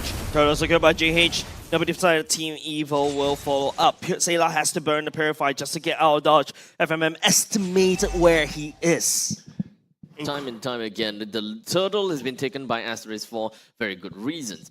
It all boils down to the lane priorities, whereby it is tough for Twist to be able to do anything. Down in the bottom lane, even to make matters worse, JS suffered a defeat to the hands of Chu. And this is just a standard Moscow versus Roger kind of thing. But top lane, oh man, not something that I expected though. Yeah, Sayla's all the way up top. And I just feel like, you know, if you're telling me that the Moskov is 0-0-0 all the way to like 5 minutes, I'm like, yeah, that's normal. But if Jace is already like 0-1-0 or 0-0-0 into 5 minutes, yeah, that's a big problem. Because the Roger needs to look for the snowball, especially when Jace is going for the more traditional build for the Roger, right? We saw the Windtalker, the Endless Battle, that sort of build, right? And in fact, with the Quantum Charge as well, a Twist, penalty zone landing it out. Now it's going to be Powerful, spinning for the wing, will not be able to land onto Shu instead. Shu sidestepping, and now FMM gets dragged, goes into the human form, spreading the damage. No damage coming out from Team Evil for now, they will retreat. Not quite enough damage for them to eventually bring FMM out, despite putting quite a bit of resources onto him, it seems, with the Tortoise's Persons as well as I'm offended, just so that they can catch onto FMM, pull him under the turret. But to be fair, Carrot didn't use his flicker, as he didn't see that as the opportunity to really make very big plays. There will be a point in time where Evil are better set up for a bigger team fight against Asteris. So right now, we haven't exactly seen that 5v5 death ball just yet, but when that happens, I'm pretty sure that Asteris might be surprised, because Sayla, I don't think that we saw him with his Netherrealm yet, until now. Netherrealm committed already for the side of Sayla, and also the Flicker. No Flicker ultimate for the side. Twist going into this solo fight. Powerful needs to seek an outplay elsewhere. FMM decides to go for that one instead. Oh, the timing of the Netherrealm though. Oh, hold on a second. I'm offended. I'm offended right here. FMM flickers backward as well. And not only just that, it's going to be the back tracker for coming to the buy bear. Chu will be able to take down the turret on the bottom side instead, whereas Team Evil will be securing 2 kills on the top side, and they're coming back alive. Jason will be going look for the dodge. Kiwi has to run away. The Terrified will be buying him a bit of time. Flickers away to safety. Asteris will trade top side for bottom lane priority. And the turtle as well. So we have one turtle that's taken by the side of lane. Asteris. 2, 1 dot. Dodge! Sidestep! Sailor! Well, come on! Oh, True does eventually fall down. It was super close to being pincered by two members of Team Evil. Eventually does go down with nowhere to run. 77 seconds until the Lord eventually spawns. We are only 7 minutes and 30 seconds into the game. Evil currently did manage to get a little bit of signs of life in the past minute or so, right after the third turtle has been taken down. So definitely Evil is not out of the woods yet, and Asteris can't just casually just throw caution into the wind. There is still a proper fight that Evil can deliver onto the game. As you can see right here, Powerful and Carrot, they are setting up together with JS. They are eyeing for this first tier defense turret just so that they can get a little bit more gold in their pockets. Gold is one thing, but map control is another thing, right? Yeah. The thing is that currently all first tier turrets are up for Asteris. So Evil's way around space to maneuver around the map is very, well, compromised at this point, right? So they do want to try to get a turret so they have a little bit more room to move around and maneuver as a death ball. But right now, with nothing to fight for, well, Lord is spawning in 13 seconds, but it seems like Asteris is trying to pick a fight. Team Evo going the same. Twist, penalty zone land, Kiwi will pop his own end around set, but here comes the big flying bear! Diving and driving around, Petrify landing on a 4, and now the shot resident secures Karen as well. Sail drags him back and allows him to get close even further towards the whole team of Team Evo. It's a complete disaster for Team Evo as Asteris 3-4 men down in their advantage, and they crack open mid lane. Oh, massive setup coming in from the side of Asteris. That was the most opportunistic moment for each and every individual for the side of Asteris. We knew and we saw that Bear managed to find that timing to come on down with the Dragon's Tail. It managed to hit everyone with a single stack, and we know from that point on, it is way too difficult for them to even get themselves out of the grasp of Asteris. The entire fight was flipped on his head with one Black Dragon form from Bear. Honestly, if Bear is not the MVP of that match just because of that fight, I'll be very surprised. It's not a bird, it's not a plane, no, it's a bear. It's not a bear, it's not a plane, it's a bear. It means not a dragon, it's not a plane. Oh, it's a bear plane dragon. Bear plane dragon. It's Okay, a bear anyways, dragon. so It's a bearded dragon. It's a bear dragon. The bear dragon. Yeah. I like the fact that we're giving him new nicknames as the game goes by. But here we go. It's like, how is Team Evo just suddenly losing so much space, right? And when they try to focus on making sure that JC gets his mind, but hold on a second, Powerful looking for an engage right here. But look at how Asteris knowing when to go in and go out. Carrot, that's a lot. I'm offended going in. JH taking a lot of damage right here, taking a lot of punishment. Penalty zone will be able to land onto a couple. Sailor stepping forward with the Netherrealm, trying to make sure his whole team stay alive. But the stun from the side of the Netherrealm passive, and now Powerful will be stepping forward just a little bit. And now FMM pops the conceal just to try to get on the way. Evil finally take down JH. But whilst that fight is happening, look at bot lane. Lord is pushing the turret down. Asteris was okay with taking that fight, right? And I mean, honestly, Asteris is okay with taking that fight because as Lord's pushing in, look at the HP on the bottom tier turret. It is almost non-existent. Yeah, it's non-existent, right? So losing one for that kind of push is worth it. And guess what? You're still up 3.3k gold, right? So honestly, Asteris is playing this really well. This is the best case result, I'm gonna have to say, coming in from the very first Lord. Normally when it comes down to first Lord, what you expect is to bring down all of the outer turrets. That's pretty much all. You wouldn't expect much. But the bonus is where you are able to even have the Lord touch the inhibitor turret. Yeah. The bigger bonus is to bring down the turrets. We're kind of like in between of stage 2 and stage 3. In fact, it's relatively fair to say that we are almost at the later part of stage 3 because of the fact that the bottom lane inhibitor turret is pretty much just one hit away. No, not only just one hit away, one sneeze away. Achoo, and it's already down. So this is where we need Vanix with the layer to come in and shoot the turret from out of range, right? Yeah, unfortunately, Moscow doesn't really have the range to kind of abuse it. But at the same time, we're also looking at how Team Evo trying to regain more map. Asteris, on the other hand, if you can start to see paying a little bit more respect over to the side of Team Evo this time. they definitely understand that the amount of crowd control from Evil is definitely scary. We have seen previously, in the previous fight, the kind of fight back that Evil is capable of bringing onto the team. And of course, JS's items, I think that him as an executioner is starting to be a lot more scary with all the like pounces. Continue play, Carrot has already committed to that, but Twist will be slowing down the momentum coming out of Team Evil. Team Evil has to back off. Well played there by the side of Bear. Yeah, Bear managed to blend the Petrify onto 2, I believe, before really recognizing that Carrot was coming down, so he decided to disengage. Very well played from the side of Bear, as you see the Lord being started up by JH. With the Lord currently slowly reaching down to half HP, JH, of course, will be taking on to the mantle for the Lord's Dance. Evil, they still have the opportunity to kind of go for it. I mean, Evil, yes, Powerful is currently level 13, followed by JH at level 14. But when it comes down to crowd control, Evil does have it. If Carrot were to expend the I'm Offended and the Flicker onto JH at the perfect opportunity, at the perfect time, there could even be a chance that they will be able to disrupt Asteris' attempt on the Lord. Yep, Twist spotted out at the bottom lane.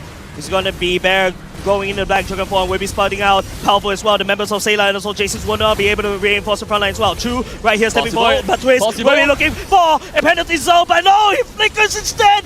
Doesn't let the penalty zone, and now he will pay his life for the price. But Asteris, in the meantime, will be able to take the Lord down away from Team Evo. And Asteris now speed of destruction just to follow up the icing on the cake for the side of 2. With that all said and done, the evil magic is about to be dispelled as Asteris has managed to get themselves quite a lead in front of Evil, with the Lord marching down to the bottom lane, with the entire team marching in the middle lane. They want to end this as soon as possible as they see the light at the end of the tunnel. They definitely do, and now Carrot's just looking to try to shut that light, but the tunnel is set. Sailor gets popped off, immediately gets deleted off, and now it's just going to be Asteris looking for more, and it's going to be also members from the side of Team Evo slowly falling apart. Top side already cracked open, Black Dragon Bomb committed, and Chu! It's going to be Asteris dispelling the Evo, and they were going up a little bit longer in MPL Singapore. What a game! The end of Team Evil's era. Oh man, this is the end of an era that we're watching, man. This is the end of Evil for MPL SG Season 7. I honestly don't know what... I'm a little bit speechless, man. I mean, I've heard so much about Team Evil coming into the playoffs, and I had my expectations a little bit high, not gonna lie. But, you know, we did all predict that Asteris was gonna come out and win the series, but what we didn't expect is a 2-0. Indeed. Despite the fact that I believe that Asteris would have an opportunity to win, I still feel absolutely gutted at the fact that Evil didn't manage to take a game away from Asteris. They have been the mainstays in MPL SG for the longest period of time. We have seen them grow from a community team to Titan Slayers. There's so much that Team Evil has showed for themselves.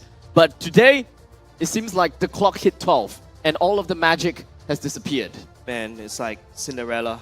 Sorry, all over again for the side of Team Evil, but also for Asteris. Man, how they rose from the ashes of Team Evil. Team Evil inspired more community teams. Asteris also one of them, and they've finally taken down one of the massive Titan Slayers in MPL Singapore. You know, I was watching the qualifier matches that Asteris was playing, you know, and I was like, wait, this is a qualifier team? You know, and, you know, I'm so happy to see them make it past day 1 of playoffs. And also see that they've come back together, you know, better than the first series. Because the first series, they looked, to be honest, a little bit disjointed. Right? It looked like communication wasn't quite there. Maybe it was too early in the morning, they haven't quite waken up yet. But I have to say, the second series that they're playing looked a lot better. And I want to see more games like this from them moving on.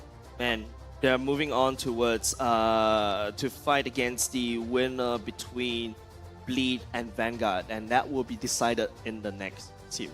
Now, with that all said, since we are concluding a chapter between Evil versus Asteris, we're gonna have to crown the MVP for this very specific match itself. The Flying Bear. The Flying Bear. Flying Bear. The Flying Bear. The bear bird plane dragon thingy. Yep. Okay. Ladies and gents, watch out because it's not a bird, it's not a plane. It should be bear. There we go. How are you guys always on point when it comes down to calling out the MVP? How are you not? How are you not? I mean, I didn't call out anything, so maybe that's why I don't feel that gratification as we move on now because I am starting to embarrass myself.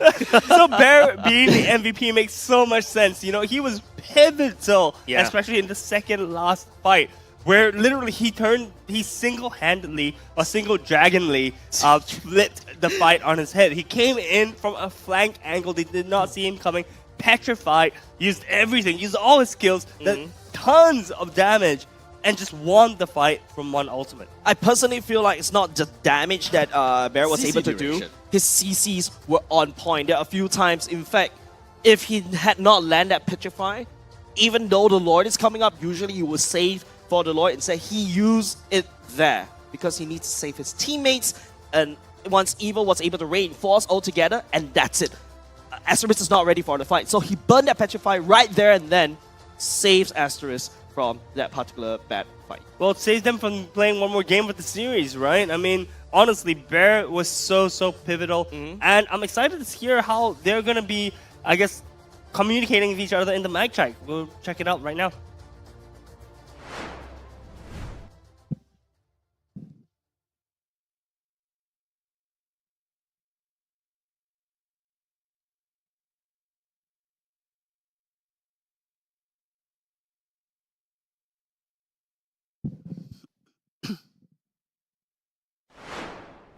For a moment there, right? Let me simulate that for you.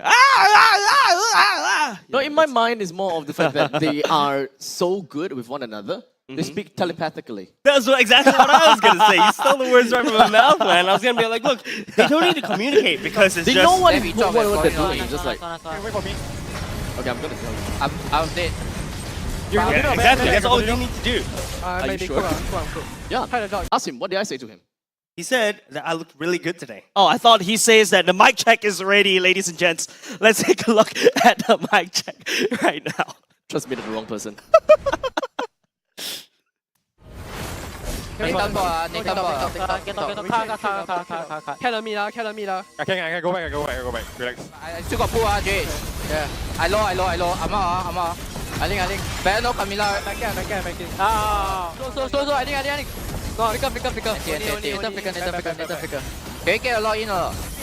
Careful. They link also. Nice one. Later flicker.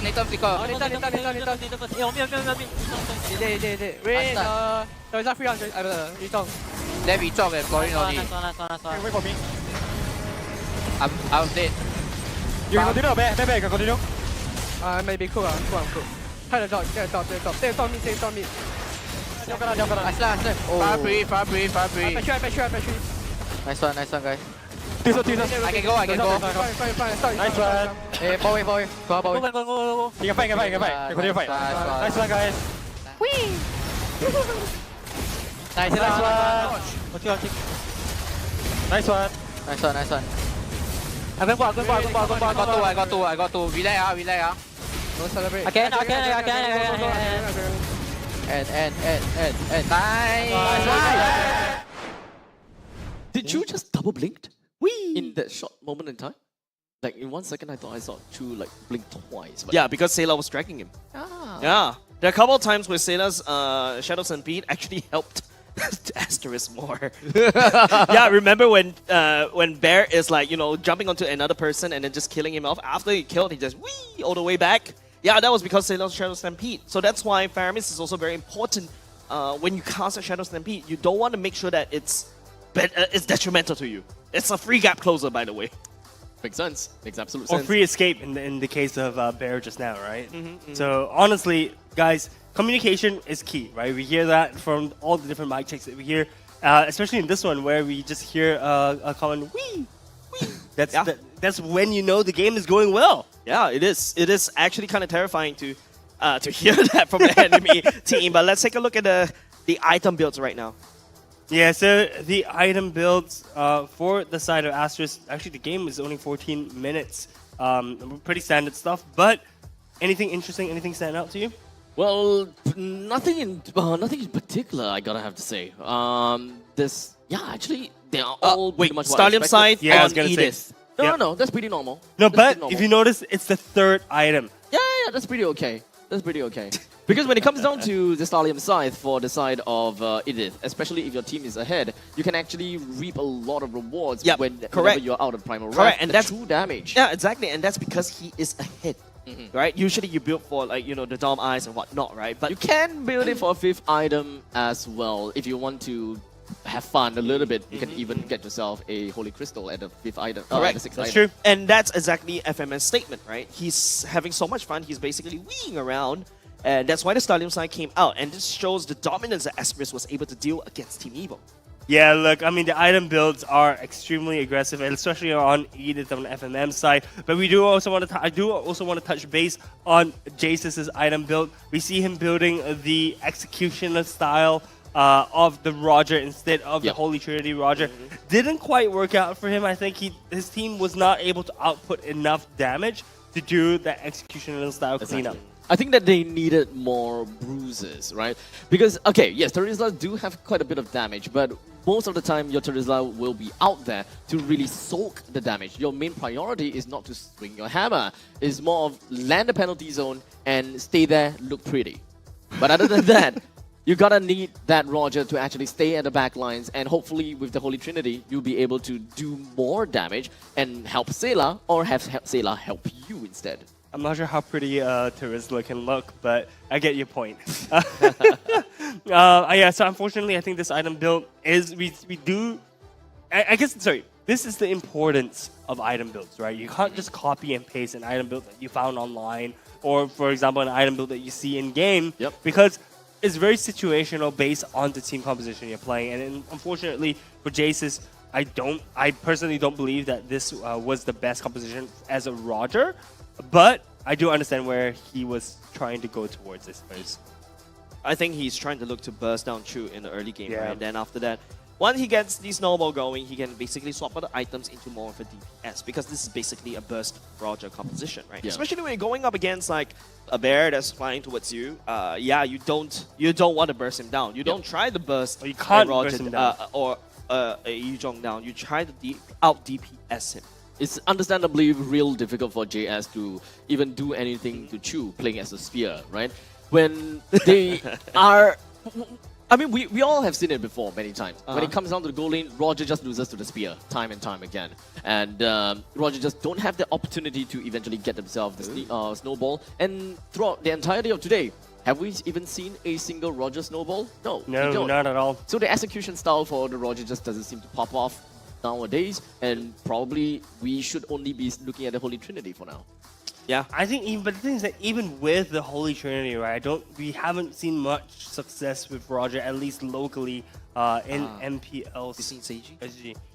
Well, that's the only Roger that really did well, from at least from recent memory, right? From the games that I've casted, I haven't really seen much success on the Roger. We do see a few wins, yes, but it wasn't because of the Roger himself, right? But looking at the emblems, I think it was pretty standard emblems throughout the board here. Anything catches your interest, guys? I'm looking through, but I don't see anything. Attack speed for Edith.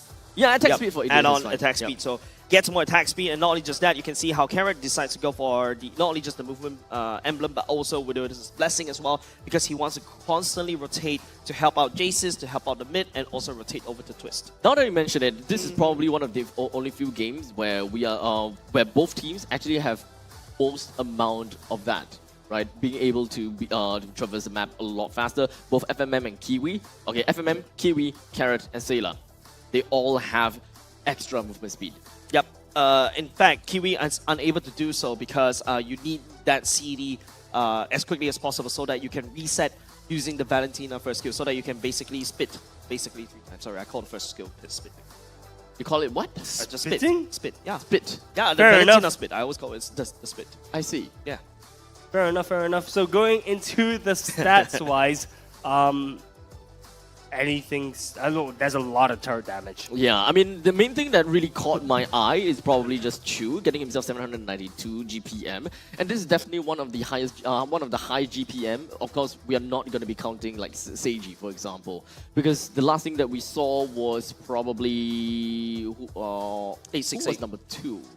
Number two. Number two, 790 something, right? Yeah. I think rank 2 was 790 something. Vanix, I think. Vanix, yes. I think Vanix is the one. Yeah. So at least when it comes down to this game, we can pretty much say that Chu has definitely participated in the team fights a lot. And as the Spear, oh no, this time it's Moskov already. So as Moskov has been doing extremely well. And throughout the board, Chu and friends, they have dealt so much turret damage. They understood that they're gonna have to play for the objective. And this time, a lot more methodical with every single part of their approach. Yeah, exactly. We talk about how textbook it was for the side of Asteris as well, right? Even for the start, even Evo for the was pretty start, textbook too. Yeah, for the start of the Evo, until the end, that's where, you know, a little bit more creative liberties as well that's being used by the side of Asteris. Yeah, for sure. You know, I think Asteris has shown us a masterclass in how to finish a game from start to finish. And once again, congratulations to Asteris for moving on to day 2. But well, I'm curious to see what kind of analysis Kindofu has for us. So take it away, my man. Thank you. It is time back into the Tofu Corner. And let me ask you a question. Do you know how long a cycle is? A cycle normally happens between 7 to 10 years. And this is our 7th season. So ladies and gentlemen, please remember this day. It is the start of a new era itself. The team fight team that we have all lauded as the best team in the playoffs with the playoff buff has been taken down this season. And we welcome the new community champions here. It's going to be Asteris. Now I'm going to show you a very short clip of how they won one of the biggest team fight teams in our history of MPL SG. And it all starts with Mr. FMM here. Right, so a very nice catch. 2 moves in 1 fell swoop. Number 1, we have Kiwi here with the stolen, with the IMU stolen NetherRealm. Procs it to save and extend the life of the team. Secondly, they follow it up with the Earth Shatter coming out from FMN. Now that's the first 2 blows they're going to deal to our teamfight team here. Third one is going to come in a slight moment. This is going to come in the form of Chu, like you guys mentioned. Chu has been throwing spears all day long, and man, does it hurt. And when you actually corral them into one corner like this, this is exactly what our MVP of the day loves. That is going to be his Petrified Furious Dive Dragon Tails combo.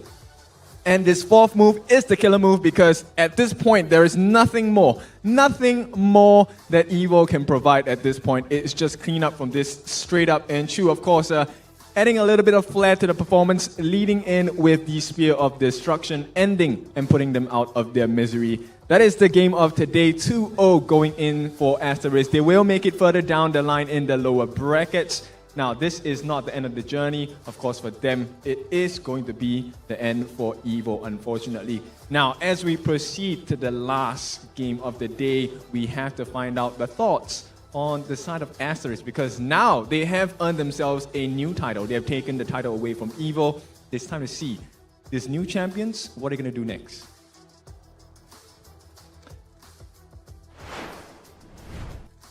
Thank you so much, our favorite kind of tofu. And right now here I have coach of Asteris beside me, RL19. Hi. Hello. Okay, come closer.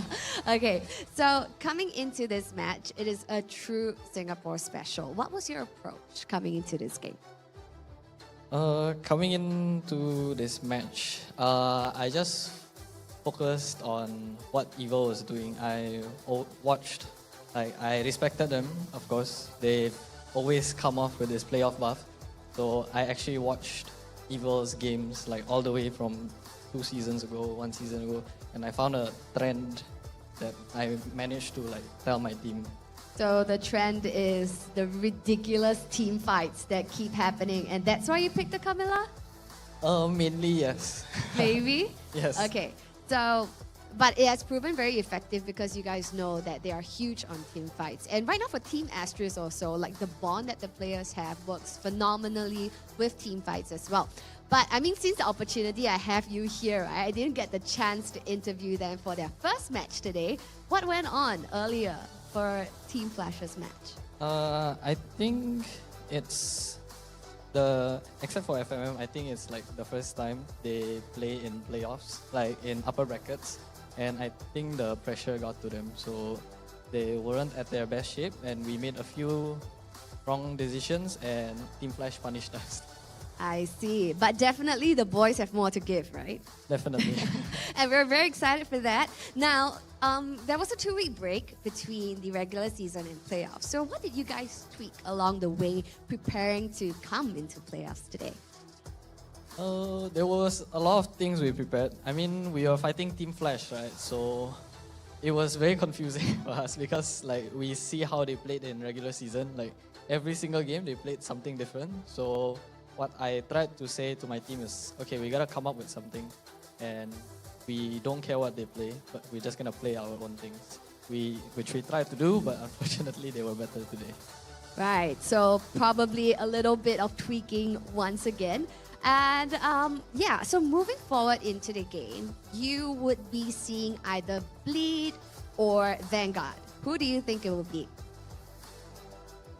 Personally, I'm not sure because we lost to both teams, right, in regular season. So no matter which team we fight, there will be a chance for my players to get back their revenge. But I think they're friends with people from Vanguard, so maybe we're more hoping to see them. You're hoping to see Vanguard? Hoping, but I think Bleed will win them after this. So you're anticipating Bleed. So Yes. how will you as coach approach that? Okay, you cannot ask, right, because it's straight. Yeah. Okay, but definitely you're looking forward to duking it out with Bleed later on. Yeah, definitely. Okay, so anything that you want to say as a position of coach to all of the brand new supporters of Asteris so far? I would just like to thank all the supporters who came down and supported us. I know we're a new team, but we're here to stay. All right, and that is RL19, guys. Thank you so much, RL19. You're welcome. Yay! So guys, that was RL19 coach right here from Asteris. Now today was a change of a brand new era where we had to say goodbye to a MPL SG playoff staple, and that is our community heroes Evil. Now, of course, Asteris is also a full Singapore team, which is also now our community kings that will continue the dreams of Evil right here in this playoff season. Now, for the next match that's coming up for match 4, we'll be seeing the likes of Bleed Esports going up against Vanguard SG. Now, for this match that's closing off the show, what will unfurl and which team will we say goodbye once more in a day? Stick around and we'll see you for match 4.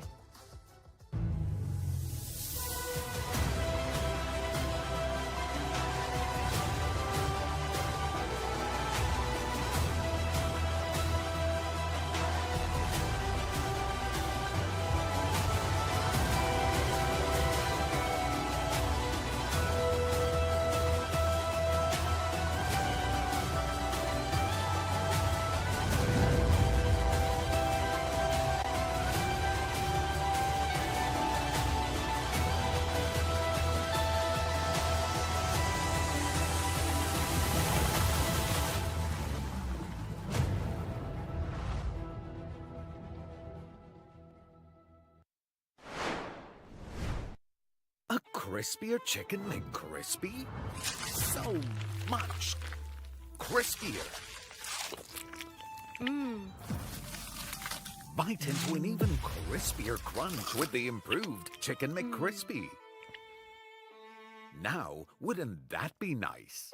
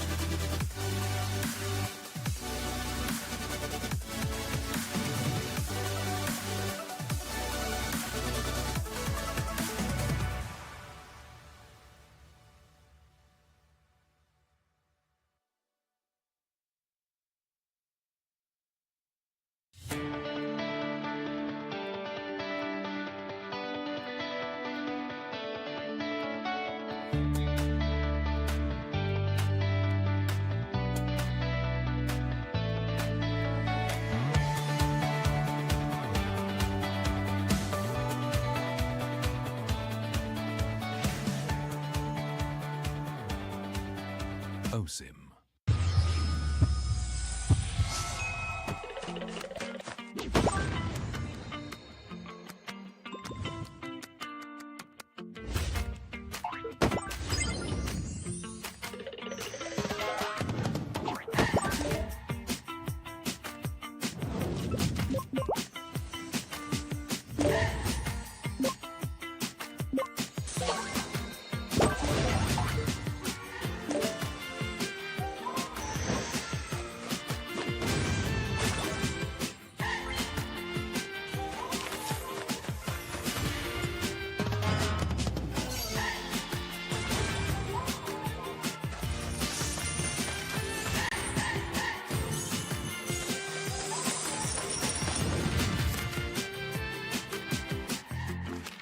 Get arrested.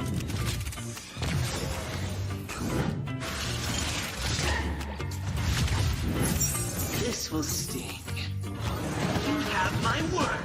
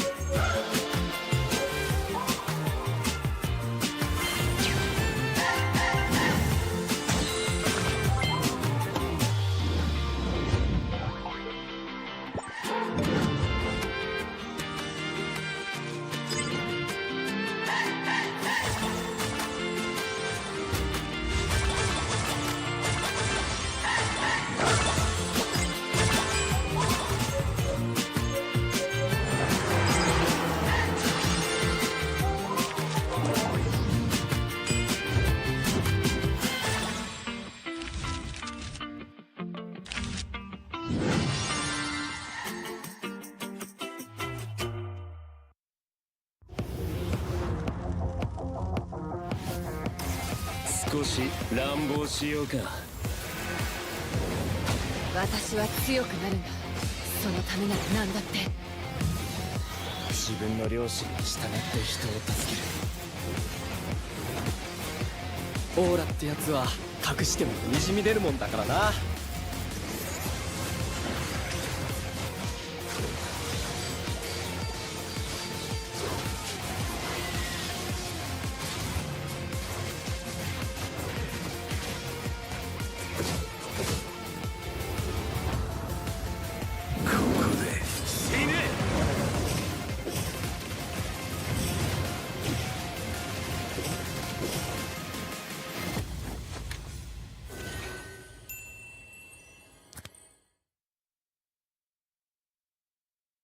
Who is the best looking player in MPL SG? Oh wait. I know. I know. No, I know this one is the goat. Oh, this is the goat. Okay.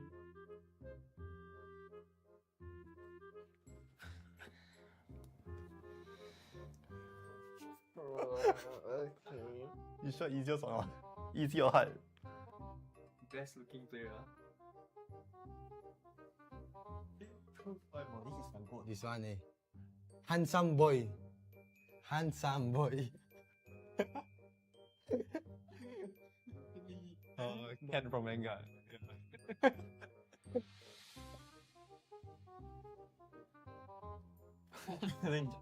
think like we're getting some.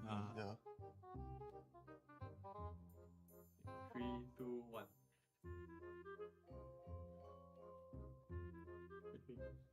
3, 2, 1.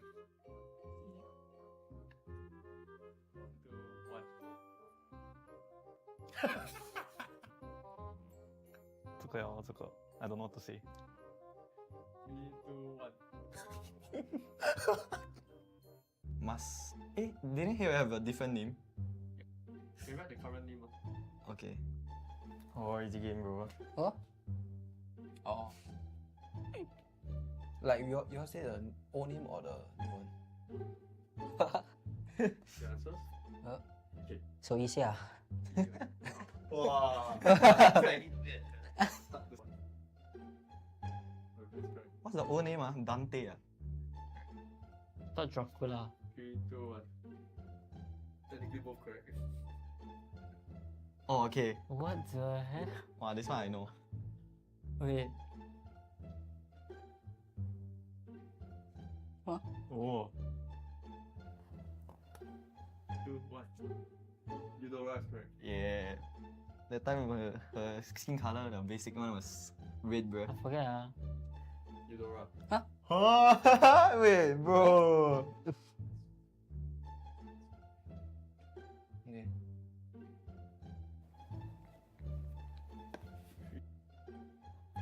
Tapi je connect so. Tak ada. 3, 2, 1. Slow. Oh yeah, I was thinking of this skin, bro. But then I'm like, look like a girl skin. So it's veil because of the wind. Oh. There's no way. There's not too long.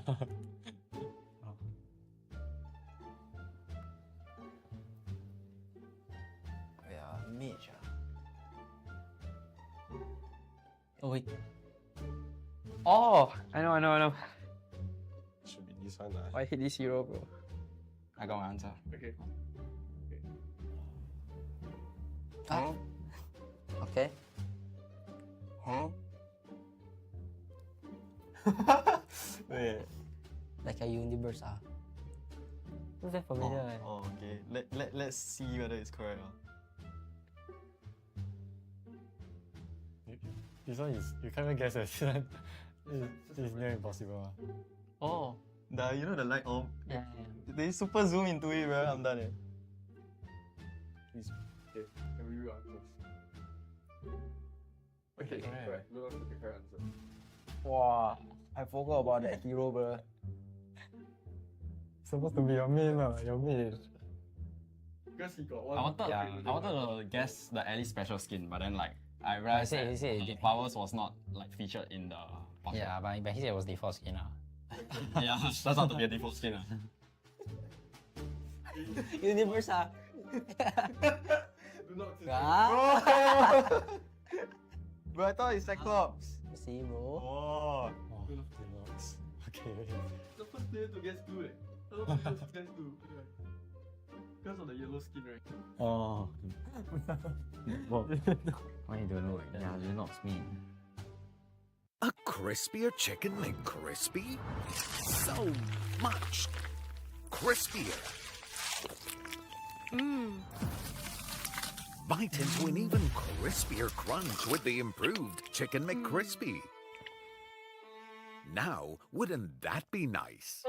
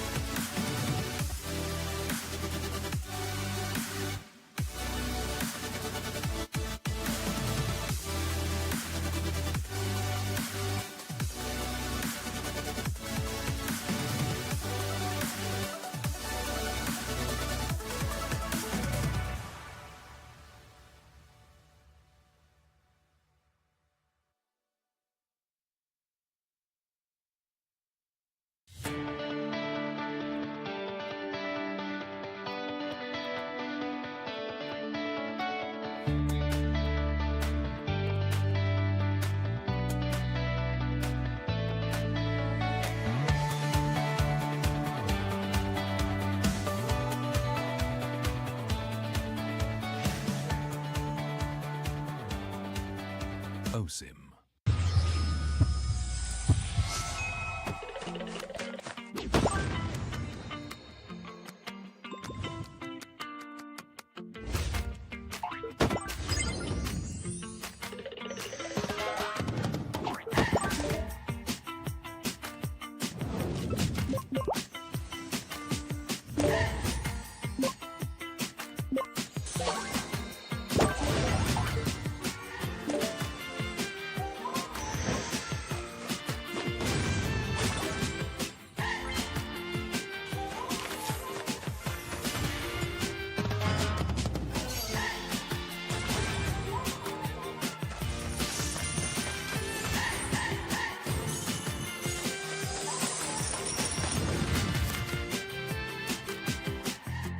Or get arrested.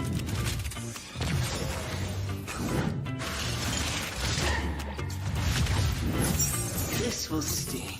You have my word.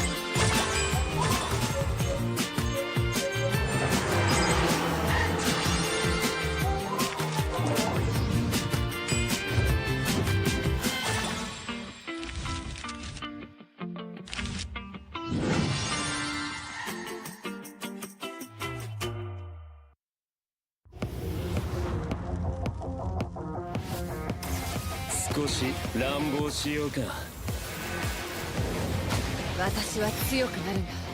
そのためなら何だって。自分の良心に従って人を助ける。オーラってやつは隠してもにじみ出るもんだからな。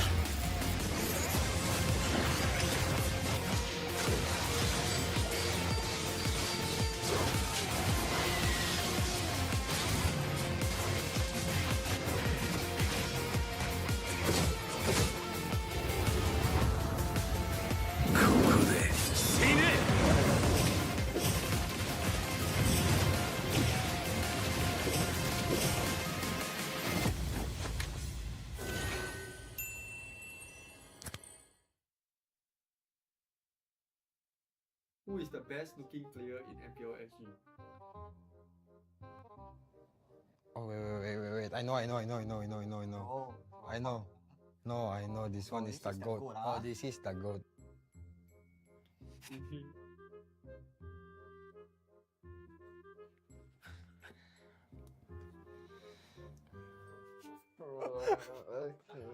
You sure easiest or not? Easy or hard? Best looking player. This one eh. Handsome boy. Handsome boy. Ken from manga. I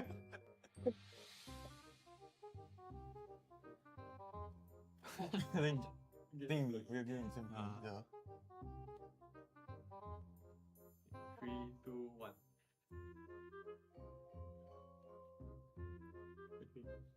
3, 2, 1. 2, 1.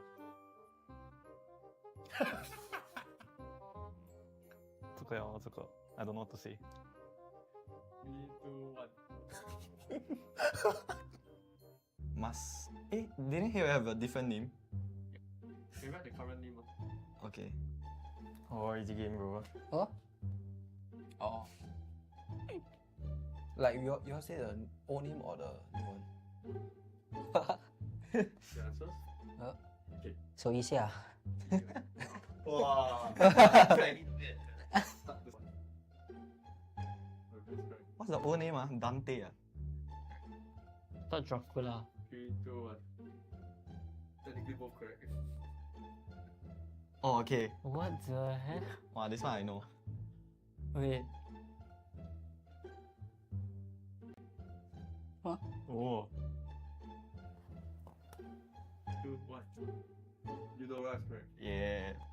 That time her skin color, the basic one was red, bro. I forget. You don't rush. Huh? Oh, wait, bro.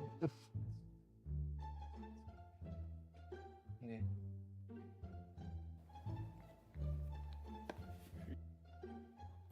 Tapi je kan exo. Tak ada. 3, 2, 1. Slow. Oh yeah, I was thinking of this skin, bro. But then I'm like, look like a girl skin. So it's veil because of the wind. Oh. There's no way. There's not too long.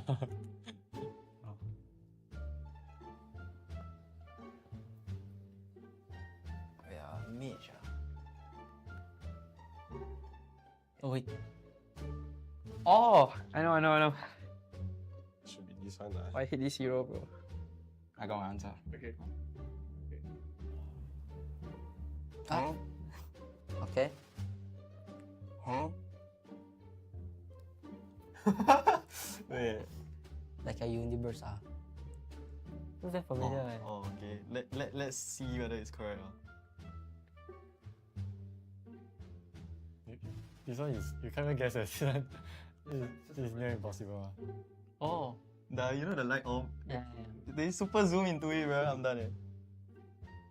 Please. Okay. Can we read answers? Okay, correct. We'll look at the correct answer. Wow. I forgot about that hero, bro. Supposed to be your main, your main. Because he got one. I wanted to guess the Ellie special skin, but then like I realized that powers was not like featured in the box. Yeah, but he said it was default skin. Yeah, that's not to be a default skin. Universe, Do not Bro, I thought it's Cyclops. See, bro. Oh. Okay. The first player to guess blue, I don't know who guess blue. Because of the yellow skin, right? Oh. Why you don't know like that? Yeah, you're not me. A crispier chicken McCrispy? So much crispier. Bite into an even crispier crunch with the improved Chicken McCrispy. Now, wouldn't that be nice?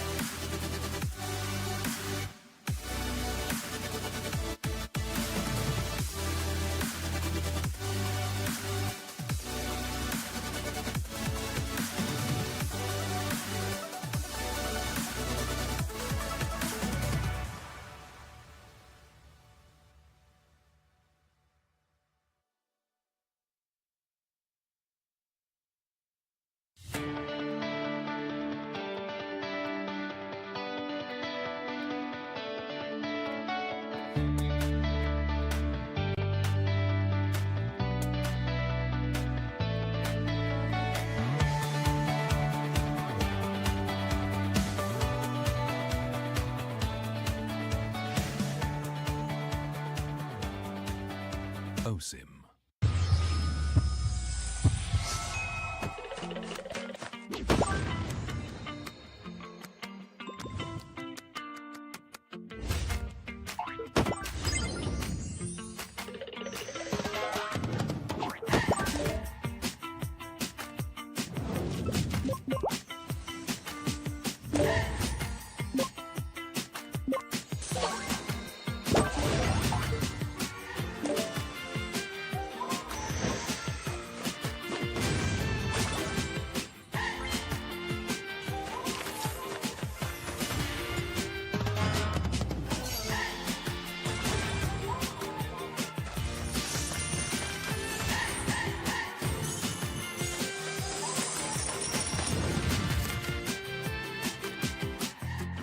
Or get arrested.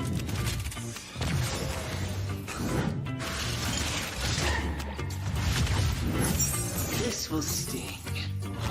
You have my word.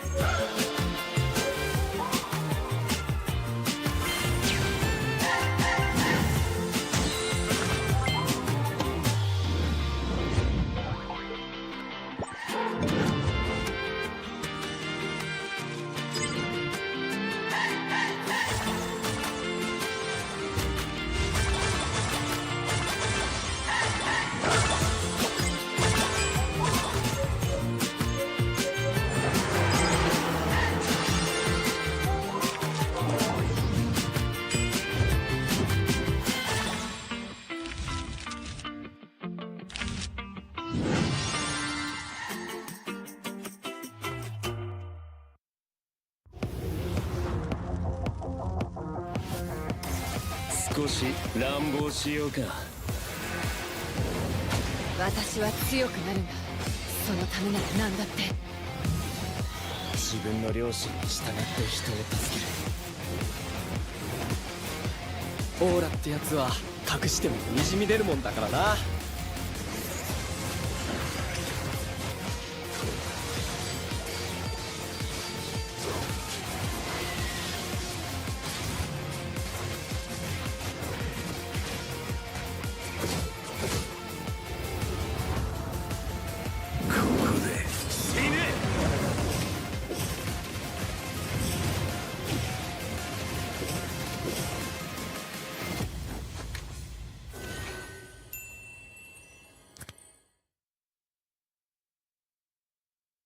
Who is the best looking player in MPL SG?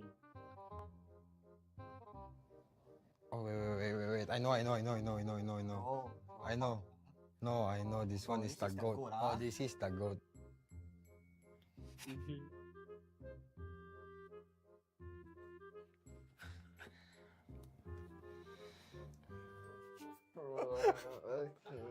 You sure easiest or not?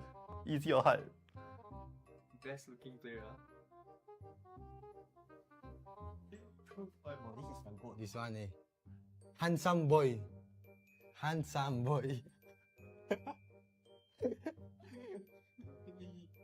Ken from manga. I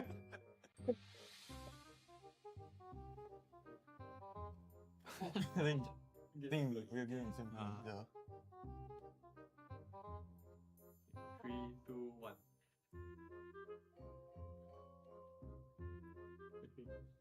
3, 2, 1. 2, 1.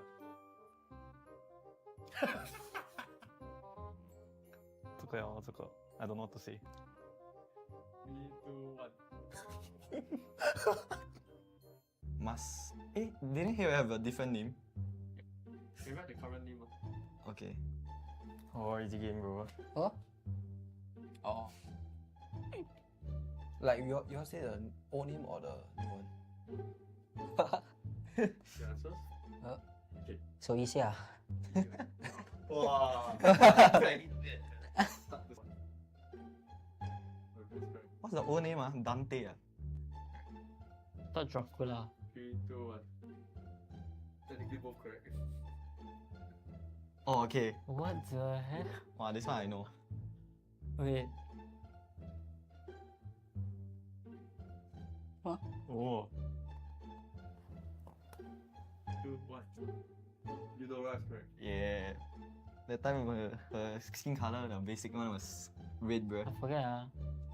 You don't rush. Huh? Oh, wait, bro.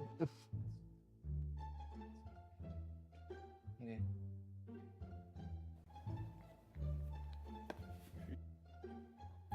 Tapi je kan exo. Tak ada. 3, 2, 1. Slow. Oh yeah, I was thinking of this skin, bro. But then I'm like, look like a girl skin. But it's veiled because of the wind. Oh. There's no way. There's not too long.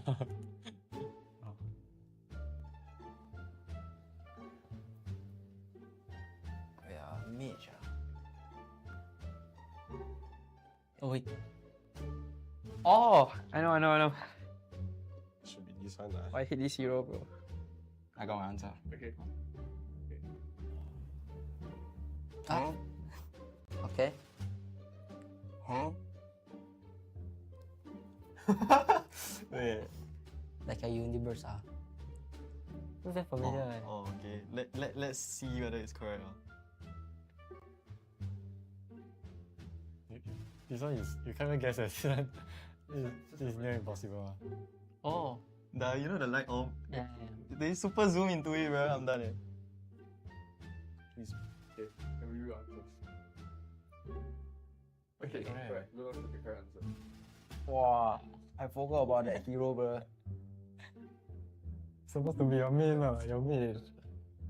Because he got one. I wanted to guess the Ellie special skin, but then like I realized he said that powers was not like featured in the box. Yeah, but he said it was default skin. Yeah, that's not to be a default skin. Universe. Do not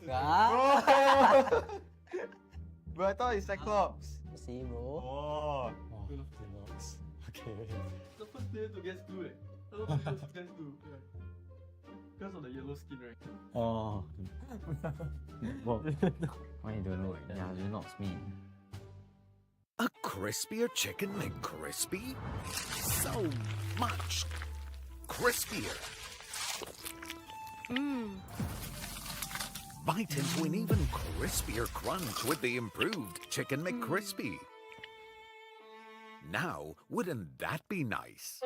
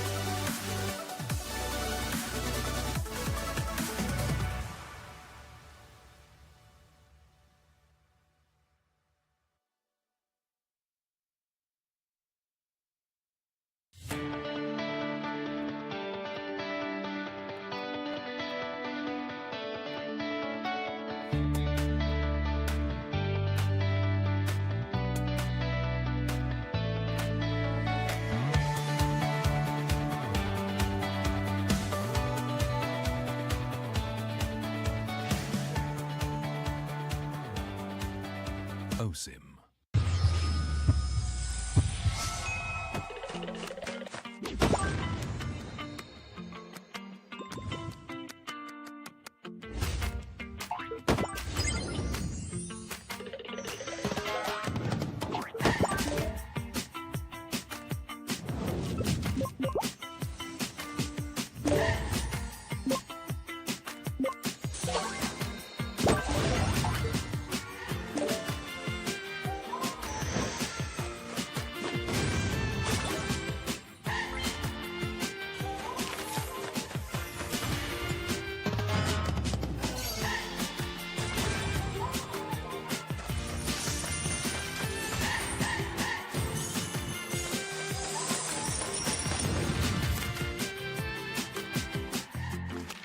Get arrested.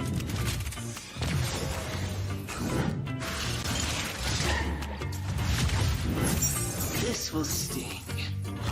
You have my word.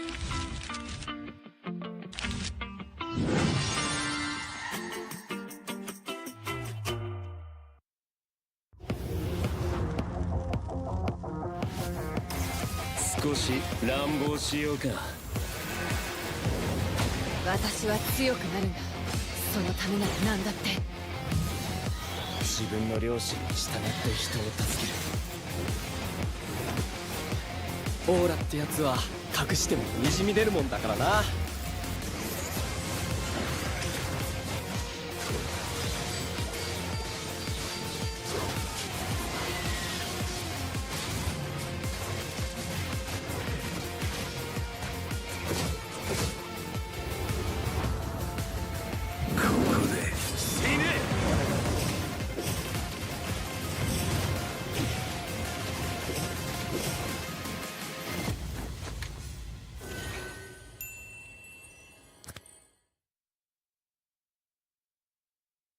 Who is the best looking player in MPL SG?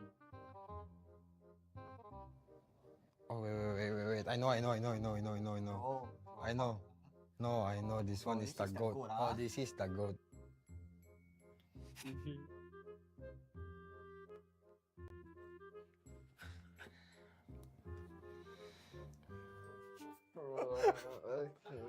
You sure easiest or not? Easy or hard? Best looking player. This is the goat. This one eh. Handsome boy. Handsome boy. Ken from Vanguard. I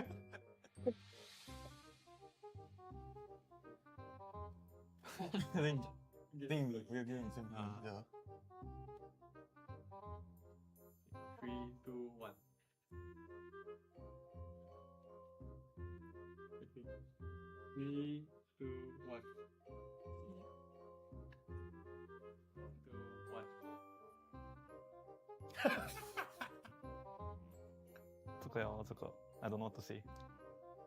3, 2, 1. Must. Didn't he have a different name? We write the current name. Okay. RSG game, bro. Huh? Oh. Like you all say the old name or the new one? The answers? Okay. So easy ah. Wow. What's the old name? Dante. Thought Dracula. 3, 2, 1. Technically both correct. Oh, okay. What the heck? Wow, this one I know. Wait. Oh. Two, one. Eudora, correct. Yeah. That time her skin color, the basic one was red, bro. I forget. Eudora. Huh? Oh, wait, bro. Okay.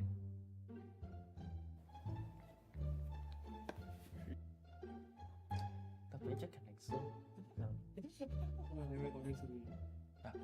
Three, two, one. Slow. Oh yeah, I was thinking of this skin, bro. But then I'm like, looks like a girl skin. But it's veiled because of the wind. Oh. There's no way. There's not too long.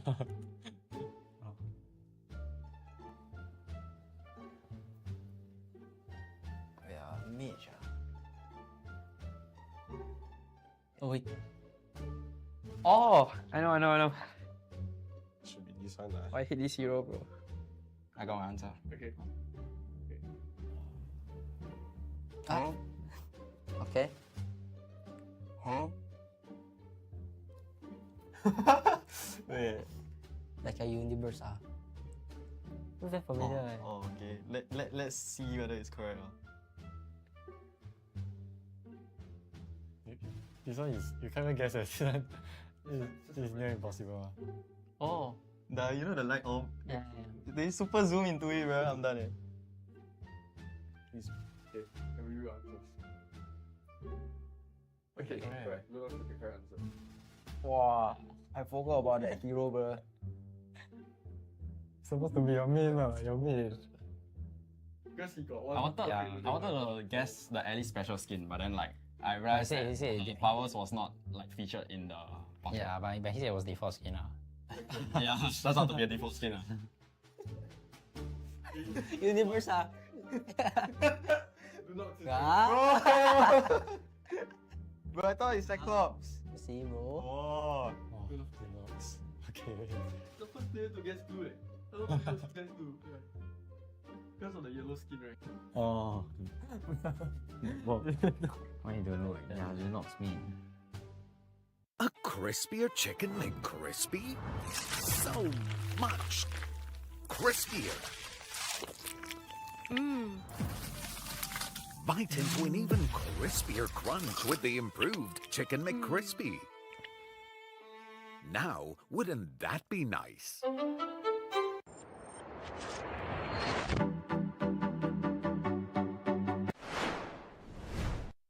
A crispier Chicken McCrispy.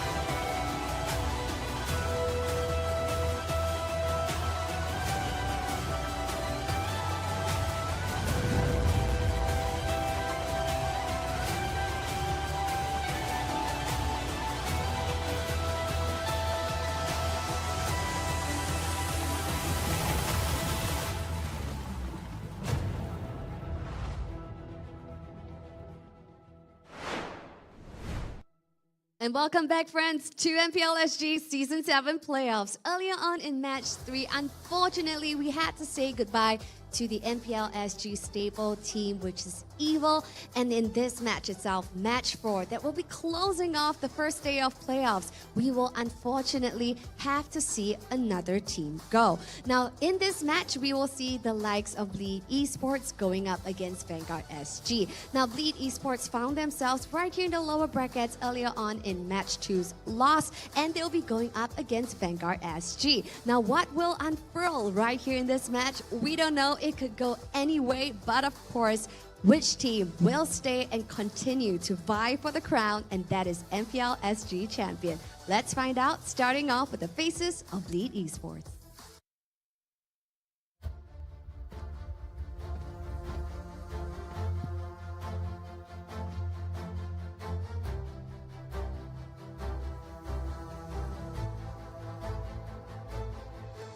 Now, despite their loss for today's match 2, the boys have always proven to be highly adaptable and resilient over at the Land of Dawn. What will happen right here for match 4 of the day? We can only find out. Now, going up against the amazing Bleed Esports. Presenting to you, Vanguard SG.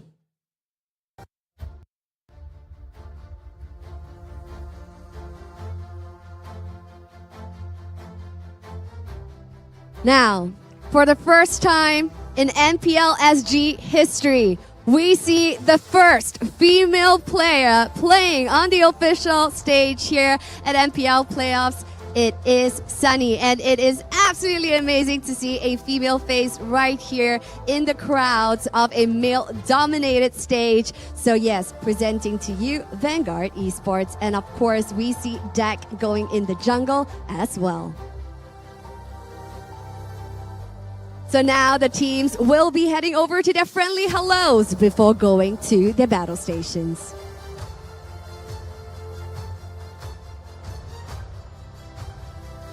Now, as the boys head on over to the battle station, now things are really shaking up. Knowing what Bleed can bring to the table with their high adaptability and huge hero pool, whereas on the other hand, we see a huge shuffle when it comes to Vanguard Esports lineup. What can unfurl right here from this match? We can only find out later at the Land of Dawn. But without further ado, I'm gonna hand my time over to the casters. Take it away, boys. Guys, welcome back to the final series of day 1 of playoffs in MPL SG Season 7. I'm Kwasong, joined together with me, we have Abstract as well as Jace. Boys, final series of today. Did we expect it to be like 5:20 right now for it to be the final series? Well, it feels a lot earlier than expected, but of course, we have been experiencing 2-0s all across the board.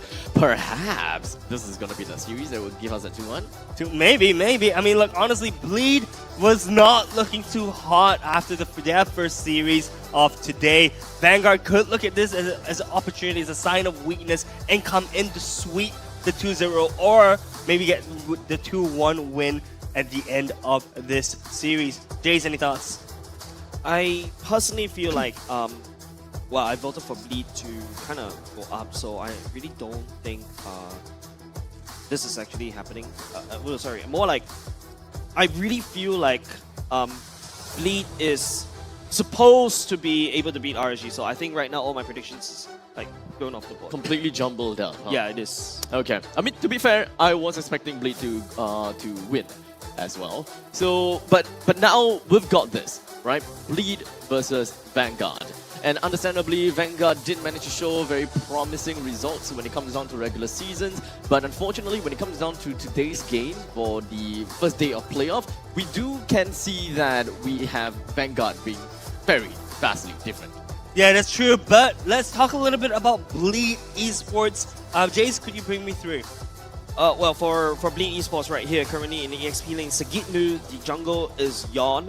Mid lane Jay, and then after that Rome is Gear, and of course gold lane is Seiji. Yeah, hope to see more coming out from the side of Bleed Esports, because, you know, there's a lot of things riding for them, especially going into the playoffs. During the regular season, they're performing really well, and yeah, I really hope they're able to shine up against Vanguard to kind of redeem themselves after seeing them drop all the way down to the brackets. Well, look, I don't think dropping down to the lower brackets, I don't think we can count them out just because they dropped. It's just a lot more tiring to actually just crawl their way back out, right? For sure. But look, I have the utmost confidence in Bleed going into this series. They didn't look too well, but I reckon they just needed that time for them to come back and get their heads in the right mindset. Exactly. Moving on, let's check out Vanguard's lineup. Could you bring me through abstract? Alright, of course, for the side of Vanguard Esports, we do have Ken that's gonna be rocking the EXP lane deck onto the jungle. Zuni is on the mid. Nick Stain, of course, the Stain brothers, right? Nick Stain onto the roam and Luxian Stain onto the gold lane. So when it comes down to Nick, Luxian as well as Ken, they have been the mainstays for Vanguard Esports all the way from the regular seasons until now. And of course, they have been playing quite a lot of heroes that give us good amount of information. But when it comes down to Deck and Zuni, things are definitely going to shake things up. Whereas for Deck, we have seen him play for week 4, day 1 with a single game of Fredrin, if I remember correctly. So when it comes down to that, we only have that small sample size for Deck. As for Zuni, we don't have anything at all as far as I'm concerned. We quite literally have got nothing. So what kind of heroes that Zuni is going to play in the middle lane, that is, well, we gotta have to find out as we go on.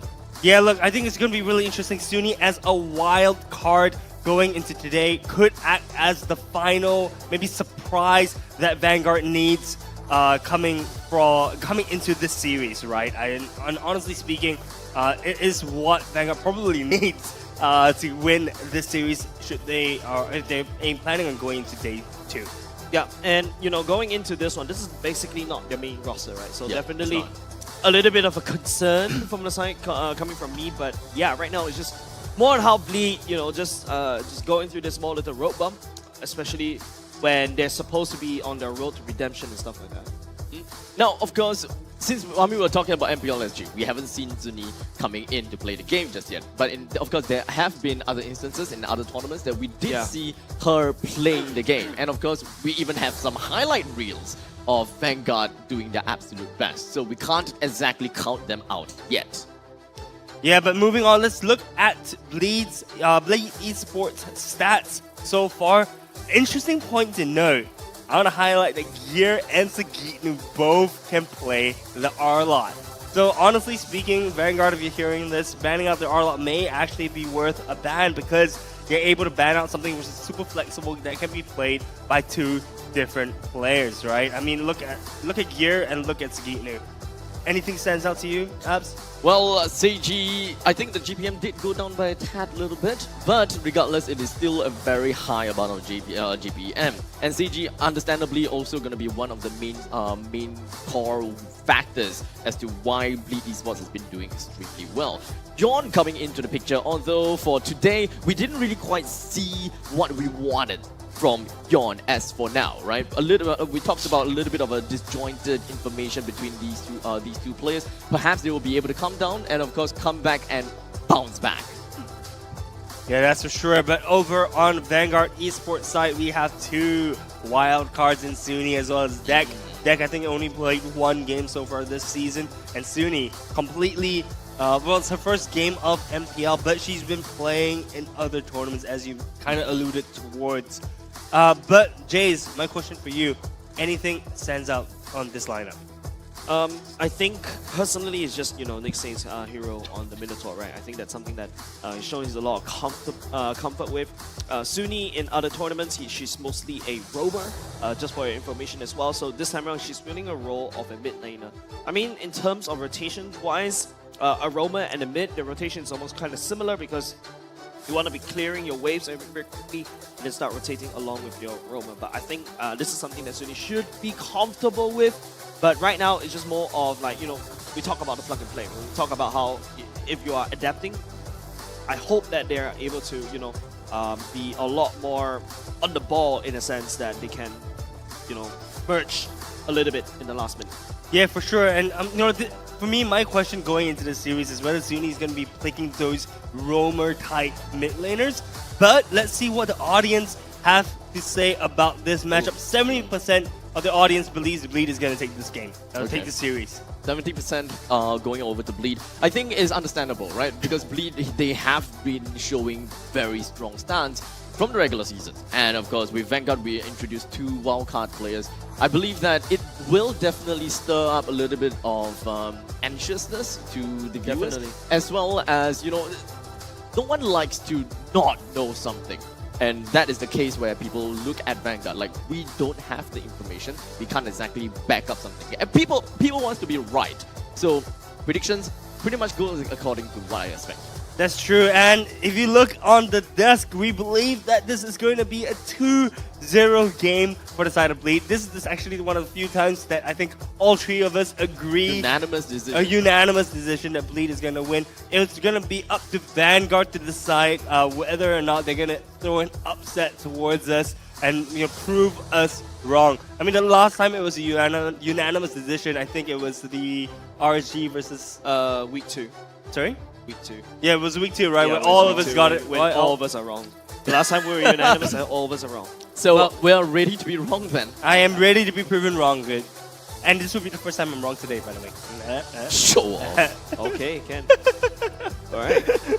Alright. Yeah, but like, I kind of agree with where Abstract is coming from. Like, usually we want to be a little bit logical about things, and you know, I'm a very logical person myself, and I say things from not only just from what I feel, but also in terms of the stats. I usually have a reason for why I say things, right? But right now, it just feels like, yeah, it feels like Bleed is the person that we know better. That's why we kind of go for that vote. Understandable. Now, with that all said and done, we are going to be jumping into the drafting phase. And of course, we have got everyone in the seat ready for their draft. And right off the bat, we are going to be looking at a Chip, Loi ban, as well as a Minotaur ban. Understandably so from Bleed, right? We have been seeing an influx of Minotaur being played by Nick Stain, and that essentially forces Nick Stain to go for something a little bit different. But understandably, perhaps still gonna go for more teamfight oriented roamers. But we did see before Nick Stain playing heroes such as Mathilda before, so perhaps we'll be looking at a little bit of a shake-up. In fact, the shake-up is already having Deck and Zuni in. We may be looking at a completely different kind of playstyle and completely different kind of drafting as compared to what we saw in the regular season. Yeah, that's for sure. You know, we see a Minotaur ban, we see the Angela ban as well. I'm pretty sure the Angela was kind of targeted. It's also a blanket ban, but also targeted towards the side of Sunni. We do see a Harif, Helkert, as well as Loi ban from the sides of Vanguard. Very smart bans, target bans, as well as blanket bans included. But no, we see a Lilia being picked up for Sunni on the side of Vanguard. This is a very fast drafting phase. We already have Fredrin, Valentina being picked up from the side of Bleed, as well as Edith and Lilia being picked up from the side of Vanguard. I do appreciate Coach Gee just going straight out with the Minotaur and the Angela ban. I mean, understandably, when it comes down to Angela, is one of the few heroes that can stand a very good chance in the middle lane as an enchanter support, filling in for the mid lane role. And we have seen that before in the previous seasons before because of the meta patches, but it has been changed a tad bit, where Angela's damage coming in from the hard waves is not all that amazing. Hello, I want to talk about the Fanny pick, man. Deck on Fanny. I mean, we saw some success on side of Yawn playing the Fanny earlier today, where he went 8-0-2 within, I think, the first like 5-6 minutes of the game, but was not able to follow through. Right? I mean, I'm wondering if this is necessarily a great pick right now. It's a little bit too early. Like, right? You're right. I personally feel that, yes, having a Fanny will definitely be great. However, there are still a lot of amazing roamers that is currently still available on the board. You may want to argue that there is, of course, a very recent buff on the 27th of May, I believe. Something like that, yeah. Right, so it actually gives the assassin junglers a lot more of a survivability in their jungle, whereby they can definitely do more damage to invaders. However, my stand is that it actually don't make that big of a difference. If roamers do want to come and invade, they will still invade, and the amount of damage that they receive may not necessarily make that big of a difference, because their job is just to delay, not necessarily to kill you. It's to kind of push you away, dissuade you from clearing your own jungle, right? But it seems like Vanguard, on the other hand, has heard what we said on the desk. They do decide to ban the R-Lot. You can cover two sides with the one Arlot ban. Makes perfect sense. Banning out Sagitnu's Paquito as well also makes perfect sense. The Arlot too. I like that. Yeah. So I think the bans are on point on the side of Vanguard thanks to Youngin. I think he was on the desk as well, I believe, right? At some point. Yes, definitely. At one point in time, the first half we have Youngin giving us valuable information, and then halfway through he dipped out because he gotta have to coach for another team. And like, bye bye. RSG last season. Oh, it was last season. It was last season. It feels so long ago. Oh wow. Okay, so we see Ruby getting picked. This drafting phase is happening really quickly. We see Ruby getting picked up from the side of Vanguard as a really good deterrent, I reckon, into Bleed's lineup, right?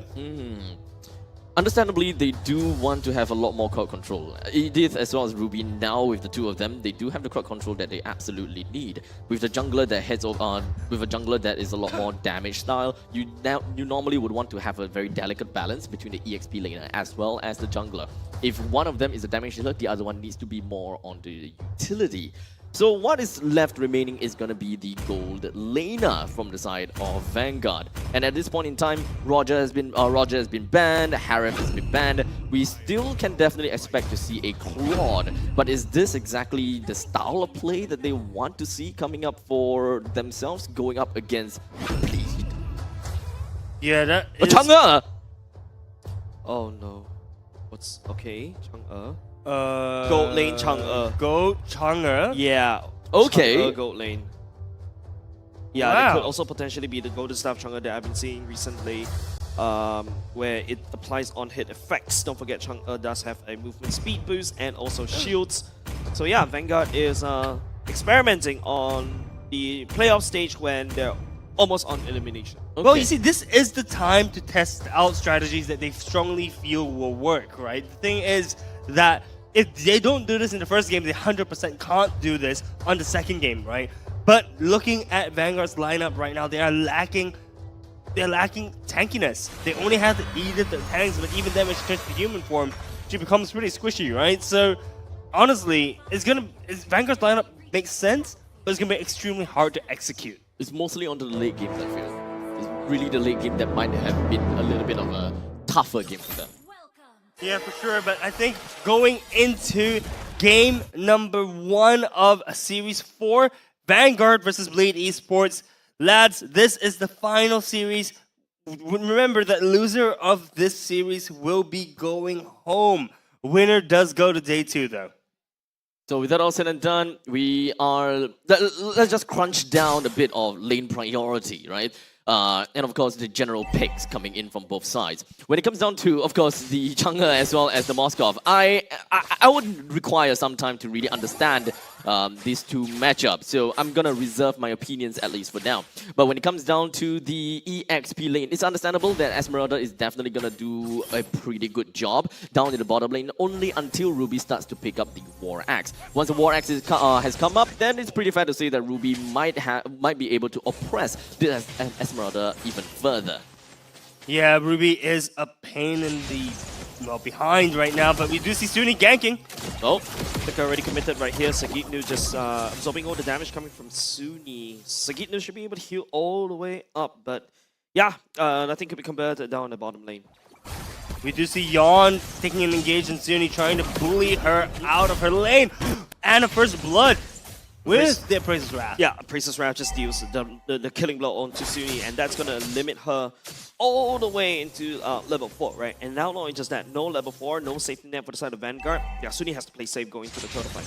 This turtle fight is... Sorry, but this turtle fight is going to be just completely in Bleed's side. Yeah, it's completely going to Bleed's side. With a with a mid laner that have lost one entire creep wave, unable to give it over to the roamer, which is in here, it's definitely going to be tougher for them to try to vie for the turtle fight. But in the meantime, Dak did manage to make an appearance down the bottom. Yep, no, it's just that Nick, oh, nice, I'm offended, will be able to pull the members from the side of Bleed, especially Sagitnu all the way. Jay right now turns into the human form, but it's going to be Yon securing the turtle instead. Jay also take down Dak at the same time. It's just going to be a massive problem for the side of Bleed right here going into the early game. Massive problem for Vanguard, you reckon? I think Vanguard right now is looking extremely weak. 2-1, 500 gold, and keep in mind that there's only 2 minutes in the game. Turtle is Wait, Turtle Yep, take it Turtle already. is credited over to the to Bleed side. And to make matters worse is that the purple buff has been stolen by the hands of Yawn. So at least for the side of Bleed, they completely understood what they gotta have to do. And if they do get the lead, they are immediately just gonna go straight over to the opponent jungle. That is one of the core things that a Fredrin is gonna be really good at. And as for Dak, he understood that he gotta have to risk it for the biscuit. Without his own purple buff in his own jungle, he gotta have to raid. Yep, not just that, it's gonna be Sagitnu getting knocked out. Sky High Ken will be credited for that kill instead. Nick Stain goes onto human form, but at the same time, you saw that taking a second death already, and all because Gear decided to use a Divine Judgment over there. Yeah, I mean, look, you by going in and invading and stealing your opponent's purple buff, right? It forces your opponent to try to do an invade. Bleed was ready for that. Bleed countered that. Read that like a book. Right, so honestly, everything is just going on the way of Bleed at this point in time. But there is a 1k gold lead, but it's not the end of the story for Vanguard just yet. Yeah, but I mean, we're talking about 1k goal lead within 4 minutes. Normally, in most situations, I can just pass it off very simply and just say that it's not that big of a deal.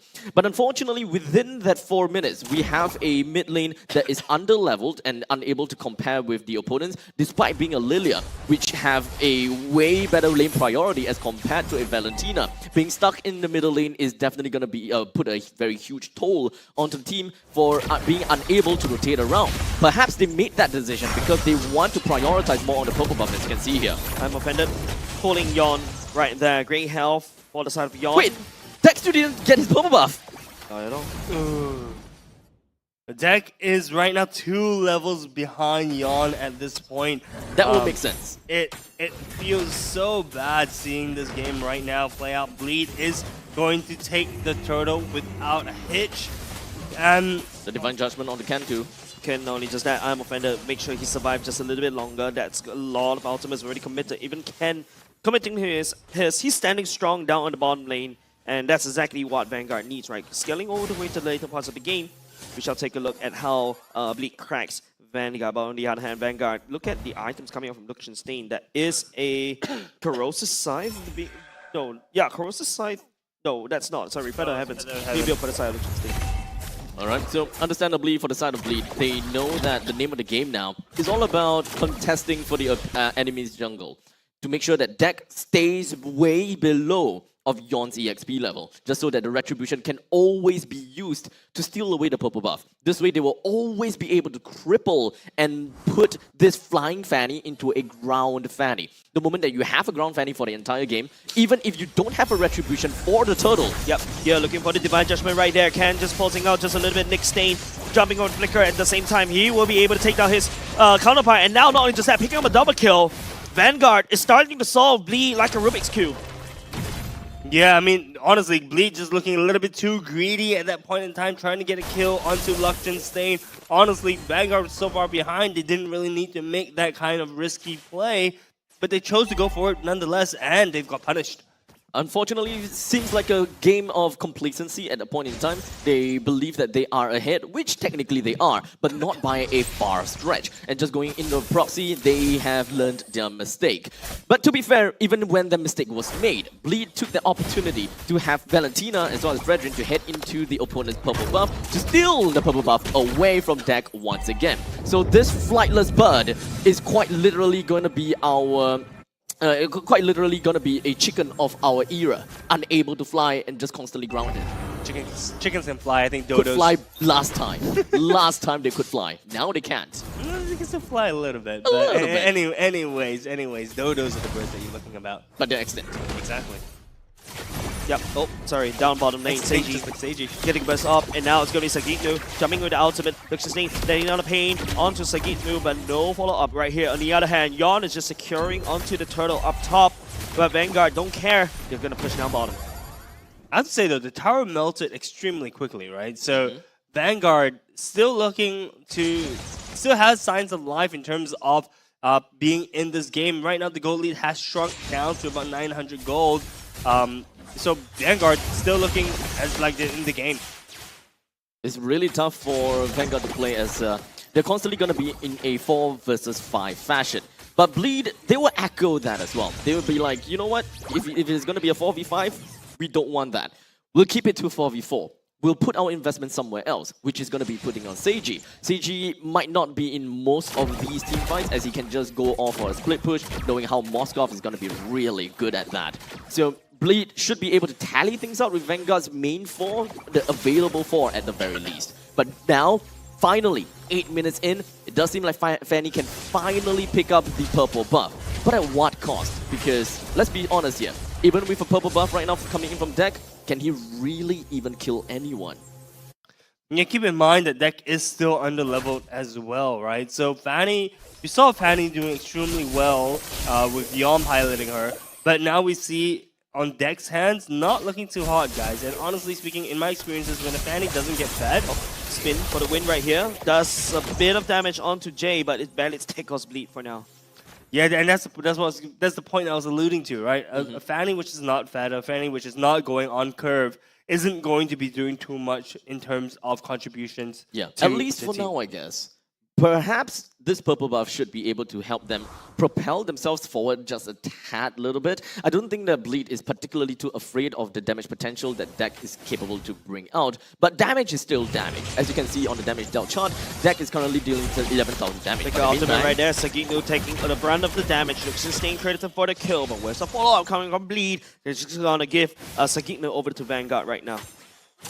Yeah, it's a little bit weird. Usually we see Bleed trying to exchange objectives or exchange things on the map. We see a fight being broken out. Yep, Gear flicking forward, especially will be able to catch on to Nick Stain. Jay right here just outputting damage at the front line as well. Yon just absorbing the aggression from the side of the Lord Pit. Nick Stain will go down. Sagitno doesn't even require to join the fight. Now Bleed made it equal for now, 4v4, but now with Sagitno in tow, it's not an equal fight for Vanguard and Bleed. Bleed takes the Lord. Surprisingly, throughout all of that has happened already, deck is only just one level behind of Yon. So as much as we saw, as though Vanguard has been completely oppressed, it's not exactly the case at all. It just looked like that on the surface. Vanguard still manages to find external ways of farming. They get themselves their EXP as well as gold. If we were to look at EXP and GPM chart, I would say that they are not out. They are not exactly out of the game just yet. There's the eruption, catches onto Ken. Seiji stepping forward just a little bit. Prince of Raz will not be able to connect anything. That goes for the bad line, and now will not be able to find any damage at all. Vanguard still needs to deal with the Lord marching up top. Yeah, Lord is marching down the top side, and all the look. Tier 2 turret has dropped already for Vanguard on their bot lane. Tier 1 turret is pushing in. Bleed is doing this like a textbook, right? Lord pushes in one lane.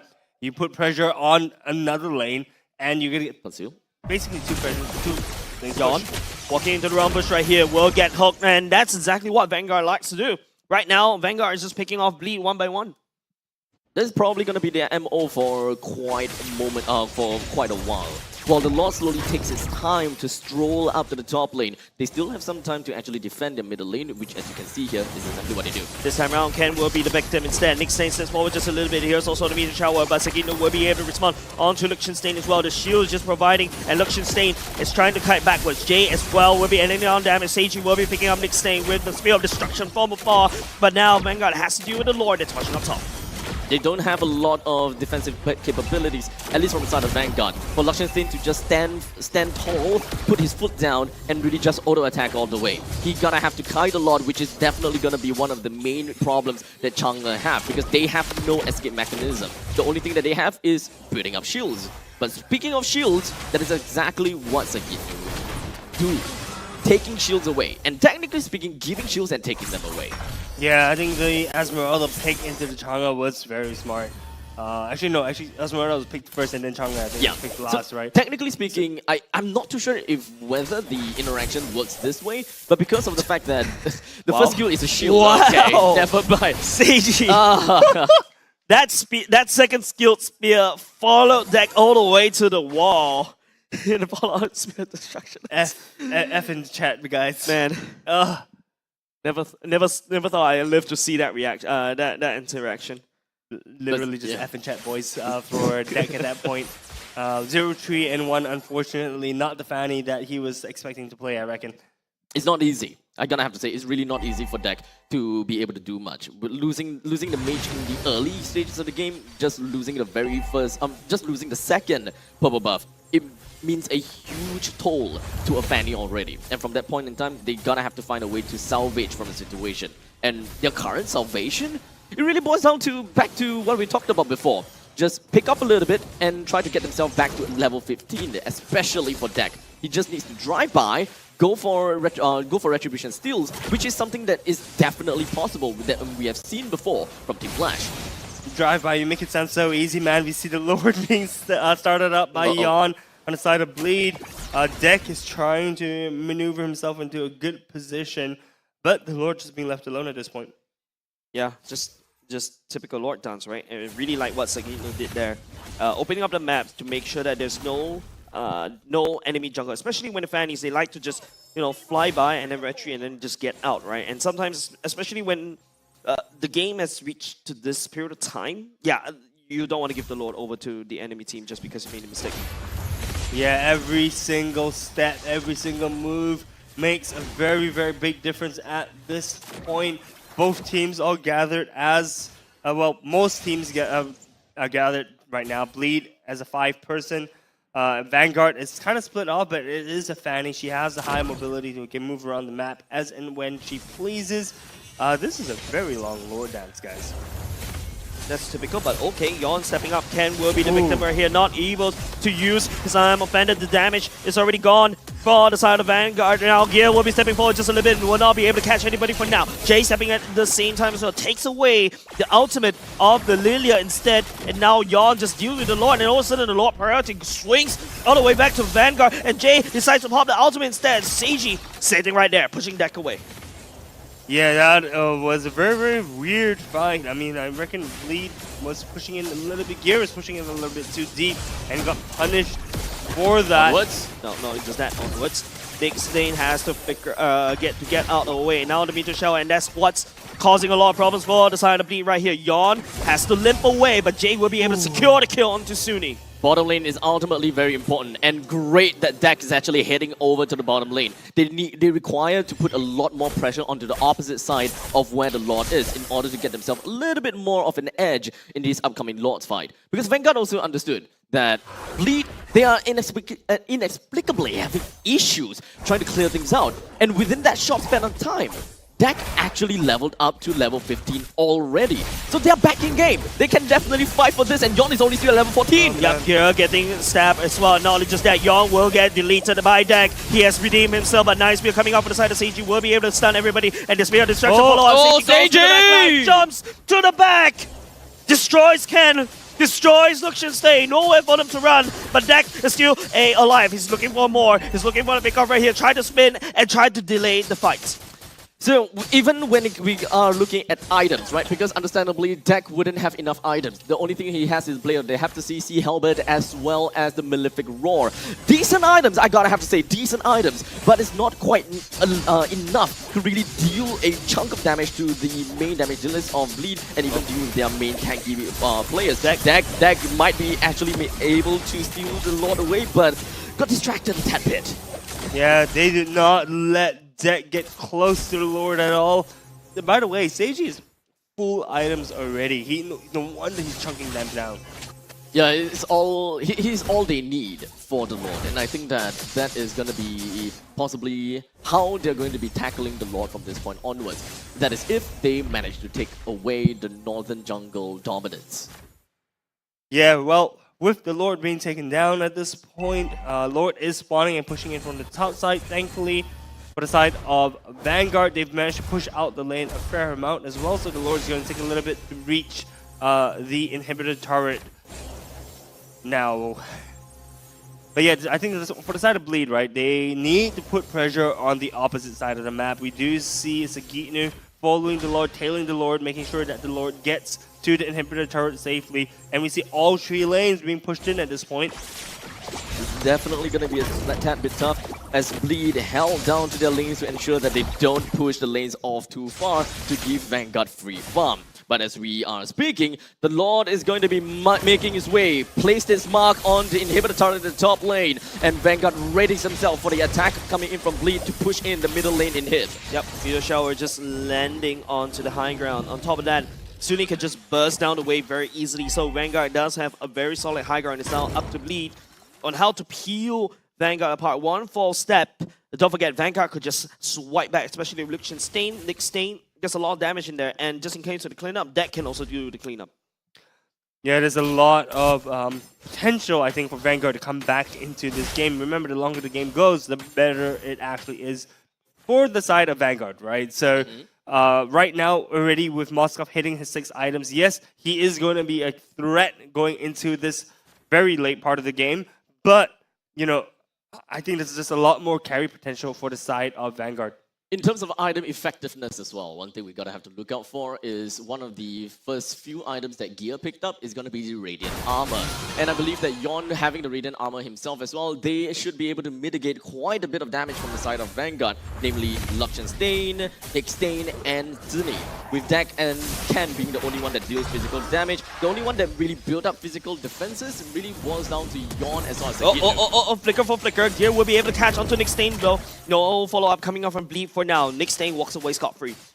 Yeah, I'm not sure if the Divine Judgment on Nickstain was necessarily the right choice. Yes, he was a little bit out of position, but it felt a little bit too mature to fire off the Divine Judgment. I mean, after all, he is supposedly the only tanky one, I think, on the side of Vanguard. So questioning that play a little bit, but I reckon it's still not too bad. Flicker for a Flicker. I mean, 90 seconds on the cooldown for the Flicker of Gear. I think that they should still be able to execute this upcoming Lord's fight without that, unless Vanguard have got something special to say about that. As all 5 members of Vanguard has marched their way down in the middle lane to gain a little bit of that river control and slowly make their way up north to scout out the entirety of the Lord's Pit. And the only one that's in Bleed side is Yon. And the last thing that they saw was Jay in the middle lane. Where is everyone else? Seiji down in the bottom lane. Is that going to be found out? Yon, onward, will be able to connect. Will be able to either connect. I think I heard an Iron Fender, but it does not hook anybody from the side of Bleed. Seiji slowly stepping forward. Don't forget, Seiji has no boots right here. It goes in pure defensive. Not only just the immortality, but he also has a Rose Gold Meteor to kind of deal with the damage coming out of Lichtenstein and also Deck. I was expecting that the Immortality, the Winter Transient, as well as the Rose Gold Meteor would be more of a rotational material, not exactly one of them being the mainstays. But regardless, that is going to be the item build for Seiji, at least for now, being extremely cautious for this upcoming fight. We saw the Spear of Destruction trying to hit that Fanny, but evidently just missing. You know, but I don't think Seiji actually expected to actually hit anything at that point. Just more of a, I guess, scouting tool. Scouting tool, yeah. All right, so with the Lord being taken down at this point of the game, I don't know what can Vanguard do to come back. Look, they've got all 3 lanes that's gonna be pushing out really soon. And not to mention an enhanced Lord that's going to be smashing the crystal. At this point in time, it's definitely gonna have to do with the mid laner. The mid laner still have 1 item to fulfill, and that will really help them to clear out waves fast enough, as well as to really deal with the main bulk of people that's coming straight up in, towards the Lilia. At least he does have the Divine Glaive as well as the Blood Wings, but for now, you do have the Lord that's just gonna be marching in and being the main threat of Vanguard and Bleed. Fan flicker forward just a little bit. I'm Offender will be able to catch on to Gear. Gear's a little bit down low. Will get clean off by Deck. But the damage coming out from Vanguard is starting to show right here. In fact, Sagitnu also takes a fall. 2 members from the side of Bleed already down. Vanguard still standing strong. The death timers are going really long as well, man. They're hitting close to a minute at this point of the game. 1 misstep, 1 misplay could actually end the series for Bleed at this point. Well, I gotta have to say, it's quite a defense that Vanguard managed to pull off for themselves. But in the meantime, it does seem like Nickstain did manage to wander into the brush where Seiji as well as Yon is at. So we're looking at 3 versus 5, and Vanguard should be able to take down turrets no problem. But killing, that might be still a problem. Yeah, Seiji down a little bit low right here. Nickstain gets terrified. Jay in the spot of trouble right here. Not only just damage. Oh my god, Jay! The damage to Deck will be able to just flip all the way, just get on out. 3 members from the side of Bleed. It's all still in the graveyard. 2 members from the side of Bleed left. Vanguard was able to push all the way back to the base turret for now. Massive potential there coming from Jay. I was really expecting a big play coming out, but Nick Stain did manage to pop with the Primal Ref pretty much in time. Ken as well as Dak, they were all very down low on HP. That Black Shoes as well as that Flicker, it really almost got Jay out of that tight pickle. If that actually worked out for them and for Bleed to even get a couple of kills, boy, that would have been a big highlight. But luckily for Vanguard, and maybe it's not fully attributed to luck, but Vanguard still managed to get away from all of that despite a pretty big play from Jay. Yeah, look, the fights are getting closer and closer and closer, right? As mentioned slightly before, one misstep is going to end this game. Jay's going to be spawning in 4 seconds, so I reckon all eyes is going to be on this Lord. This Lord is going to make or break the team that's going to win this match, and everyone, and we see Yon making his way up, trying to scout out. He's just starting the Lord straight away. They're not going to be caring too much about the Lord. No. They need information, at least for now. For Bleed, they're playing things slow, calmly. They have tried to infiltrate into the Vanguard's base, but to no avail. The amount of damage that Vanguard is able to dish out is no joke, as you can definitely see. Where is all of these damage coming from? Well, we probably can find out in the post-game statistics.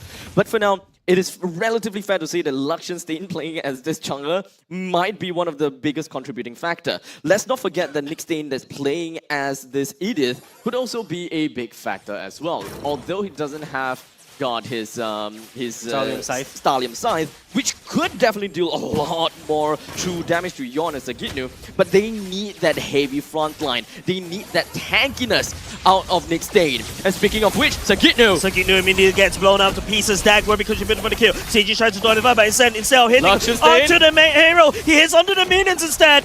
And now Nick, the immortality being popped. 2 members on the side, Bleed already down. 3v5, Vanguard looking solid right now, and the Lord free for them to take. Oh, this fight. Yon is still available though. We're gonna still have to watch out for that. It's not over yet. This fight is not over. They still have his retribution. He's still going up against Dak. Ken is right in front. But Bleed, do they even have the control that they want? Do they even have Divine Retribution, which they don't? Flickers, Jay has it, but what do he still? He don't have anything. Here comes Dak, joining the fight right here. It's going to be Ken. Dragging onto Jay. The damage unit for the side Bleed is already gone. It's just Seiji all the way left. Nick Stain goes into human form, and he's actually taking a lot of punishment. And now Yon, 1 by 1 from the side of Bleed. What is going on? Down. Vanguard against the Wards. Sweeps out Bleed. Just Seiji left in the base. Marching straight to the middle lane with all 5 members of Vanguard. Not touched, not death, no casualty, fatality. That's it. It's all gonna be on Seiji instead. Man, madness! Vanguard against Watts. This is not the main roster. Going up against Bleed. This is Bleed's main roster. Yes, they had a little bit of struggle in the early game. Yes, there's a lot of things they have to do. But Vanguard managed to overcome everything. That was Bleed's game to lose.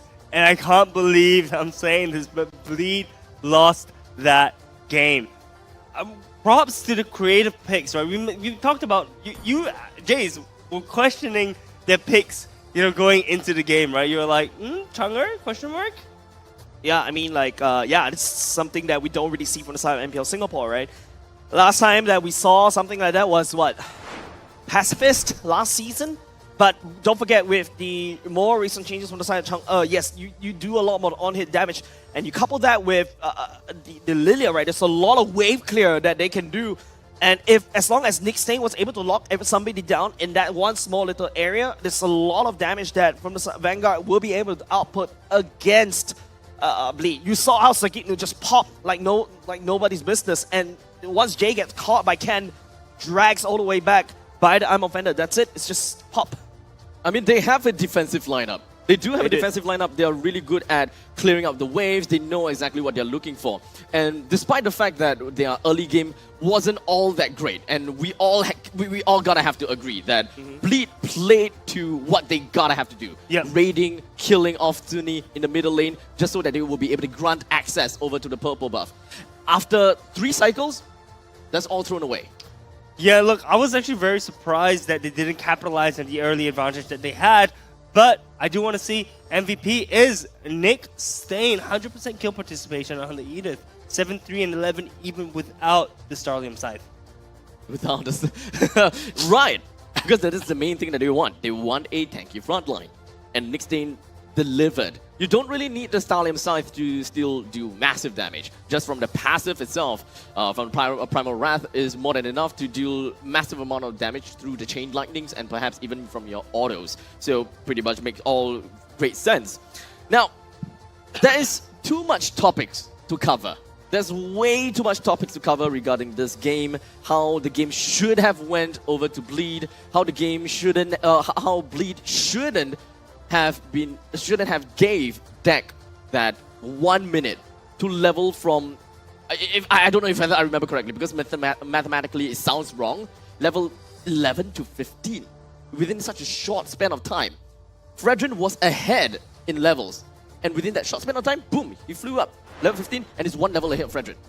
Yeah, but let's take a look at the highlights of this game. We saw Bleed with a really incredible start. We saw some cracks in the armor and some chinks in the armor as Vanguard started to get a few kills in return. But, you know, we can see right here, Bleed, great start, but did not know what to do with that lead. We see them, this is the turning point, I believe, of the game where we started seeing Vanguard taking more kills, actually. Not only kills, but actually looking a lot more confident, I think, in their plays as well. I'm just keeping my eye onto the EXP, or rather the levels, right? Deck level 12, 11 minutes into the game, right? At this point in time, they still did a very, pretty much an impeccable defense and won the fight all the way through. And just a few seconds later, Deck is level 13. He died 15 minutes in, level 15. While this is the point in time where Yawn is still at level 14. So there is definitely still a lot of ways that Vanguard could contest. And Kwa, you were asking, what do they gotta do?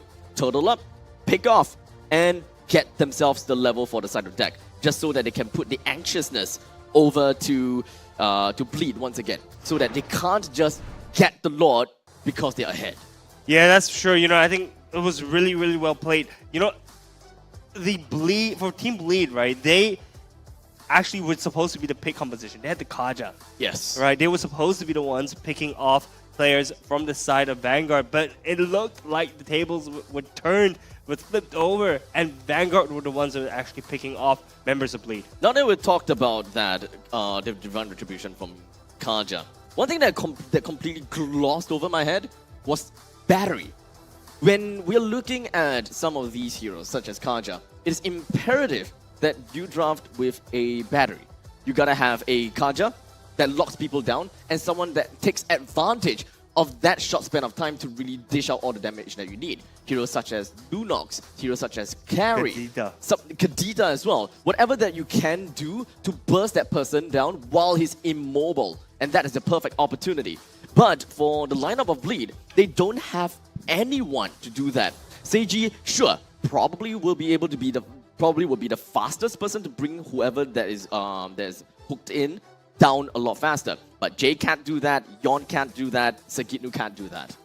Yeah, you're right. You usually see the Kaja being paired with someone with a lot of burst. Not in this game, not in this case. But taking a look at the item builds right now, we see, I guess, Seiji building the standard Holy Trinity with the Winter Trunken. Anything else stands out to you guys? I just like the Sea Halberd from Liechtenstein. It's just a Sea Halberd coming from Liechtenstein that was pretty much interesting. Well, Dak has a Guardian Helm, right? So, personally, I think he probably have his own experience and ideas that if I want to go in and kill and I can't get out, what's the point? So maybe that inspired his need for the Guardian Helm to boost up his HP, because HP pretty much contributes to both magical damage and physical damage. If you build things such as a Antiquarius, you are building HP, but more towards the physical defense part. Athena Shield or Radiant Armor is the same. But if you build a Guardian Helm, it's flat out HP, and it pretty much quote-unquote helps you to deal with both physical and magic. All right, as we move on to the emblems, we see Weakness Finder on the Chunger. That is a first for me. seeing that on the Chang'e, right? I mean, it makes sense. If you're playing an on-hit build, you want to slow down your enemy that you're hitting, and you're going to dish out that much more damage, right? Not to mention, it's also extremely hard for you to run away from a Chang'e as well. The weakness finder starts off that chain. Looking at the emblems, the weakness finder, that's probably the only thing that we are particular about, right? Well, in the meantime, Gear, he do have Brave Smite just so that he can stay alive a little bit longer during all these team fights and being able to really get the Divine Retribution down and back to his team. But other than that, there's nothing too much out of the ordinary. We pretty much can see and expect all of these emblems being played out by mainstream players as well as mainstream professional players, and it works for a very good reason. But now, of course, we can definitely look at some other statistics, such as the fact that Vanguard didn't get a single Lord, didn't get a single Turtle. So the neutral objective game is extremely weak from Vanguard, solely because of the fact that they are behind. And there's so many things that we would want to say about Bleed not translating all of these lead that they have in the early stages, which led to the downfall here. Yeah, look, like I mentioned before, it was that one team fight that just turned everything on its head, right? And Vanguard was able to claim victory just by running it down mid. Bleed, in terms of stats-wise, they were superior, or they slightly lost out in terms of damage dealt. They had more damage taken, less turret damage dealt. That's interesting. And more heals, right? So pretty standard fanfare, I think, on the side of Bleed. But guys, let's focus. Let's take a look at the next game of the series. Bleed had such a promising start, but they lost the lead. I think that they just gonna have to stick to the status quo. They need to make a decision, and in that case and in that game, they made a decision to travel to the bottom lane. They clear out the mid lane because they know that number one, Lilia expanded a flicker just to be aggressive. Number two, Lilia is still at level 3, don't have black shoes. So that was the perfect opportunity for Yon to actually just go onto the proxy, take the kill onto Zuni, and no one will be guarding the purple buff. From that point on, it should be a snowball factor because we are talking about a Fredrin. Fredrin that builds up onto, if you want to play Thunderbelt or you want to play the Guardian Helmet, just go on straight away. No one can realistically deal with you if you are backed up with by a Valentina. If you want to steal away, I'm offended, that further helps your team because of the Appraisal's Wrath damage that just completely goes bonkers. They only repeated that purple buff steal 3 or 4 times, and right after they stopped doing that, Dak got back onto his feet.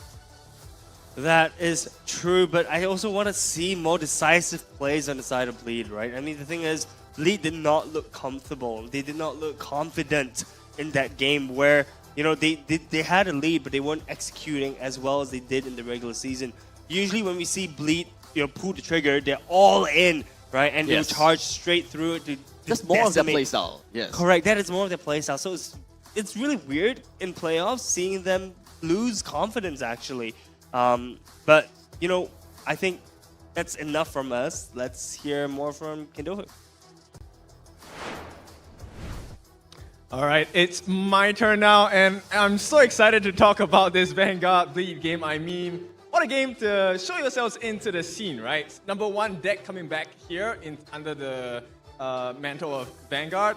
Second of all, Suni coming debut game, taking a game off Bleed of all teams here in MPL SG Season 7. Now, I'm just going to quickly run through what's happening here. So first and foremost, take a look at where Ken is. In this bush, he actually catches information onto Jay and Sagitnu, this triangle of vision that they have gotten.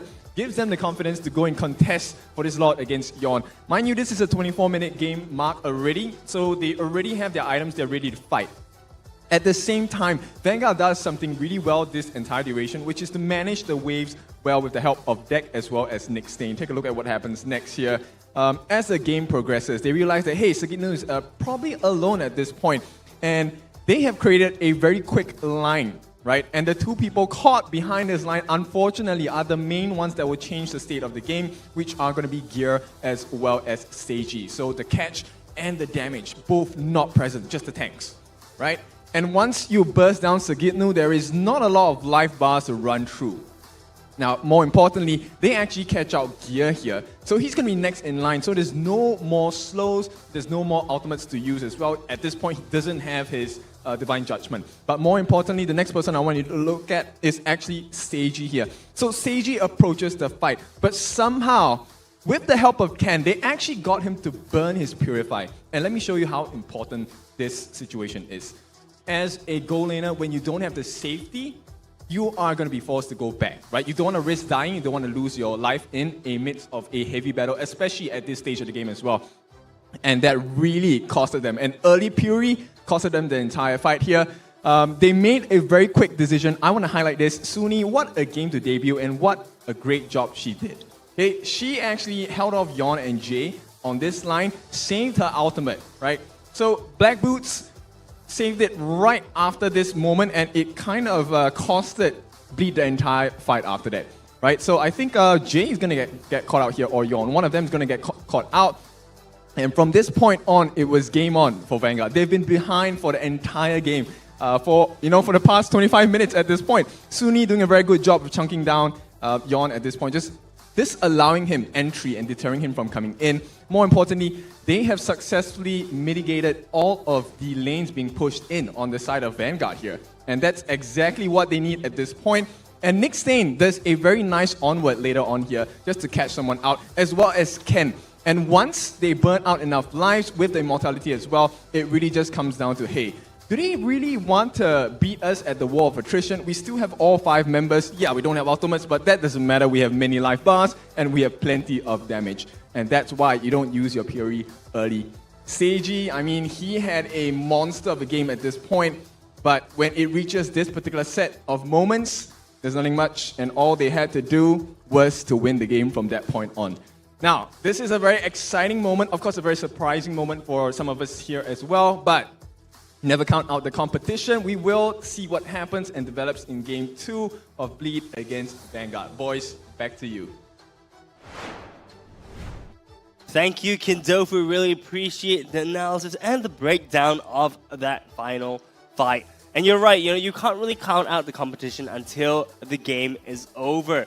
So it looks like all 3 of us have to bite our tongues tonight because, we predicted 2-0, but we are at a 0-1 situation right now. I mean, Vanguard, they managed to prove themselves. That 2 wildcards eventually turned out great for them. Although I gotta have to say that Bleed, they actually did throw the game. There's no other way for me to sugarcoat things, but the truth is the truth that they should have won the game. And they've got the early game, got a firm grasp of it, and the one time that they head over to top lane to proxy the lanes and try to score for a kill, they lost that fight and started playing possum. From that point on, doesn't seem like the team is a team. Yeah, for sure. Jace, I want to hear your thoughts on this, actually. You seem kind of shaken after this game. No, I'm not shaken. I actually kind of expected looking at this draft, because when you face up against Vanguard Esports, right, with Chang'e and there's a Lilia, right, these 2 will usually be able to wave clear and burst up the wave pretty quickly, right? Yeah, I'm like, great. I mean, Bleed Esports is able to get a tremendous lead in the early game. That's kind of expected because, that's how they want to do. But when it starts to go in towards the base turrets, right, that's where you're like, the way that you need to engage these fights is Kaja has to flicker forward right underneath the turret, and then immediately, like, the only way is you gotta have to risk Suni's bombs and the meteor shower. So I think it's really hard for Bleed Esports towards the later parts of the game. All right. A quick correction to that. I would say that Bleed didn't have a tremendous lead per se, because tremendous lead is what I would probably count about 7,000 gold lead onwards. But I don't think that Bleed did manage to get that kind of goal lead. At best, was probably 3,000. No, I saw 6,000 at one point. Yeah. I mean, the lead that I'm saying is more not about just the gold lead, right? Okay. It's about the map control. Yeah. Right. If you notice, most of the map control was given over side to Bleed Esports. There's a period of time, you also mentioned it yourself, where Fanny was saying Fanny wasn't able to get the couple buff, and all of a sudden, Bleed Esports just forgot about that plan. Decides to just waste time, I would say. I'm not going to sugarcoat that one, right? But then when they start knocking onto the doors of the turrets, then they realize, oh no, they can wave clear very quickly, right? Don't forget, when Fanny is at the base, you can actually gain energy and then just quickly just spin around to wave clear all these 3 lanes. You kind of expect it coming up from the side of deck, so I wasn't surprised when Vanguard take that game. Fair enough. Very, very, very well said. All right, so we've seen what Vanguard can do, right? But what does Bleed need to do? I mean, we've touched a little bit on it, but what decisive things does Bleed need to do in order to win this game? Abstract, go. I think that they just need to get that one game plan out. Because right now, I think that they are in scrambles. I'm not too sure if whether the draft makes a difference or not, because we talked about the battery, right? Kaja not having a battery to really work with in the early stages of the game. But despite not having that battery, their early game still worked out great. But perhaps it is that battery that we need to close out the game, which they don't.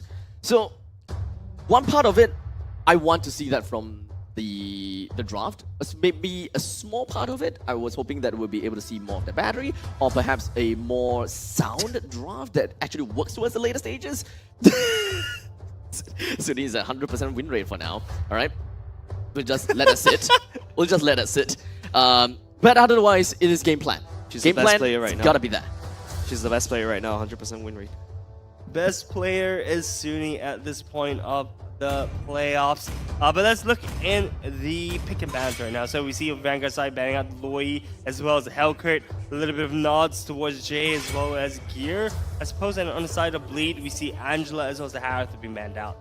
I think these are pretty standard bans that we've seen from both sides, so nothing too much to talk about at this point.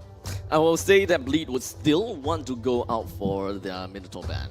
I think that they know the kind of plays that Vanguard, or rather specifically, Nick Stain can do with the Minotaur. And I don't think that Bleed can... I don't think that it can be complacent anymore.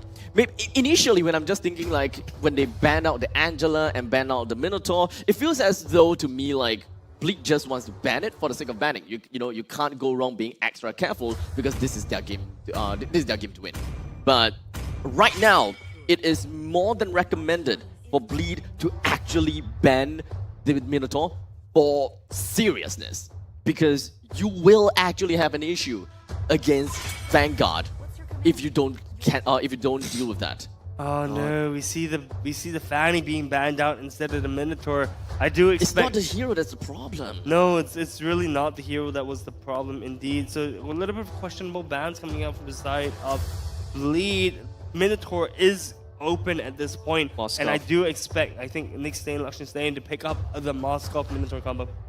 Yeah, I think Luxian Stain may go for the Moskov right here. They might want to prioritize onto the Lilia, actually. It feels as though that Zuni, yes, the early game wasn't all that great, but I would say that she's still... Oh, okay, they actually went for the Moskov there. Yeah. So it's fair to say that perhaps Zuni will have a lot wider of a hero pool.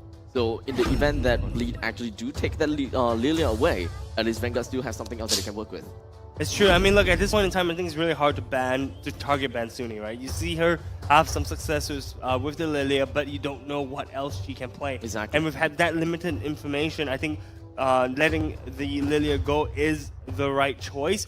They could, however, if Vanguard doesn't pick it up, could ban it in the second part of the banning phase. With the 2 upcoming picks for the side of Vanguard, maybe we'll still be looking at a bit of a wild card. If they really want to play wild card, leave Zuni as well as deck for the final 2 pick, and just keep Bleed guessing.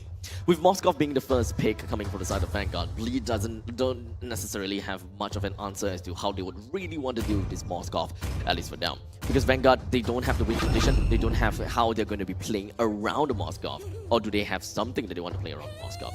So, it is going to be a Ruby that will be picked up by Ken, as well as an X-Borg that very potentially is going to be played by Deck. So we still have the X factor coming up from Zuni. You can also turn it around. You can have Ruby go to Roam, X-Borg goes to EXP, so it's really wide open for the side of Vanguard. Young just drafted that flexibility right here. Bleed right now, remember what I talked about in game number 1, where they're unable to find... If Vanguard decides to turtle right inside the base, at least you got the Novara to kind of force them out by picking them off. Yeah, that is very, very, very true. I do actually like the Xbox Ruby pick. You mentioned flexibility. But the two combinations, can you imagine? I'm offended into Lost Insanity is absolutely busted, as well as the Moskov just throwing spears at your face. So far, they've got Vanguard has a really good core trio going on the side of the first pick. And on the side of Bleed, we do see Ling being banned out. So for the side of Bleed, they did ban on Ling. They want to avoid assassination attempts, because right now, Vanguard is very strong in the front. We can expect to see Fredrin as well as Edith constantly being the front line, creating space for Novaria to eventually land on all those snipes. And one of the main things the Vanguard will have an answer to is these tanky heroes with an X-Bog. X-Bog just gotta have to build up those heat stacks, and the true damage will eventually be burning Fredrin and Edith from the inside out. Yeah, on the side of Vanguard, we do see the Roger being banned out. I guess targeting down what potential threat Seiji can hold. So with Roger and Moskov out, question is, what should Seiji pick up? I mean, there's still quite a few gold laners left open. Here. Sorry? No, I'm just thinking maybe a Nolan ban if they want to continue the fashion of banning out assassins. No, but they choose to ban the Minotaur. I think once again, Minotaur is not a bad ban, right? Because the Ruby could be flexed to the EXP. Yeah. So Minotaur is the safer choice, and I reckon that's probably the right choice. Deck used to be an assassin jungler before the meta changed. Yep. I mean, he literally just played Fanny. He was very well known for his Fanny. Yep. He's very well known with Ling. He has a very high mechanical skill on these two heroes. And yeah, we get to see it in game number 1. Perhaps we'll be able to see it again in game number 2. Maybe he's just going to be reverting back into to his roots. When it comes down to assassin junglers, we still have probably 3 options. Nolan, possibly Amon, Julian. Oh, dude, we guess I'm missing the cat. Because Julian, when it comes down to what the hell is going on here? Welcome to Epical Glory, my friends. Oh my god! They're having a lot of fun right now. What am I seeing? Johnson Odette combo? Okay, when I talked about battery, that's not what I'm asking for. Well, you got a battery, right? I got a battery. Johnson Odette, MPL SG. Bleak can go Diggy right here. Are they really gonna flex Edith into for Sagitnu? I think Bleak can still win this. Yeah, for sure. I mean, Diggy would be an excellent pick. Yeah. Right now, and we have seen Sagitnu on the Edith as well. Honestly, Diggy would solve all of Bleed's problems then. But we see a Grok instead. They are playing a very tanky lineup towards Vanguard with an Xbox on the opposite side.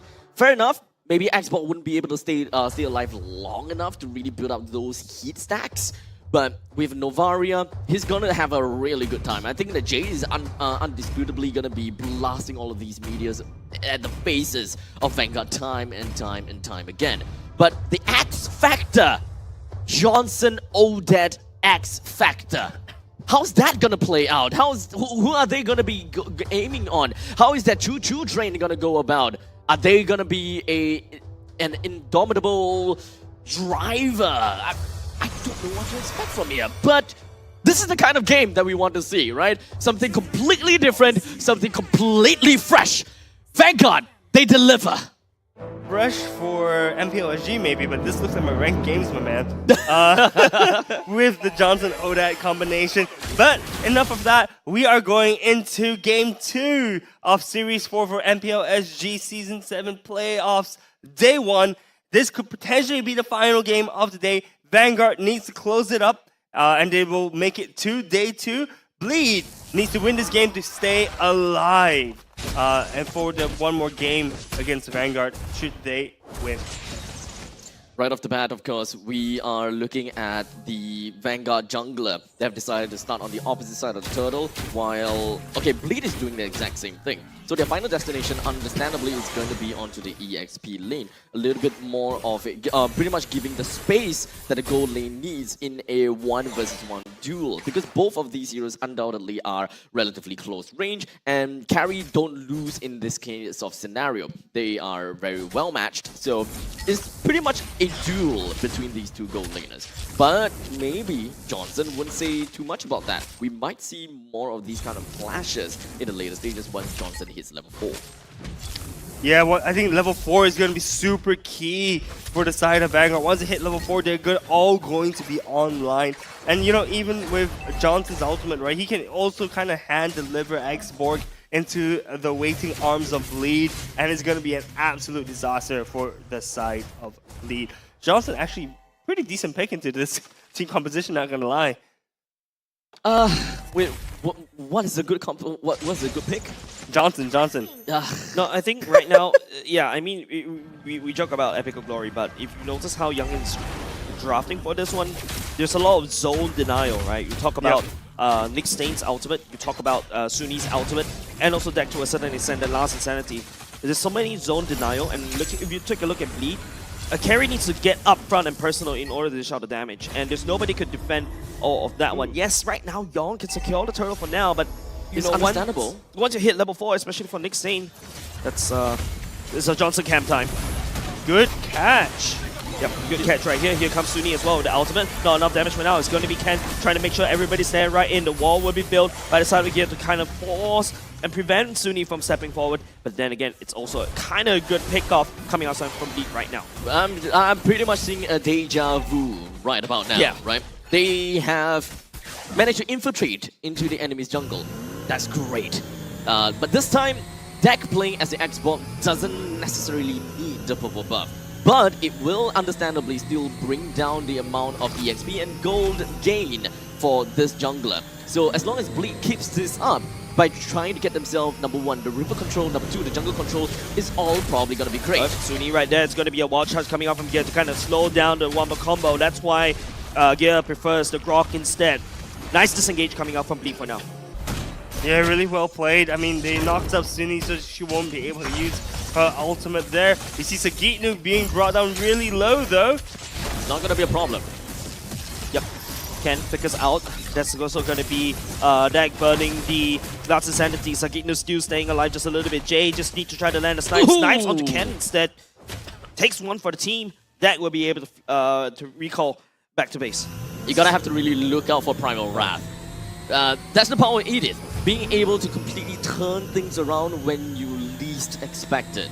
Bleed, they are still on a pretty good run, I would say, with 1600 gold advantage with a 2-kill lead on top of Vanguard. Vanguard still is unable to find themselves those kills that they definitely need. But to be fair, this is not necessarily a pick-off comp that we want to see.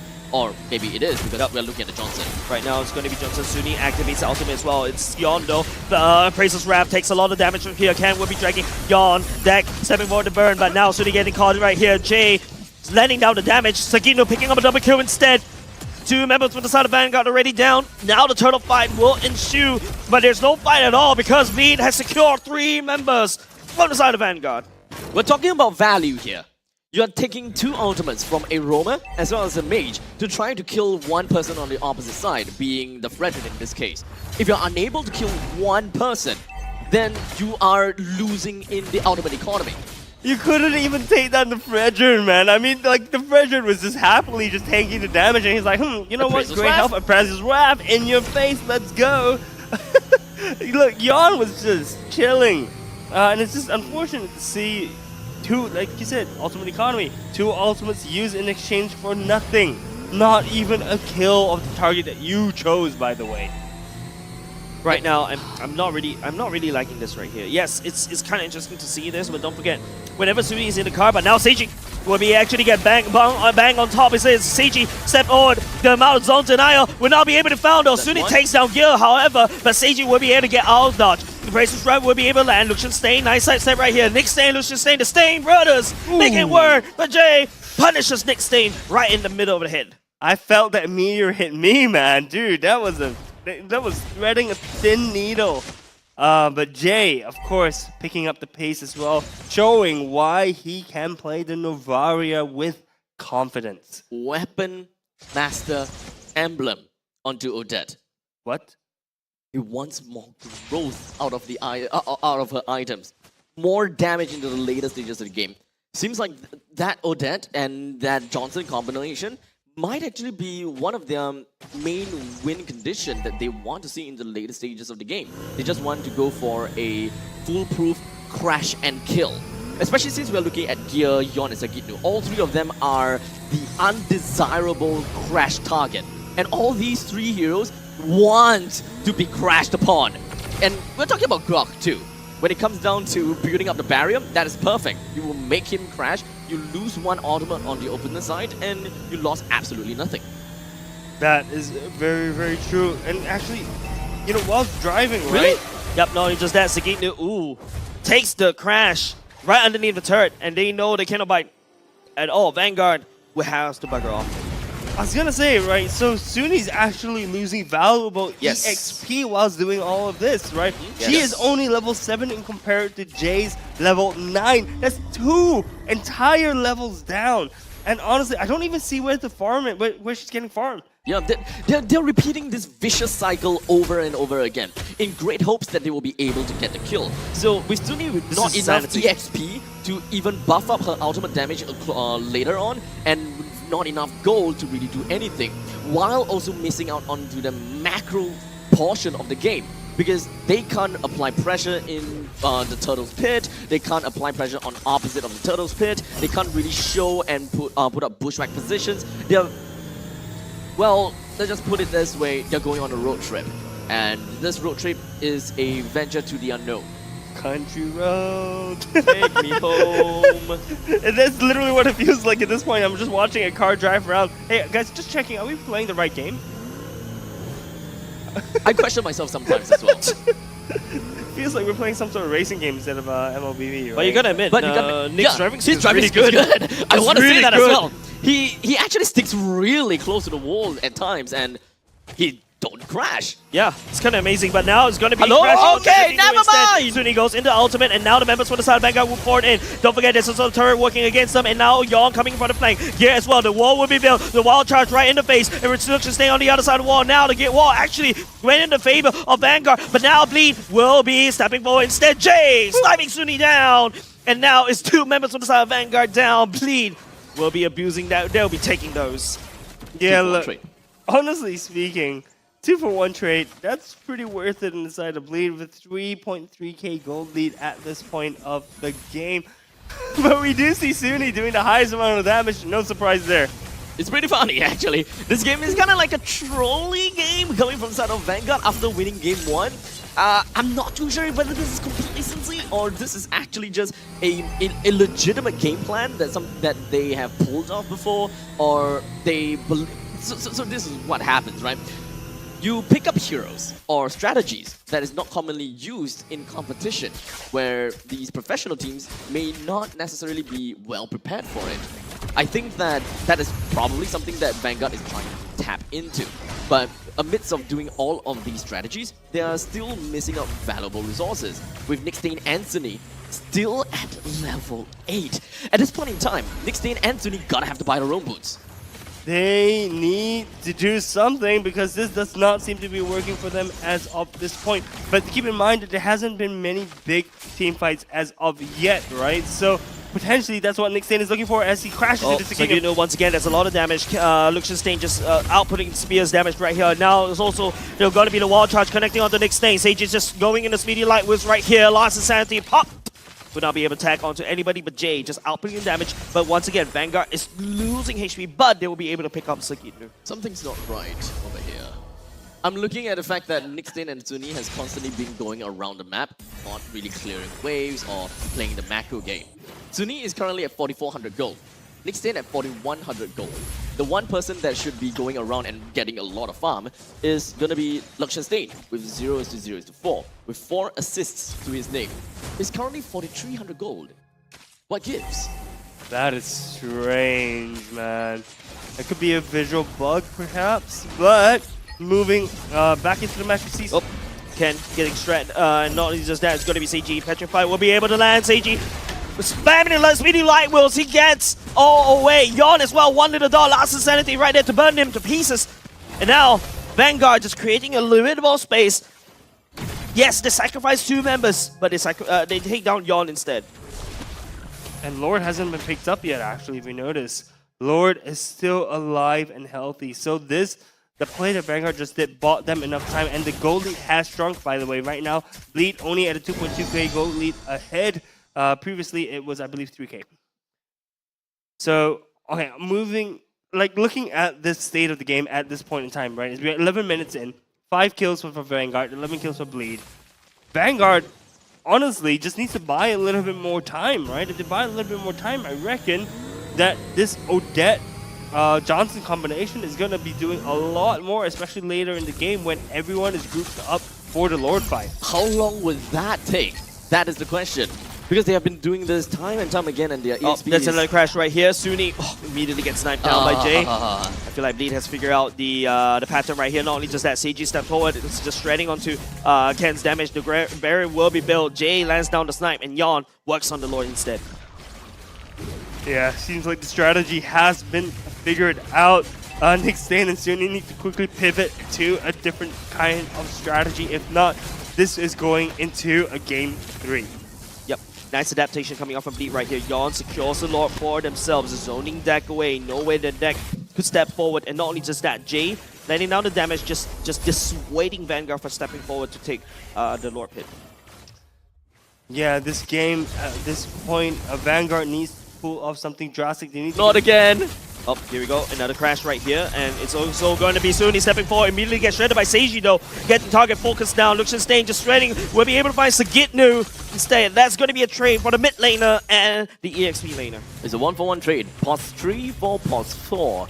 Still not exactly a very good trade for Vanguard. But regardless, Bleed has been slowly and very gradually just earning these income, all these passive gold. They are now 4,100 gold ahead of Vanguard, not necessarily by a large margin, especially since probably, 5 minutes ago is just only been 3,000 gold. So Bleed is not exactly having that good of a game either. If they were to go up against a more proper lineup, I gotta have to say that they probably would start to lose those lead. Oh, watch your back line! Oh, that was so close. Nick Stain could have just crashed onto them, and now Ken takes a bit of damage from the side of Bleed. But that could have gone so badly for Bleed right there. We just see the Johnson coming around for the long flank, perhaps. They're closing in. Oh, dude, it seems like Nick actually crashed into something. Get it scouted out instead, and now Suni and Nick Stain on the other side of the wall. Jay just outputting damage, hoping it connects. But once again, Bleed pushing Vanguard back into the wall once again, and you know, this is similar to game number 1, right? Similar to game 1, but slightly different game state. If you notice, the team compositions wise, in terms of the Johnson and the Odette, they aren't going to be doing too much if they're going for straight on 5v5 team fight, right? Johnson and Odette much better at picking off targets. At this point in time, I just really hope that Nick Stain as well as Suni did manage to buy quite a bit of investments just so that they can improve their passive income at this point. Just keep on racking up all those goals, slowly get there. Hey, I have a house, rental unit, here's some more passive income, money, money, money. Because they're not farming. They can't farm. So they gotta have to find some goals somewhere else. He started to sound a little bit like Mo Man, but... I know, right?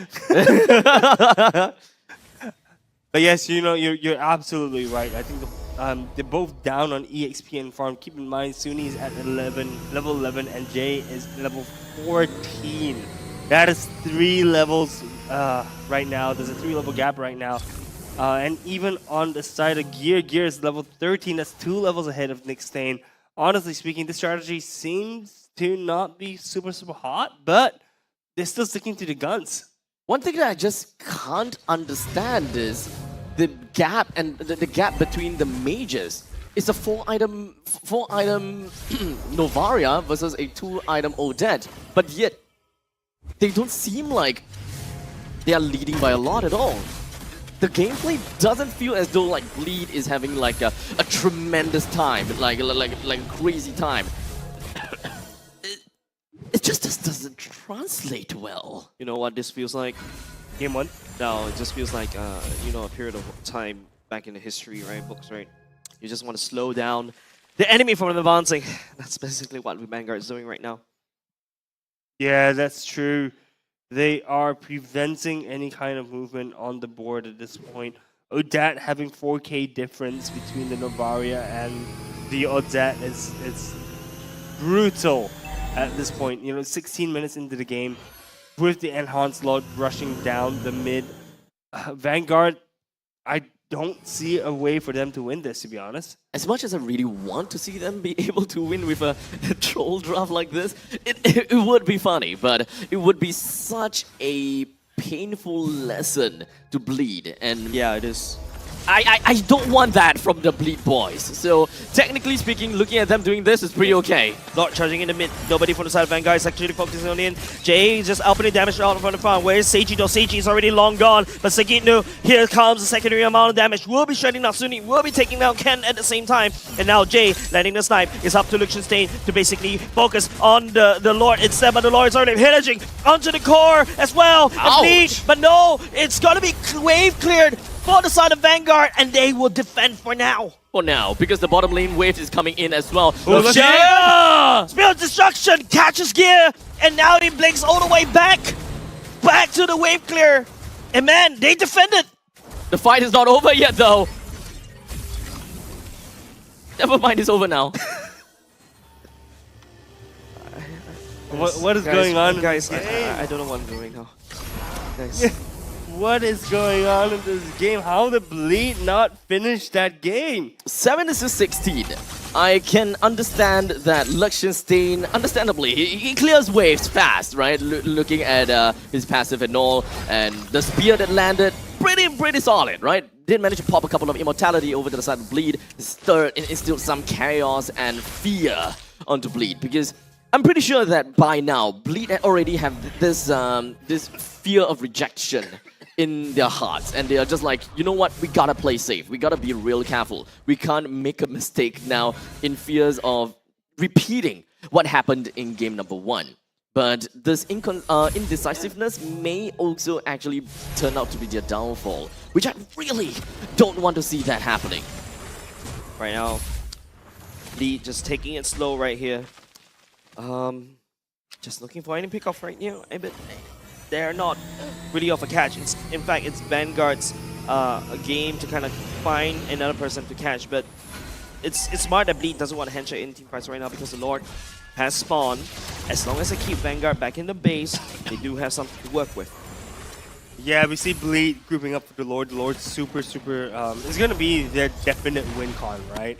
We see deck being kind of chunked out a little bit in terms of HP, but I believe Bleed is just going to safely take this Lord. Sunny and Nickstein is still at level 13, guys. They're still at level 13. Oh, here we go. It's gonna be smashing onto Yon instead. The Petrify will be able to land, and Jay gets tagged by the Spear of Destruction. Seiji will be able to shred down Nickstein right here. Sunny and the Wild Charge connects onto Ken, gets knocked up sky high. Seiji picks up a double kill. Deck burning Sagitnu on the other side. Sunny in no man's land. Nicholas back to safety. Deck is still alive though. No retribution. Yon still has his own. And Deck, there's no last insanity unless Lichtenstein can do something, anything to kind of slow it down. But Retribution still connected by the side of Yon to secure the Lord. Last insanity, but a bit late. And it's also Jay, my man. I puckered right there. I puckered. I squeezed. Yeah, I squeezed. a quick little clench at the point in time. The timing though coming up in Jay. Man. But with that all said and done, the Lord is now going to be marching in the middle lane. Gear and Sagitnu unfortunately would not be here to support with this Lord push. As such, this Lord take is probably not going to amount to anything, as Vanguard should be able to dispatch the Lord as quickly as possible with their current lineup. Bleed is having a lot of trouble to end this. And this has been a coherent, consistent theme, even in the upper brackets against RSG, right? They cannot end the game. It's just mind-boggling how Bleed was able to, just do everything according to textbook, right? But how are they going to end this game against Vanguard when Vanguard has just decided, okay, you know what? I'll play the long game with you. Now the items are all more or less equal. Sunni has already secured Blood Wings. Finally, level 15. Yeah, and now the levels and the items doesn't matter anymore. No, it still matters because Sunni still have one more slot to fill. No, but honestly, the later this game goes, right, the less it makes difference. And honestly speaking, it really feels like a repeat of game 1. Yes, it's a lot more hard. It's a lot harder for Vanguard to pull off their composition. But honestly speaking, it's like you said, Abstract. It feels weird. It feels like the gold amount didn't amount to anything for the side of Bleed. Yes, they pushed in all 3 turrets, but honestly, it's all 3 turrets down, 1 minute to the next Lord. They should be able to theoretically just push in. They've took Lord 3 times. They've got all the turrets down. They took 3 turtles. They have double of the kills on this, against Vanguard. They have, and Vanguard have got 2 players that is not active in lanes. The lack of macro from the side of Vanguard should have been the massive crack in the armors of Vanguard, where Bleed should be able to take advantage of. The places where the roamer is not able to open up the map. Places where Bleed can actually stay in the brush and waiting for that perfect opportunity. They have Jay that gives them information. They can poke. They can play the poke. They can play that steady game of I stare at you, you stare at me for the longest period of time, because Bleed will have the advantage due to the fact that they have a Novaria. But that is not coming into fruition. Bleed is still having issues to end the game against a lineup like this from the side of Vanguard. Here comes again, Yon will get stunned right here. That's also going to be Seiji all the way in the backline. And nice stun. Yon has to bugger away because he's taking so much damage. Ooh. Jay, Luxenstein gets knocked up at the same time right in the bay. Jay will be able to secure onto Luxenstein. No much damage from the side of Vanguard anymore. Lee will be able to collapse onto the members of Vanguard. And Jay taking names one by one. 3 members on the side of Vanguard already down. Bleed maybe just gonna ignore the Lord because look at the death time, it's super long and Vanguard cannot afford any more casualties. And Bleed taking down the deck. Ken will be next. Seiji just focus on the coin stand. GG, ladies and gentlemen. Bleed claws all the way back up against Johnson on that drop. And the head rolls from the side of Vanguard. They're unable to continue on with the McDonald's drive-thru in this game. I guess they have been driving around a little bit too much for them to gain a grasp and a control in the mid stages and the late stages of the game. All the way until the end game, it took too long. You can tell Abstract and Claw, you can tell Bleed. That amount of adrenaline must be exhausting for all of them, right? Just take a look at their faces. They're like, what have I just played up against? I think it's actually relief that is on their faces right now. You know, they're like, oh, thank God the game was over. It was a long game. We were in the driver's seat the entire time, but we could not close the game. And honestly speaking, Bleed, we want to see more of what you guys did in the regular season, right? You guys were able to close games very decisively. I think one of the fastest games in MPL SG Season 7 was actually done by Bleed. They just stomped, I can't remember which team it was. RSG? Was it RSG? It feels like it was RSG. RSG. Yeah, it was a 2-0 towards RSG. Exactly. So, honestly speaking, it's a little bit confusing as to what's happening with you guys right now. But on the side of Vanguard, really creative picks. Right, so I want to see more of that. Creative. I want to see more of that going into Game 3. But MVP for Bleed, guys? Jay, perhaps? Jay. Yeah. He's been consistently landing the snipes, creating awkward moments for the side of Vanguard, right? Just those pokes are starting to come true. And yeah, at 908, he's uncaught. Oh, 0. Oh, okay. That actually kind of surprised me a little bit. Considering the fact that we're looking at like Johnson-Odette combination, that didn't quite land onto the Odette at all, it seems. We can definitely see that Vanguard was trying to adapt to things a little bit more, even after crashing, even right after crashing. Odette don't just immediately pop the Swan Song anymore. When the final team fight, they look for the greatest opportunity. That means that, yeah, they lost one ultimate, being the rapid touchdown, just so that they can deal a lot of damage to Fredrin. I can see where they're coming with that. They do have the damage. They didn't even need to use a Swan Song. And only when Bleed believes that, you know what, now's the fighting chance, they have used a lot of their stuff. So they went back in, and only then the Swan Song popped off. But it does seem like Edith is very well prepared for it, as he immediately went in for the onwards to minimize the casualty and damage that Sunny is able to bring out.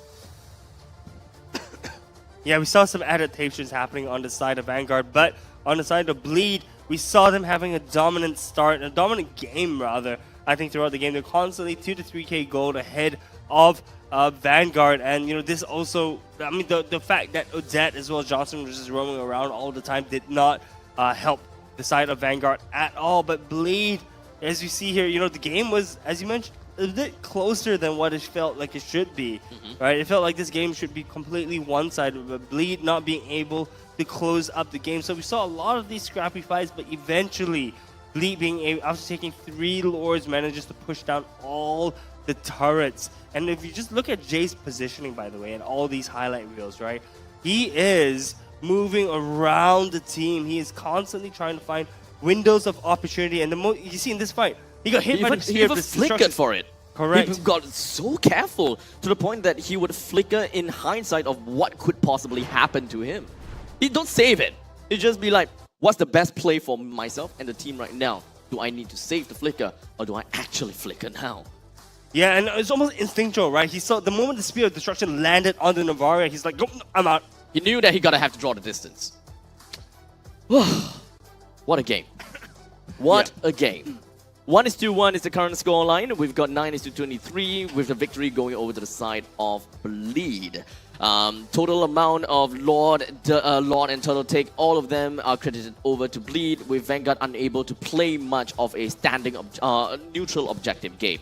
In fact, when we're talking about standing objective, they have only managed to take a total of 3. This is not entirely a lineup that is going to be great at seizing all of these objectives, because they don't have river control, they don't have jungle control. Why? Because the one that is supposed to give them the control, being the mage and as well as the roamer, is on a road trip. Which is why we say that the macro game is definitely not there for Vanguard, and is in turn supposed to work very well for Bleed. Yeah, that's for sure.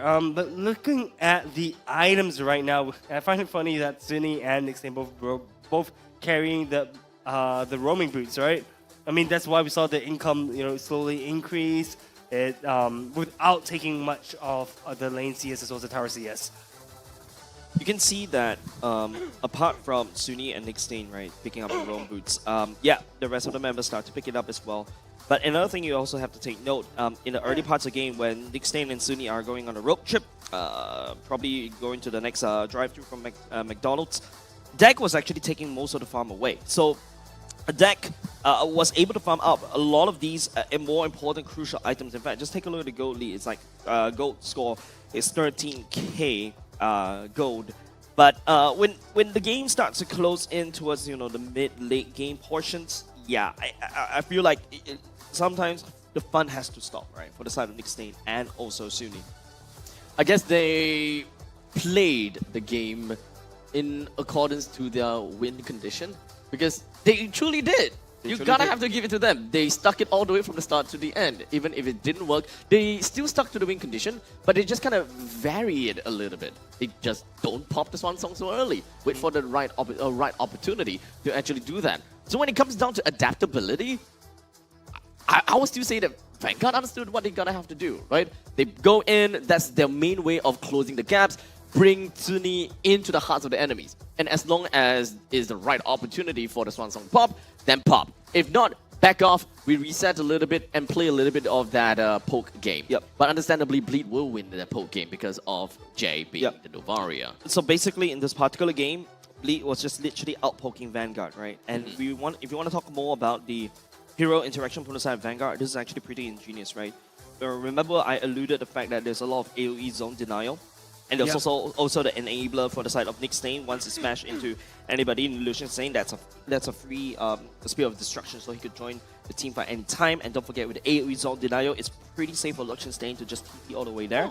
And now if you try to escape, there's also a Ken who use the Arm Offender to literally pull you back in to the damage and that zone denial that Vanguard has set up. So in terms of this hero lineup, I would say it may look troll, but you gotta have to give credits over to the side of Youngin. It's a really pretty well thought out draft.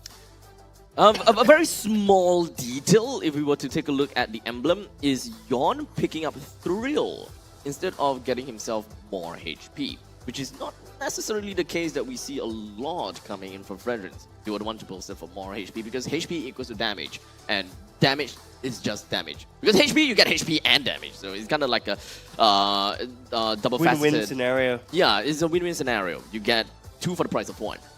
That's true. Surprised with that Thrill.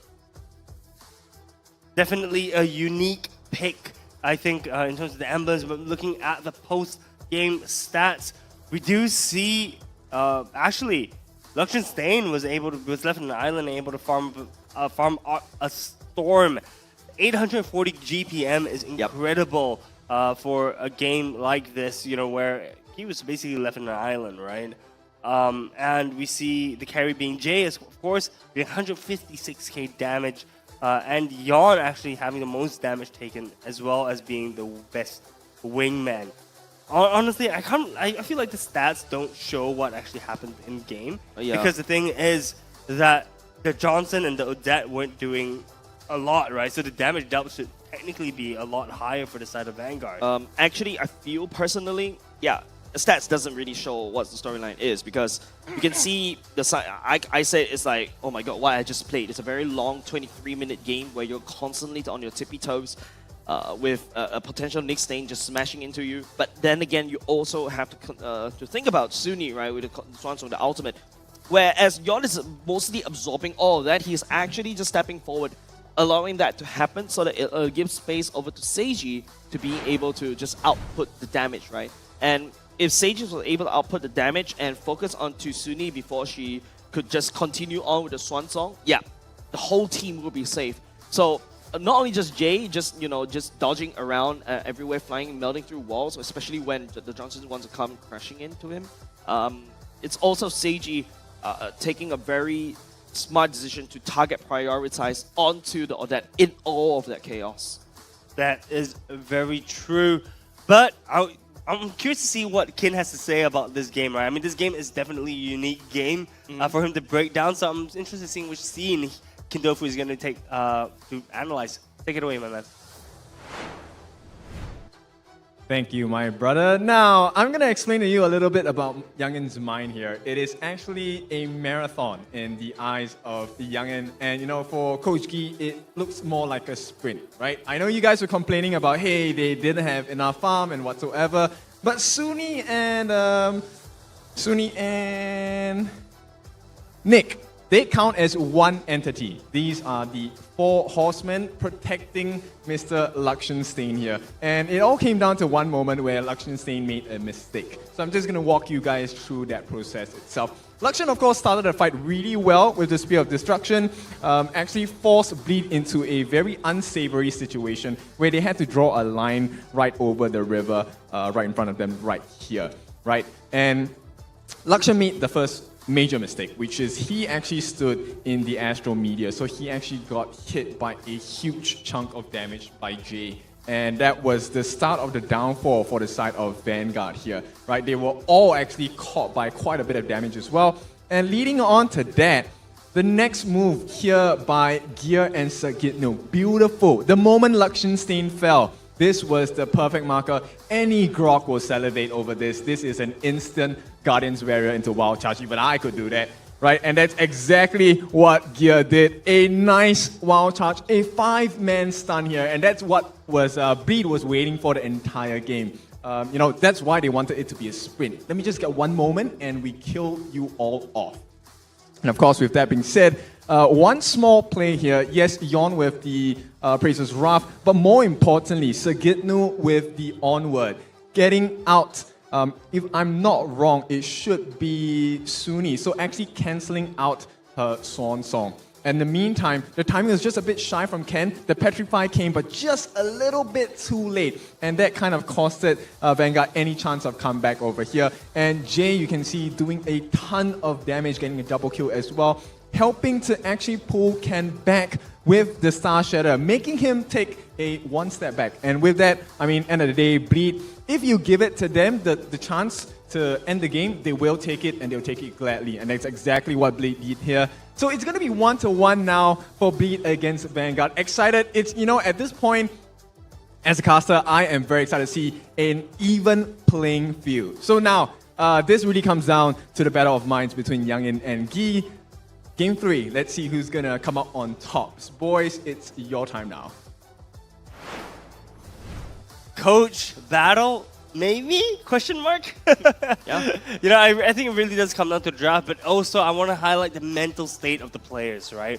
This is the, fourth game that Bleed is playing today, right? So they are tired at this point. Yeah. And they're going into a 5th game. Honestly speaking, the boys must be really, really tired at this point. Not to mention, they've also had games that they lost extremely badly as well.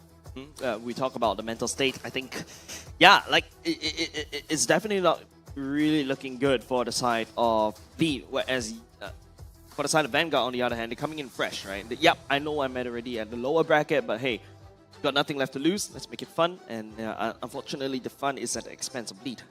Yeah, because the fun is working for Vanguard, right? Yeah, it is. I mean, we are down to the best of 1.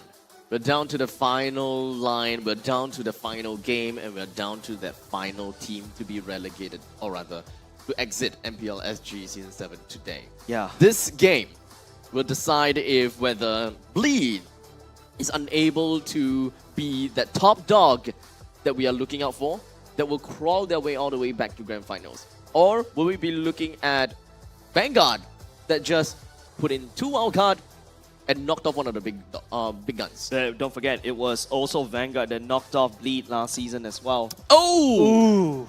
Yeah, remember that? Season 6? Yikes! Where JPL was. Yeah. That was the true moment for Vanguard to kind of graduate. That They're not a dark villain horse anymore. The villain mode. They are the villain of MPL Singapore. Yikes! So that's actually a thicker storyline than I thought. I mean, look, if Vanguard, oh man, Bleed does not want to be in this spot, right? No. They With do so not much on their shoulders. They've invested everything. They did a whole roster swap, and just to come into this, I think it's a massive blow if Bleed just decides to let go right here, especially when we do see a lot of up-and-coming players from the side of Bleed, right? Seiji, as well, the star from the Philippines. He has worked really hard in terms of making sure that he has like one of the highest GPM, highest farm. He knows his win condition. Jay, the creative, the artist, I would say, in terms of the mid laners wise. Don't forget, he can always pull off a troll in the mid lane before. He's done it before, and you can see how his game knowledge has translated into some of these close cut moments against Vanguard in game number 2. Yeah, for sure. You know, I think Bleed, as you mentioned, have a lot on their shoulders, a lot on their plates right now. They're risking everything. They have to stay in this playoffs for MPL SG Season 7. Taking a look at the picks and bans, guys. I know we talked a little bit about how Vanguard's picks and bans felt a little bit trolled, but actually had a deeper layer, I think, to that troll element, right? For the side of Bleed, it was pretty standard, I feel, where you pick the Novaria, you pick the carry, you have 2, and then you have 3 front lines, right? So really, really thick front line for you to output damage. Actually, now that I think about it, right, I didn't see Seiji being able to put in as much work as he has in the previous games. He was kind of absent. Yeah, he's getting targeted. I mean, if you're a gold laner, you see a Johnson audit. It is a big problem because, especially when you're a carry, your range is so small. You're just going to get bursted out by this one song. So a lot of You're always going to be in range to this one song. Yeah, that's right. So that's why I said, yes, Vanguard, this pick and ban, as you recap, looks kind of troll, but there is method to this madness coming out from this mad scientist Youngin right there. All right, so going into game 3, guys. I don't even want to start predicting what Vanguard is going to pick because at this point it's out the window. Okay, unless Youngin decides to bring his signature Archive Phobias interaction. Okay, thanks for saying that because there's another signature that Cyclops. he always bring. Yep, I remember. How do you feel about that, Abs? Cyclops. It's not gonna happen. I don't forget, I think they can hear us right now. Cyclops, Youngin, if you're hearing this, you know what to do, my man. But for the side of Bleed, what do they have to do?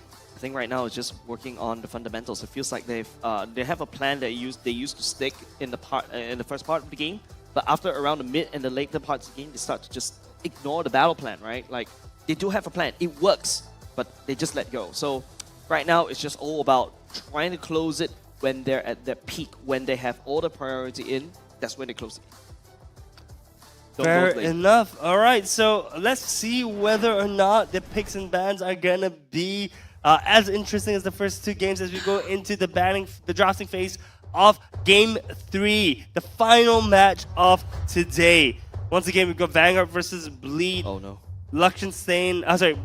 Vanguard banning out the Loi and Bleed banning out the Angela. This is Vanguard deciding to go for first pick, which means that they can surprise Moscow first pick if they want. Not only just that, they can also surprise Bleed with the last two picks. That's a double whammy, right? Yes. And then if Bleed is not prepared, they have to be a little bit creative securing the last pick, right? Because when you reveal this two pick all of a sudden at the last, and you only have one pick to work it out, right?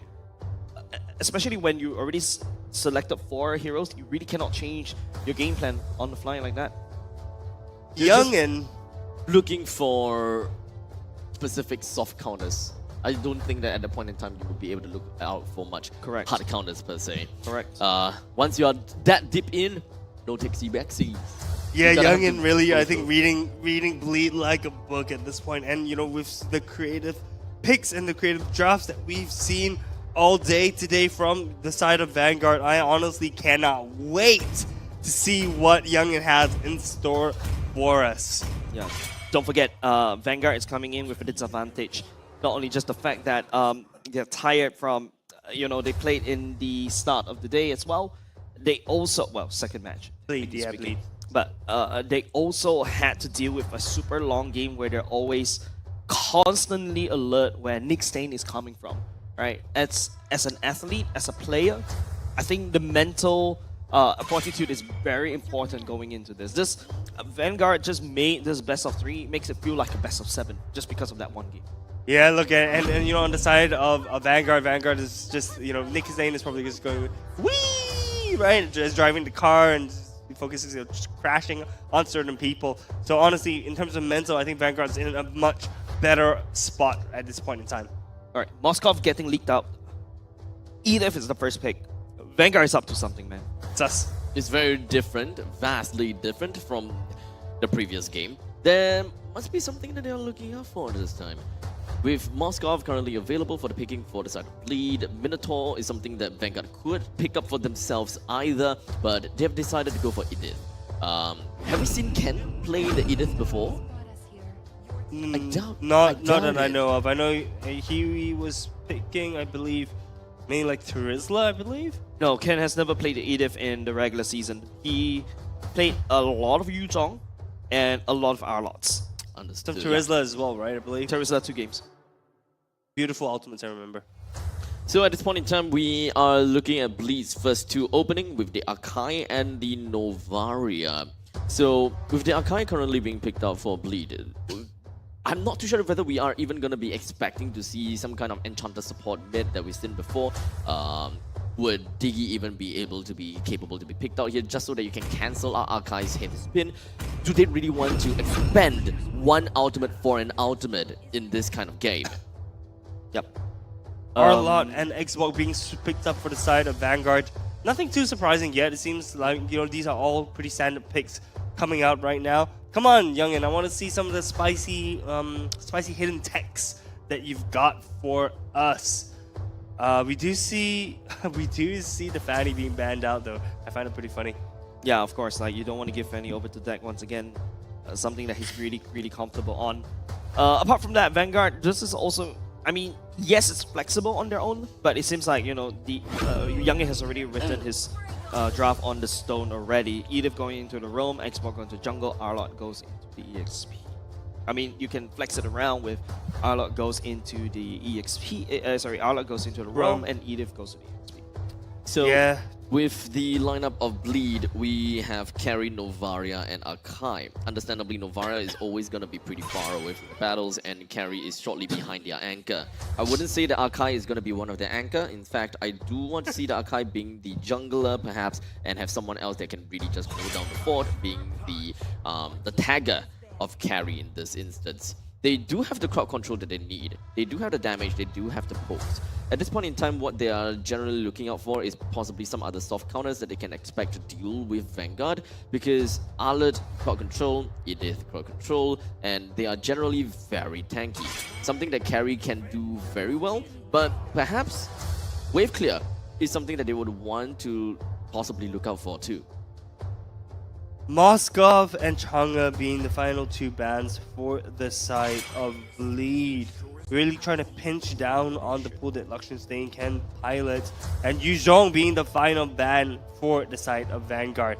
Oh boy, guys, one more pick until we see what the final two picks are for the side of Vanguard. I'm excited, guys.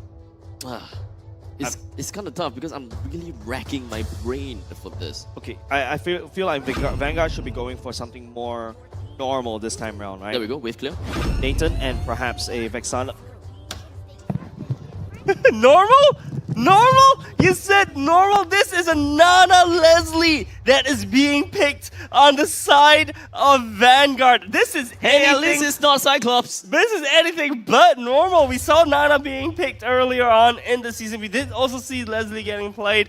Man, this is not normal, and this is exactly what I expect from the side of Vanguard. The massive tilt coming in from Chase, that is the lullaby to my ears. I mean, Leslie is my favorite hero, but like, I mean, I can hear Moman right now cheering from the stands as he sees Leslie getting picked up as well. A little bit of a fist pump in the air. How is Lee going to respond with the Yeve? Here's the thing though. I'm looking out for the exact reason why they decided to pick up Leslie. The only other thing that I can think of is probably vision. Just ultimates.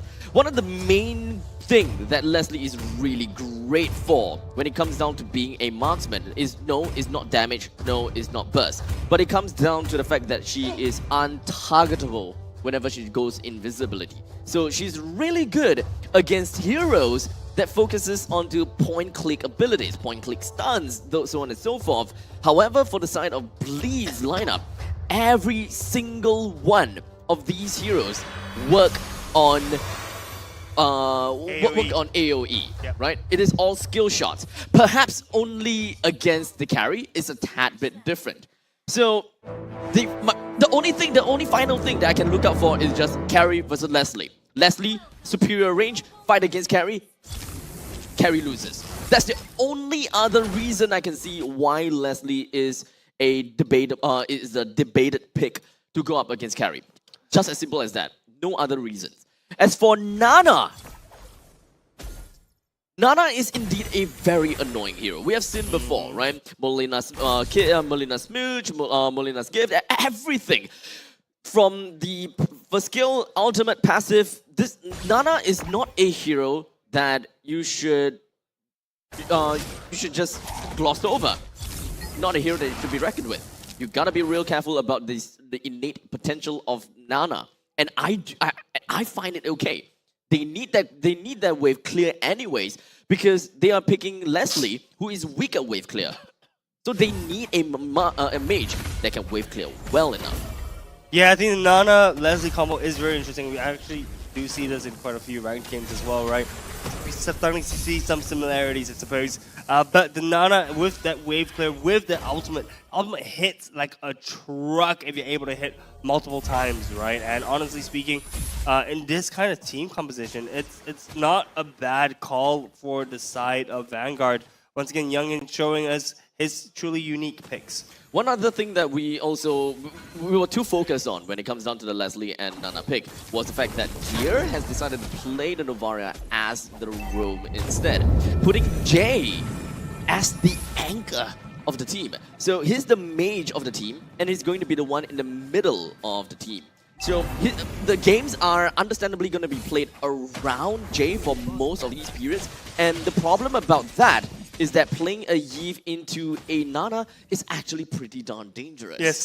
Yes, it is. Because when Yve uses her ultimate, she stands still and she's not able to move, right? Which gives perfect timing for Sunny. I'm offended, already committed, and not only just that, real world manipulation. Dex still secures the turtle though before he buggers all the way out. Yon picks up first blood onto Nick Stain. Damage from Jay, looking at Ken right here. Final slash to try to slow it down. Ken making a play word. He's actually down all the way. Down a little bit low. It's Sagino has a slash. Go for it. And Ken bursts a flicker on Jay as well, trying to get back, but he's actually not done. Yes, Sagino! No! Ken picks up a double kill on this Arlon. Man, I don't know what's going on anymore. Level 5 Ken. That is... I'm having PTSD. It is definitely a problem for Bleed, right? I'm not too sure whether they counted onto the dashes, but that was definitely a window of opportunity for them to really deal with Ken. So throughout this entire team fight, we can see that Ken has been pretty much going all around. Jay has used his RWM. And all three members, Gear, Sakitnu, and Seiji, they are, sorry, not Seiji, and Jay, they're all together. And just from a single final slash from Ken and everything else, they did whatever that they could. But they have decided to go all the way back, and they fear, not Ken, but they fear because of Sunny. Yep, I'm offended, already committed by Sakitnu. Jay, real world manipulation just to wave clear. Should be up for the next turtle though, but yeah, Vanguard never ceases to amaze me. Vanguard pulling out these surprise picks is the highlight of the day for me, man. I never thought I'd see a Leslie-Nana combination, a Johnson-Odette in the playoffs of MPL SG, but these unique picks seems to be working extremely well for the side of Vanguard, and honestly speaking, with the lead that Ken has brought Vanguard, it seems like anything could happen in this final game of the series. Now, we're back under the stalemate. Vanguard doesn't necessarily have a very huge lead on top of Bleed, but there, of course, could still be some kind of opportunity. Nick Stain! And also onward as well. Yon goes for the heavy spin, pushing Deck away, pushing Ken away, but Ken, final slash right here. Still pick up the mega kill. No more juggle for the side of Vanguard. Vanguard Bleed already. Real world manipulation will not be able to connect. Nick Stain goes down, but also taking Sagitnu down for the count as well. Vanguard right here, 4v3 with Deck still have the retribution. This is actually a problem here, with the two frontliners from the side of Bleed falling down that easily, while Vanguard not losing anyone. This is actually a huge cause for concern. Bleed, they don't have the damage despite fielding in double mage for this lineup. With one mage taking the roam role, they're supposed to be able to get a lot of information out of the Novaria, number one. Number two, with Jay having the RWM, they should be able to control the tides of the battle a lot earlier. But unfortunately, it doesn't seem like the RWM came in fast enough. And during the period where Yon actually had the heavy spin locked down on the Ken, I don't see any pressure on the Ken. Yeah, look, I mean, Ken is a problem for the side of Bleed, right? He is now being able to burst down a lot of the front line of Bleed. It's as if Bleed didn't have a front line. Right? It's just really, really, really squishy. And honestly, these fights are just going on to Vanguard's favor. As we take a look at the items right now, Ken almost 1K up. Leslie, 400 gold up. And honestly, in total, Vanguard 1.6k in 6 minutes of the game is looking pretty good, man. If you're a Leslie player, you'll be smiling right here. Berserker's Fury already built, going all the way to the endless battle. Ahead of Seiji. Yes, the items on the Leslie is a lot more expensive.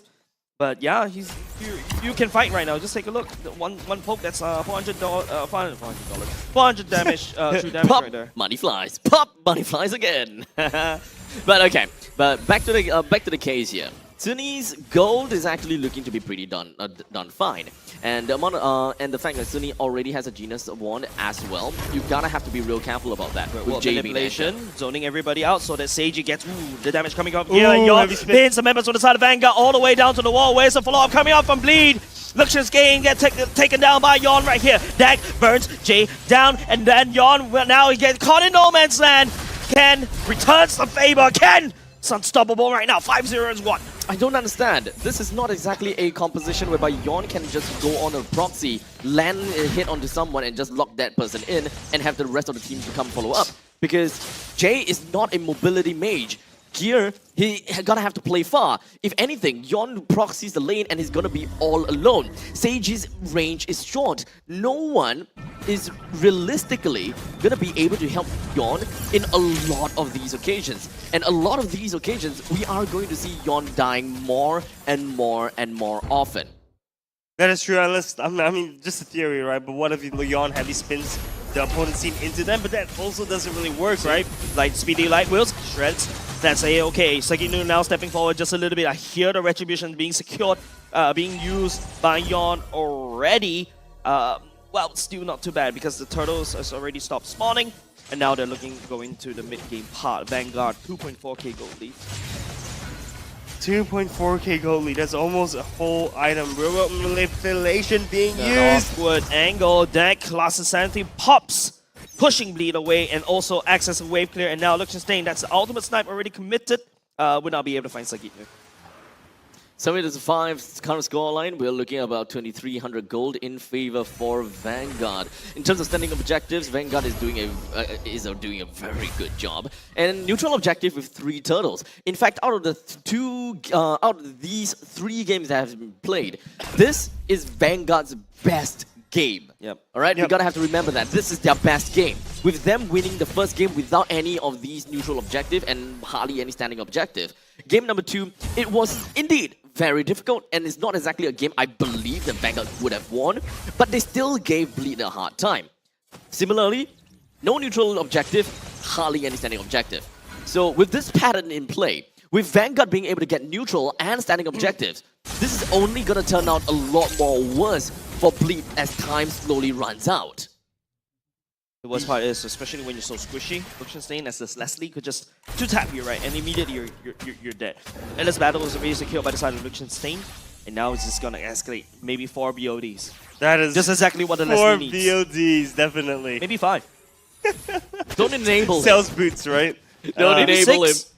I can't believe we were joking about this at the start of the day, and now we're at the end of the day, and we do see a Leslie being played. Look at that. That's wicked. Oh, man. nice block coming from Luxionstein, ensuring that Sunni will be able to stay alive and avoid that 30 seconds cooldown timer. Okay, maybe not 30 seconds, and then roughly about 20 seconds per se.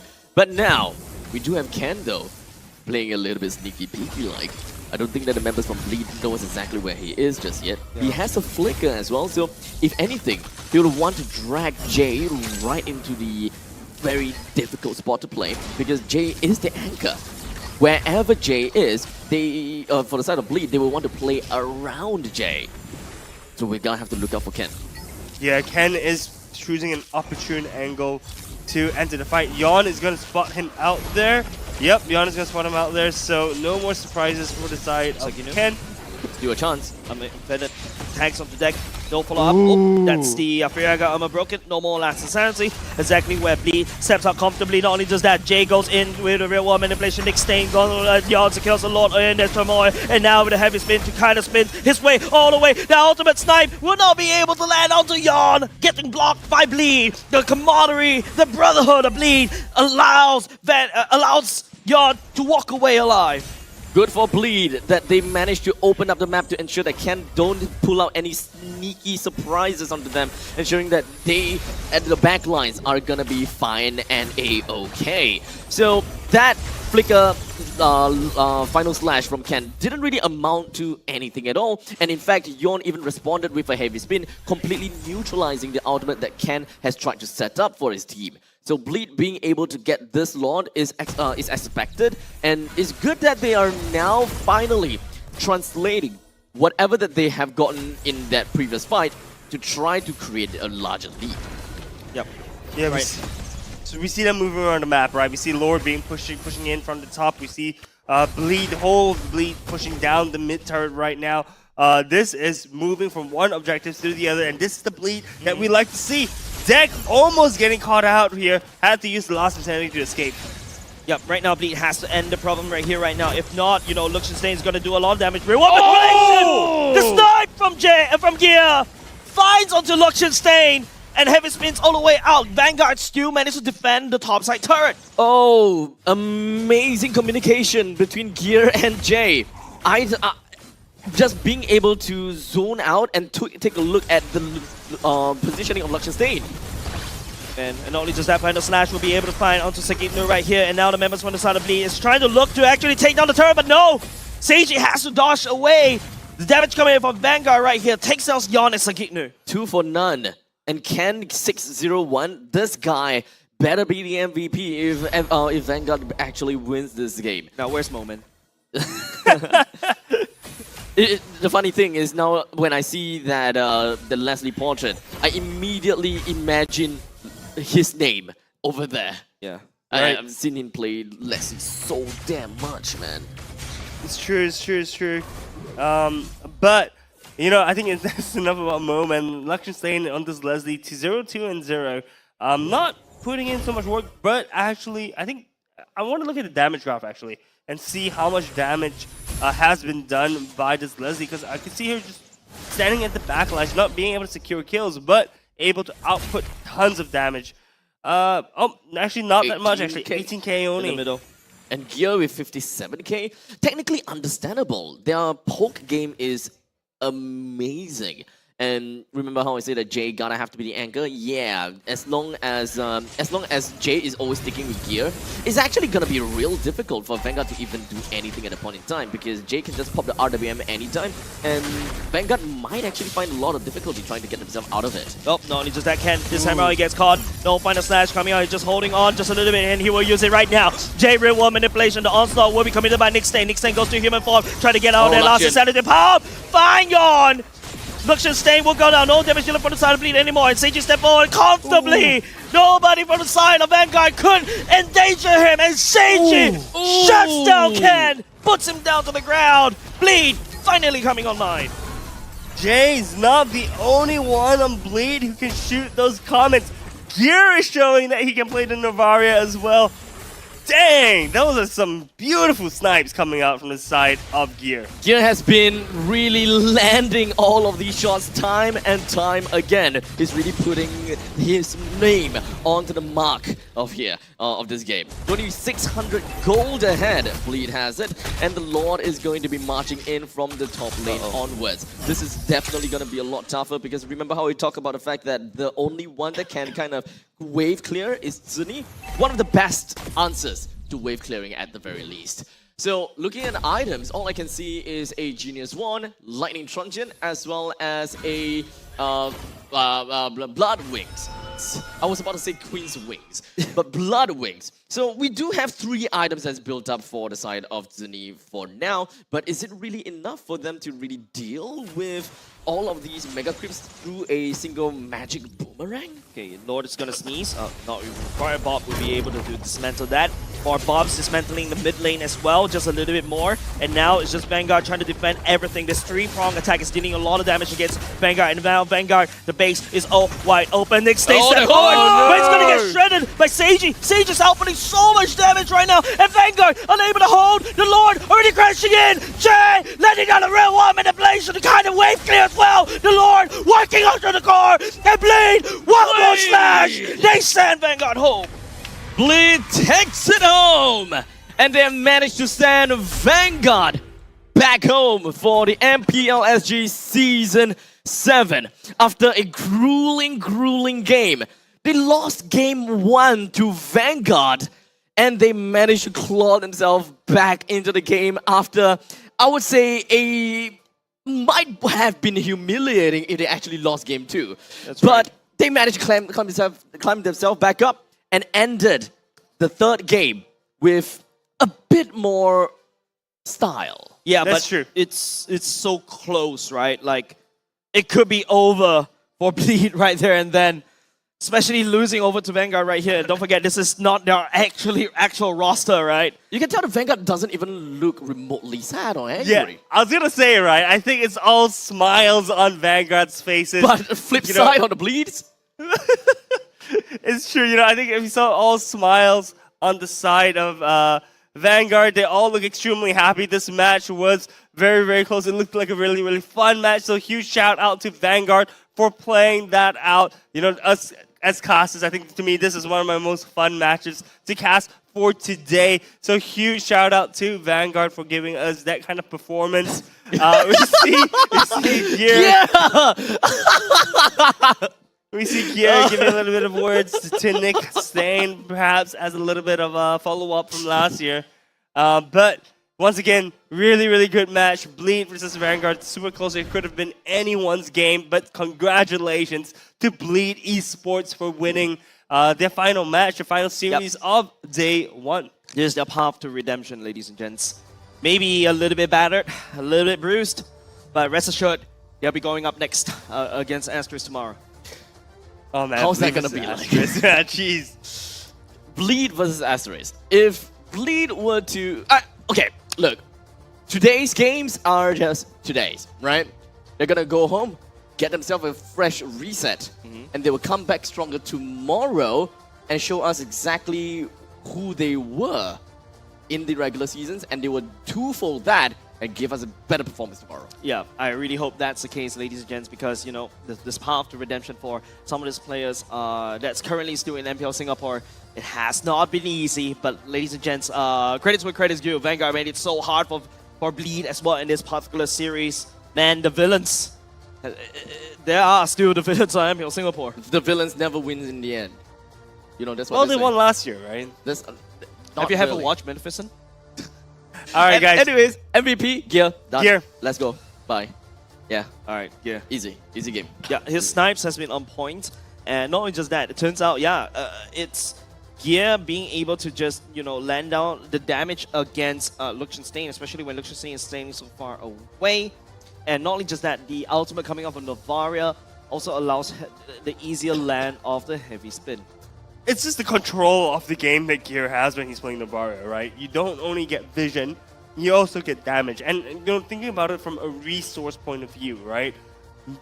Vision is a resource.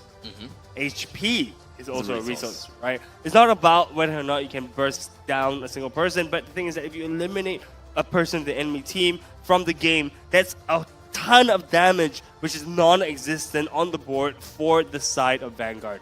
So, immaculate performance from Gear. Congratulations once again over to Bleed. Showed us an amazing game in the last one. I gotta have to say, the last one was great, right? The last one was actually great. First one and second one, maybe don't show us that again. But for now, we're gonna be jumping over to the mic check and actually listen to what their comms is gonna be like. Okay, the Ruby pin on guys. Got it. Yeah, back me up. I think in the tower. Nice. Can out.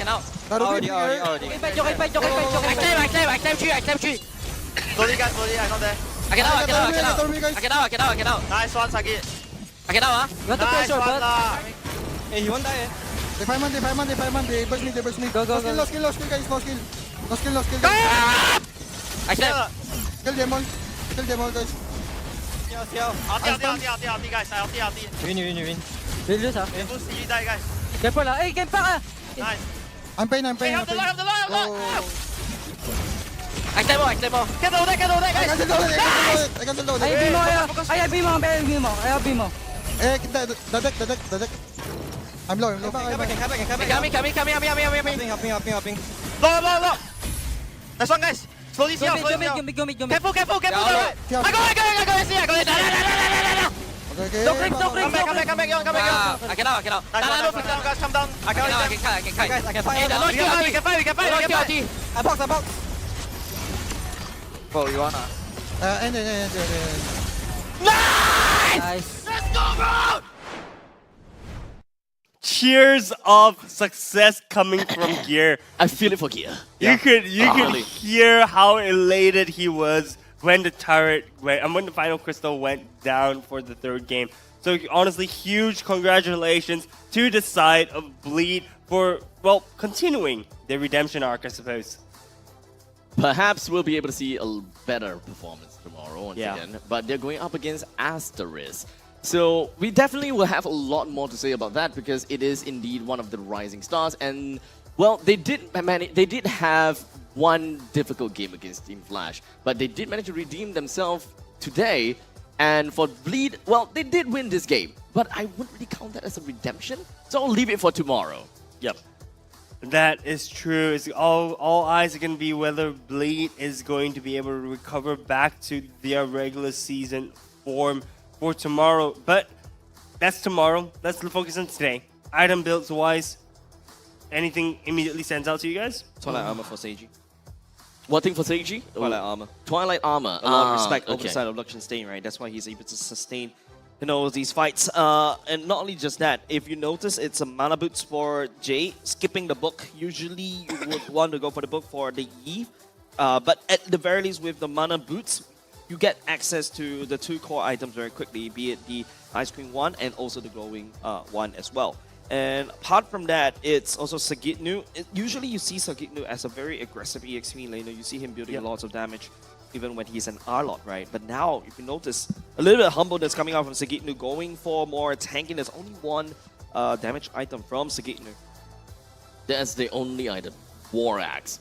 But after all, we're looking at a Ruby after all. We want him to see Sagitnu more on a setup scenario. And we did see that a couple of times because we already have quite a lot of crowd control coming in from Yon, crowd control from Jay, all of that are slow. It's definitely very annoying to deal with. And so you probably just need to find the opportunity to reel someone in order to get themselves fighting onto their own playing field, which is right within of Jay's RWM. Yep, and like looking at the emblems, right, you get to see a bit of an interesting emblem. If I'm not mistaken, Jay opted for the mage emblem in my opinion, because since you already got a lot of these mana regen, you got the mana boots already, right? You don't really go for common. But I've also seen some of the Eve go for the common emblem instead, so that they can pick up a magic pen boots, and then after that build similarly, basically skipping the book. Right, so just kind of like interchange between the boots with the emblem. That's right. But a little bit more aggressive if you're going for that. But the common emblem ultimately doesn't really help in terms of the stats, but especially making sure that you could just spam your skills. And yeah, that's the mage emblem for the side of Jay. Other than that, everything else is pretty much fine when it comes down to their items, or sorry, their emblems. With the Arlet going for common because we need to have that. Yeah, Seiji is still on the Brave Smite. Yes. Not only just Brave Smite, goes for Festival Blood and also... full tank. Yeah, basically full tank. Sorry, full fighter. Yeah, full fighter. But for more sustainability. Emblem. Common Emblem is normal for carries because you want to spam your dashes. Yes. But the fact that you commit all the way till Festival of Blood and also the Finder Emblem as well. Usually you go for attack speed and also Master Assassin. Seiji knows that he's not going to be able to outpoke Luxian Stain in the early game.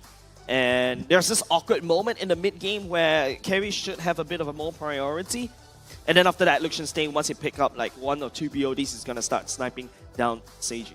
Yeah, I mean, it all boils down to the early game fight. I think Seiji just wanted to have a little bit more survivability in lane so that he can heal up by hitting the minions, since he's constantly going to be outpoked by Luxian Stain. So the best way that he can really do things is just stay in lane, get himself a little bit of the heals from the Brave Smite, and the rest is history.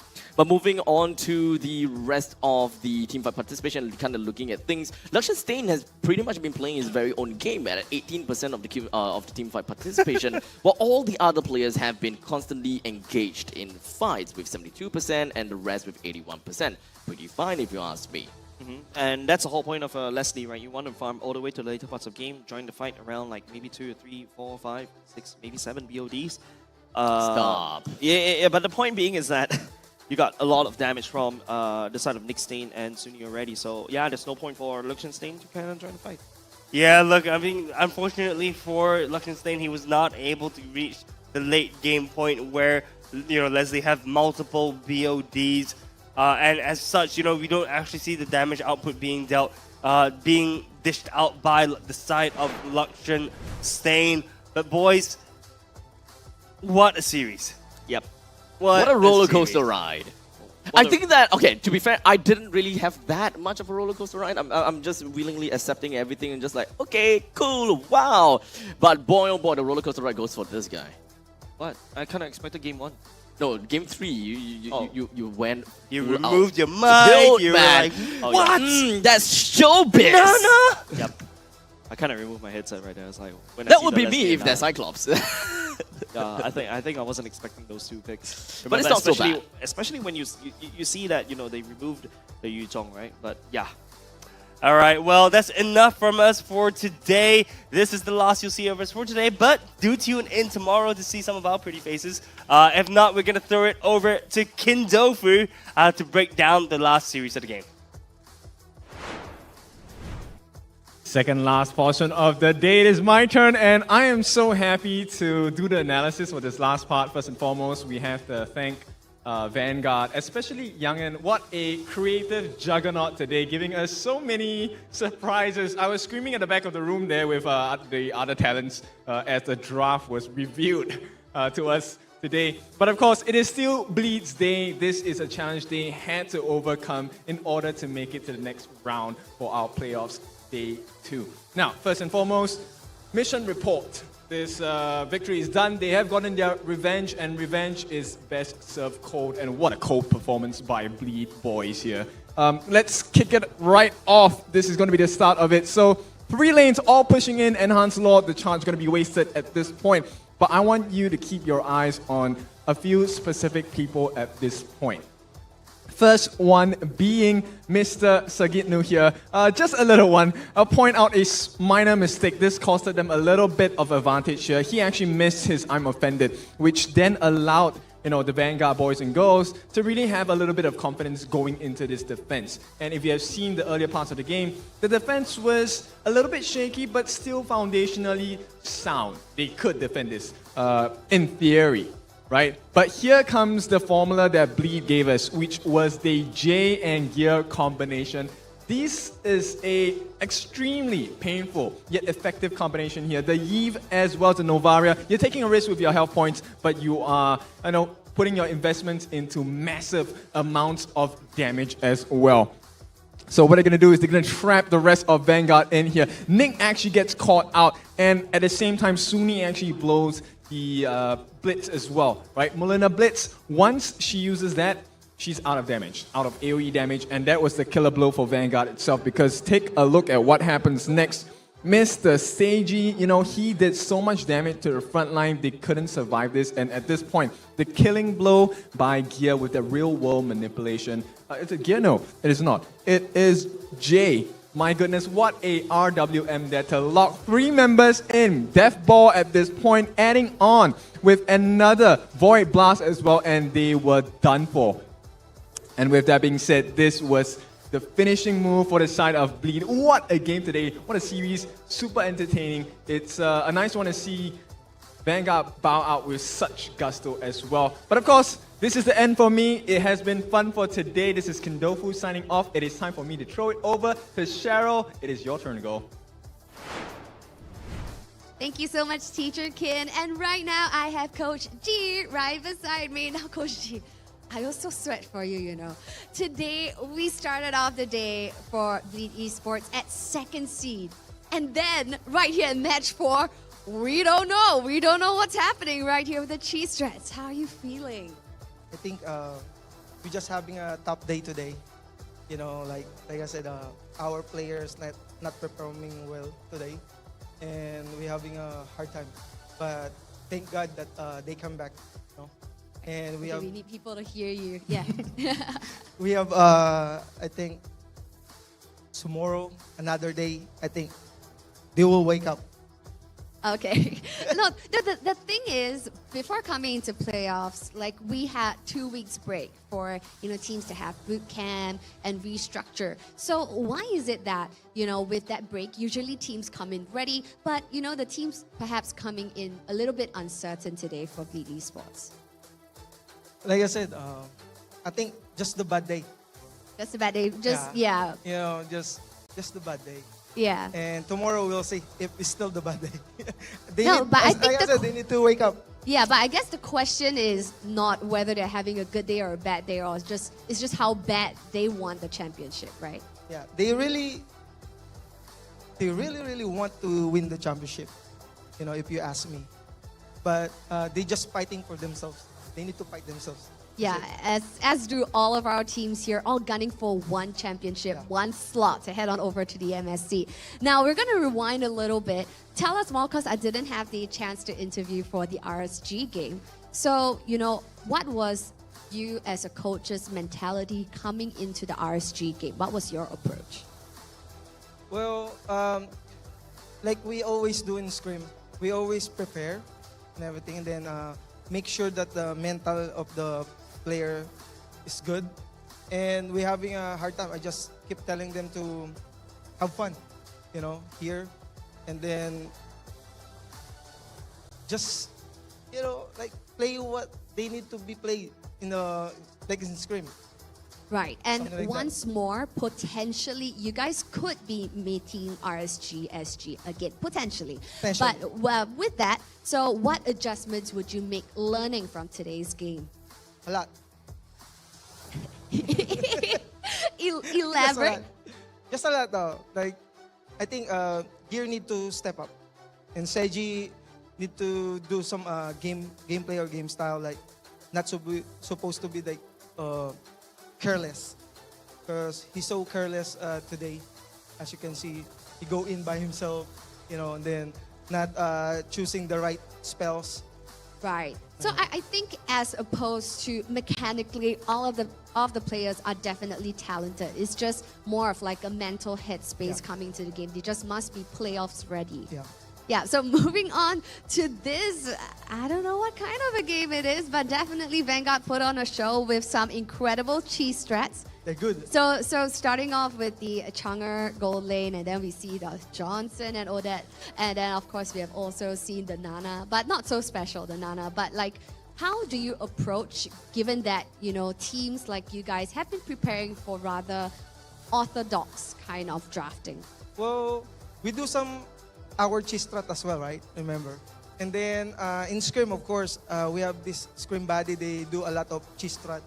So all the time that we really prepare on that one. But the thing though, like I said, they need to do the basic things. But my team just forgetting the basic things today. Right, but I think with their position being threatened today, perhaps it will be a wake-up call for Bleed Esports. They need to wake up. Thank you so much, Coach G, for this wonderful interview. Thank you. So yes, guys, that was Coach G right here from Bleed Esports. Thank you so much. So yes, friends, this marks the end of match 4 and the end of day 1 right here at playoffs. Now it's a crazy day today because right here in match 4 itself, even though with that wonderful cheese strat that they have pulled out, we have unfortunately got to say goodbye to potentially one of the villain teams right here at MPL SG, and that is Vanguard Esports, and they definitely went out with a bang. With that being said, let's take a look at the overall match schedule.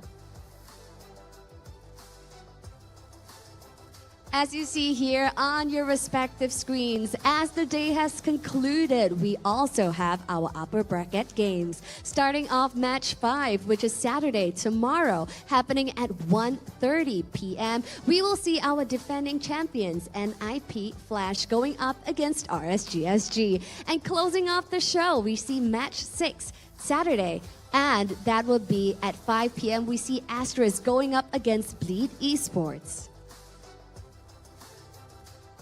Now, for tomorrow, both matches will be a best of 5, and that will be a promised high-octane close games right here at Singapore's MPL SG Season 7. Now, we have changed venues this year, and we're so very excited. Now, we're located right here at Scape Underground Theatre, Level 2, right here in the heart of the iconic Orchard Road. So, we hope to see you tomorrow, Saturday at 1:30 p.m. for Day 2 of playoffs.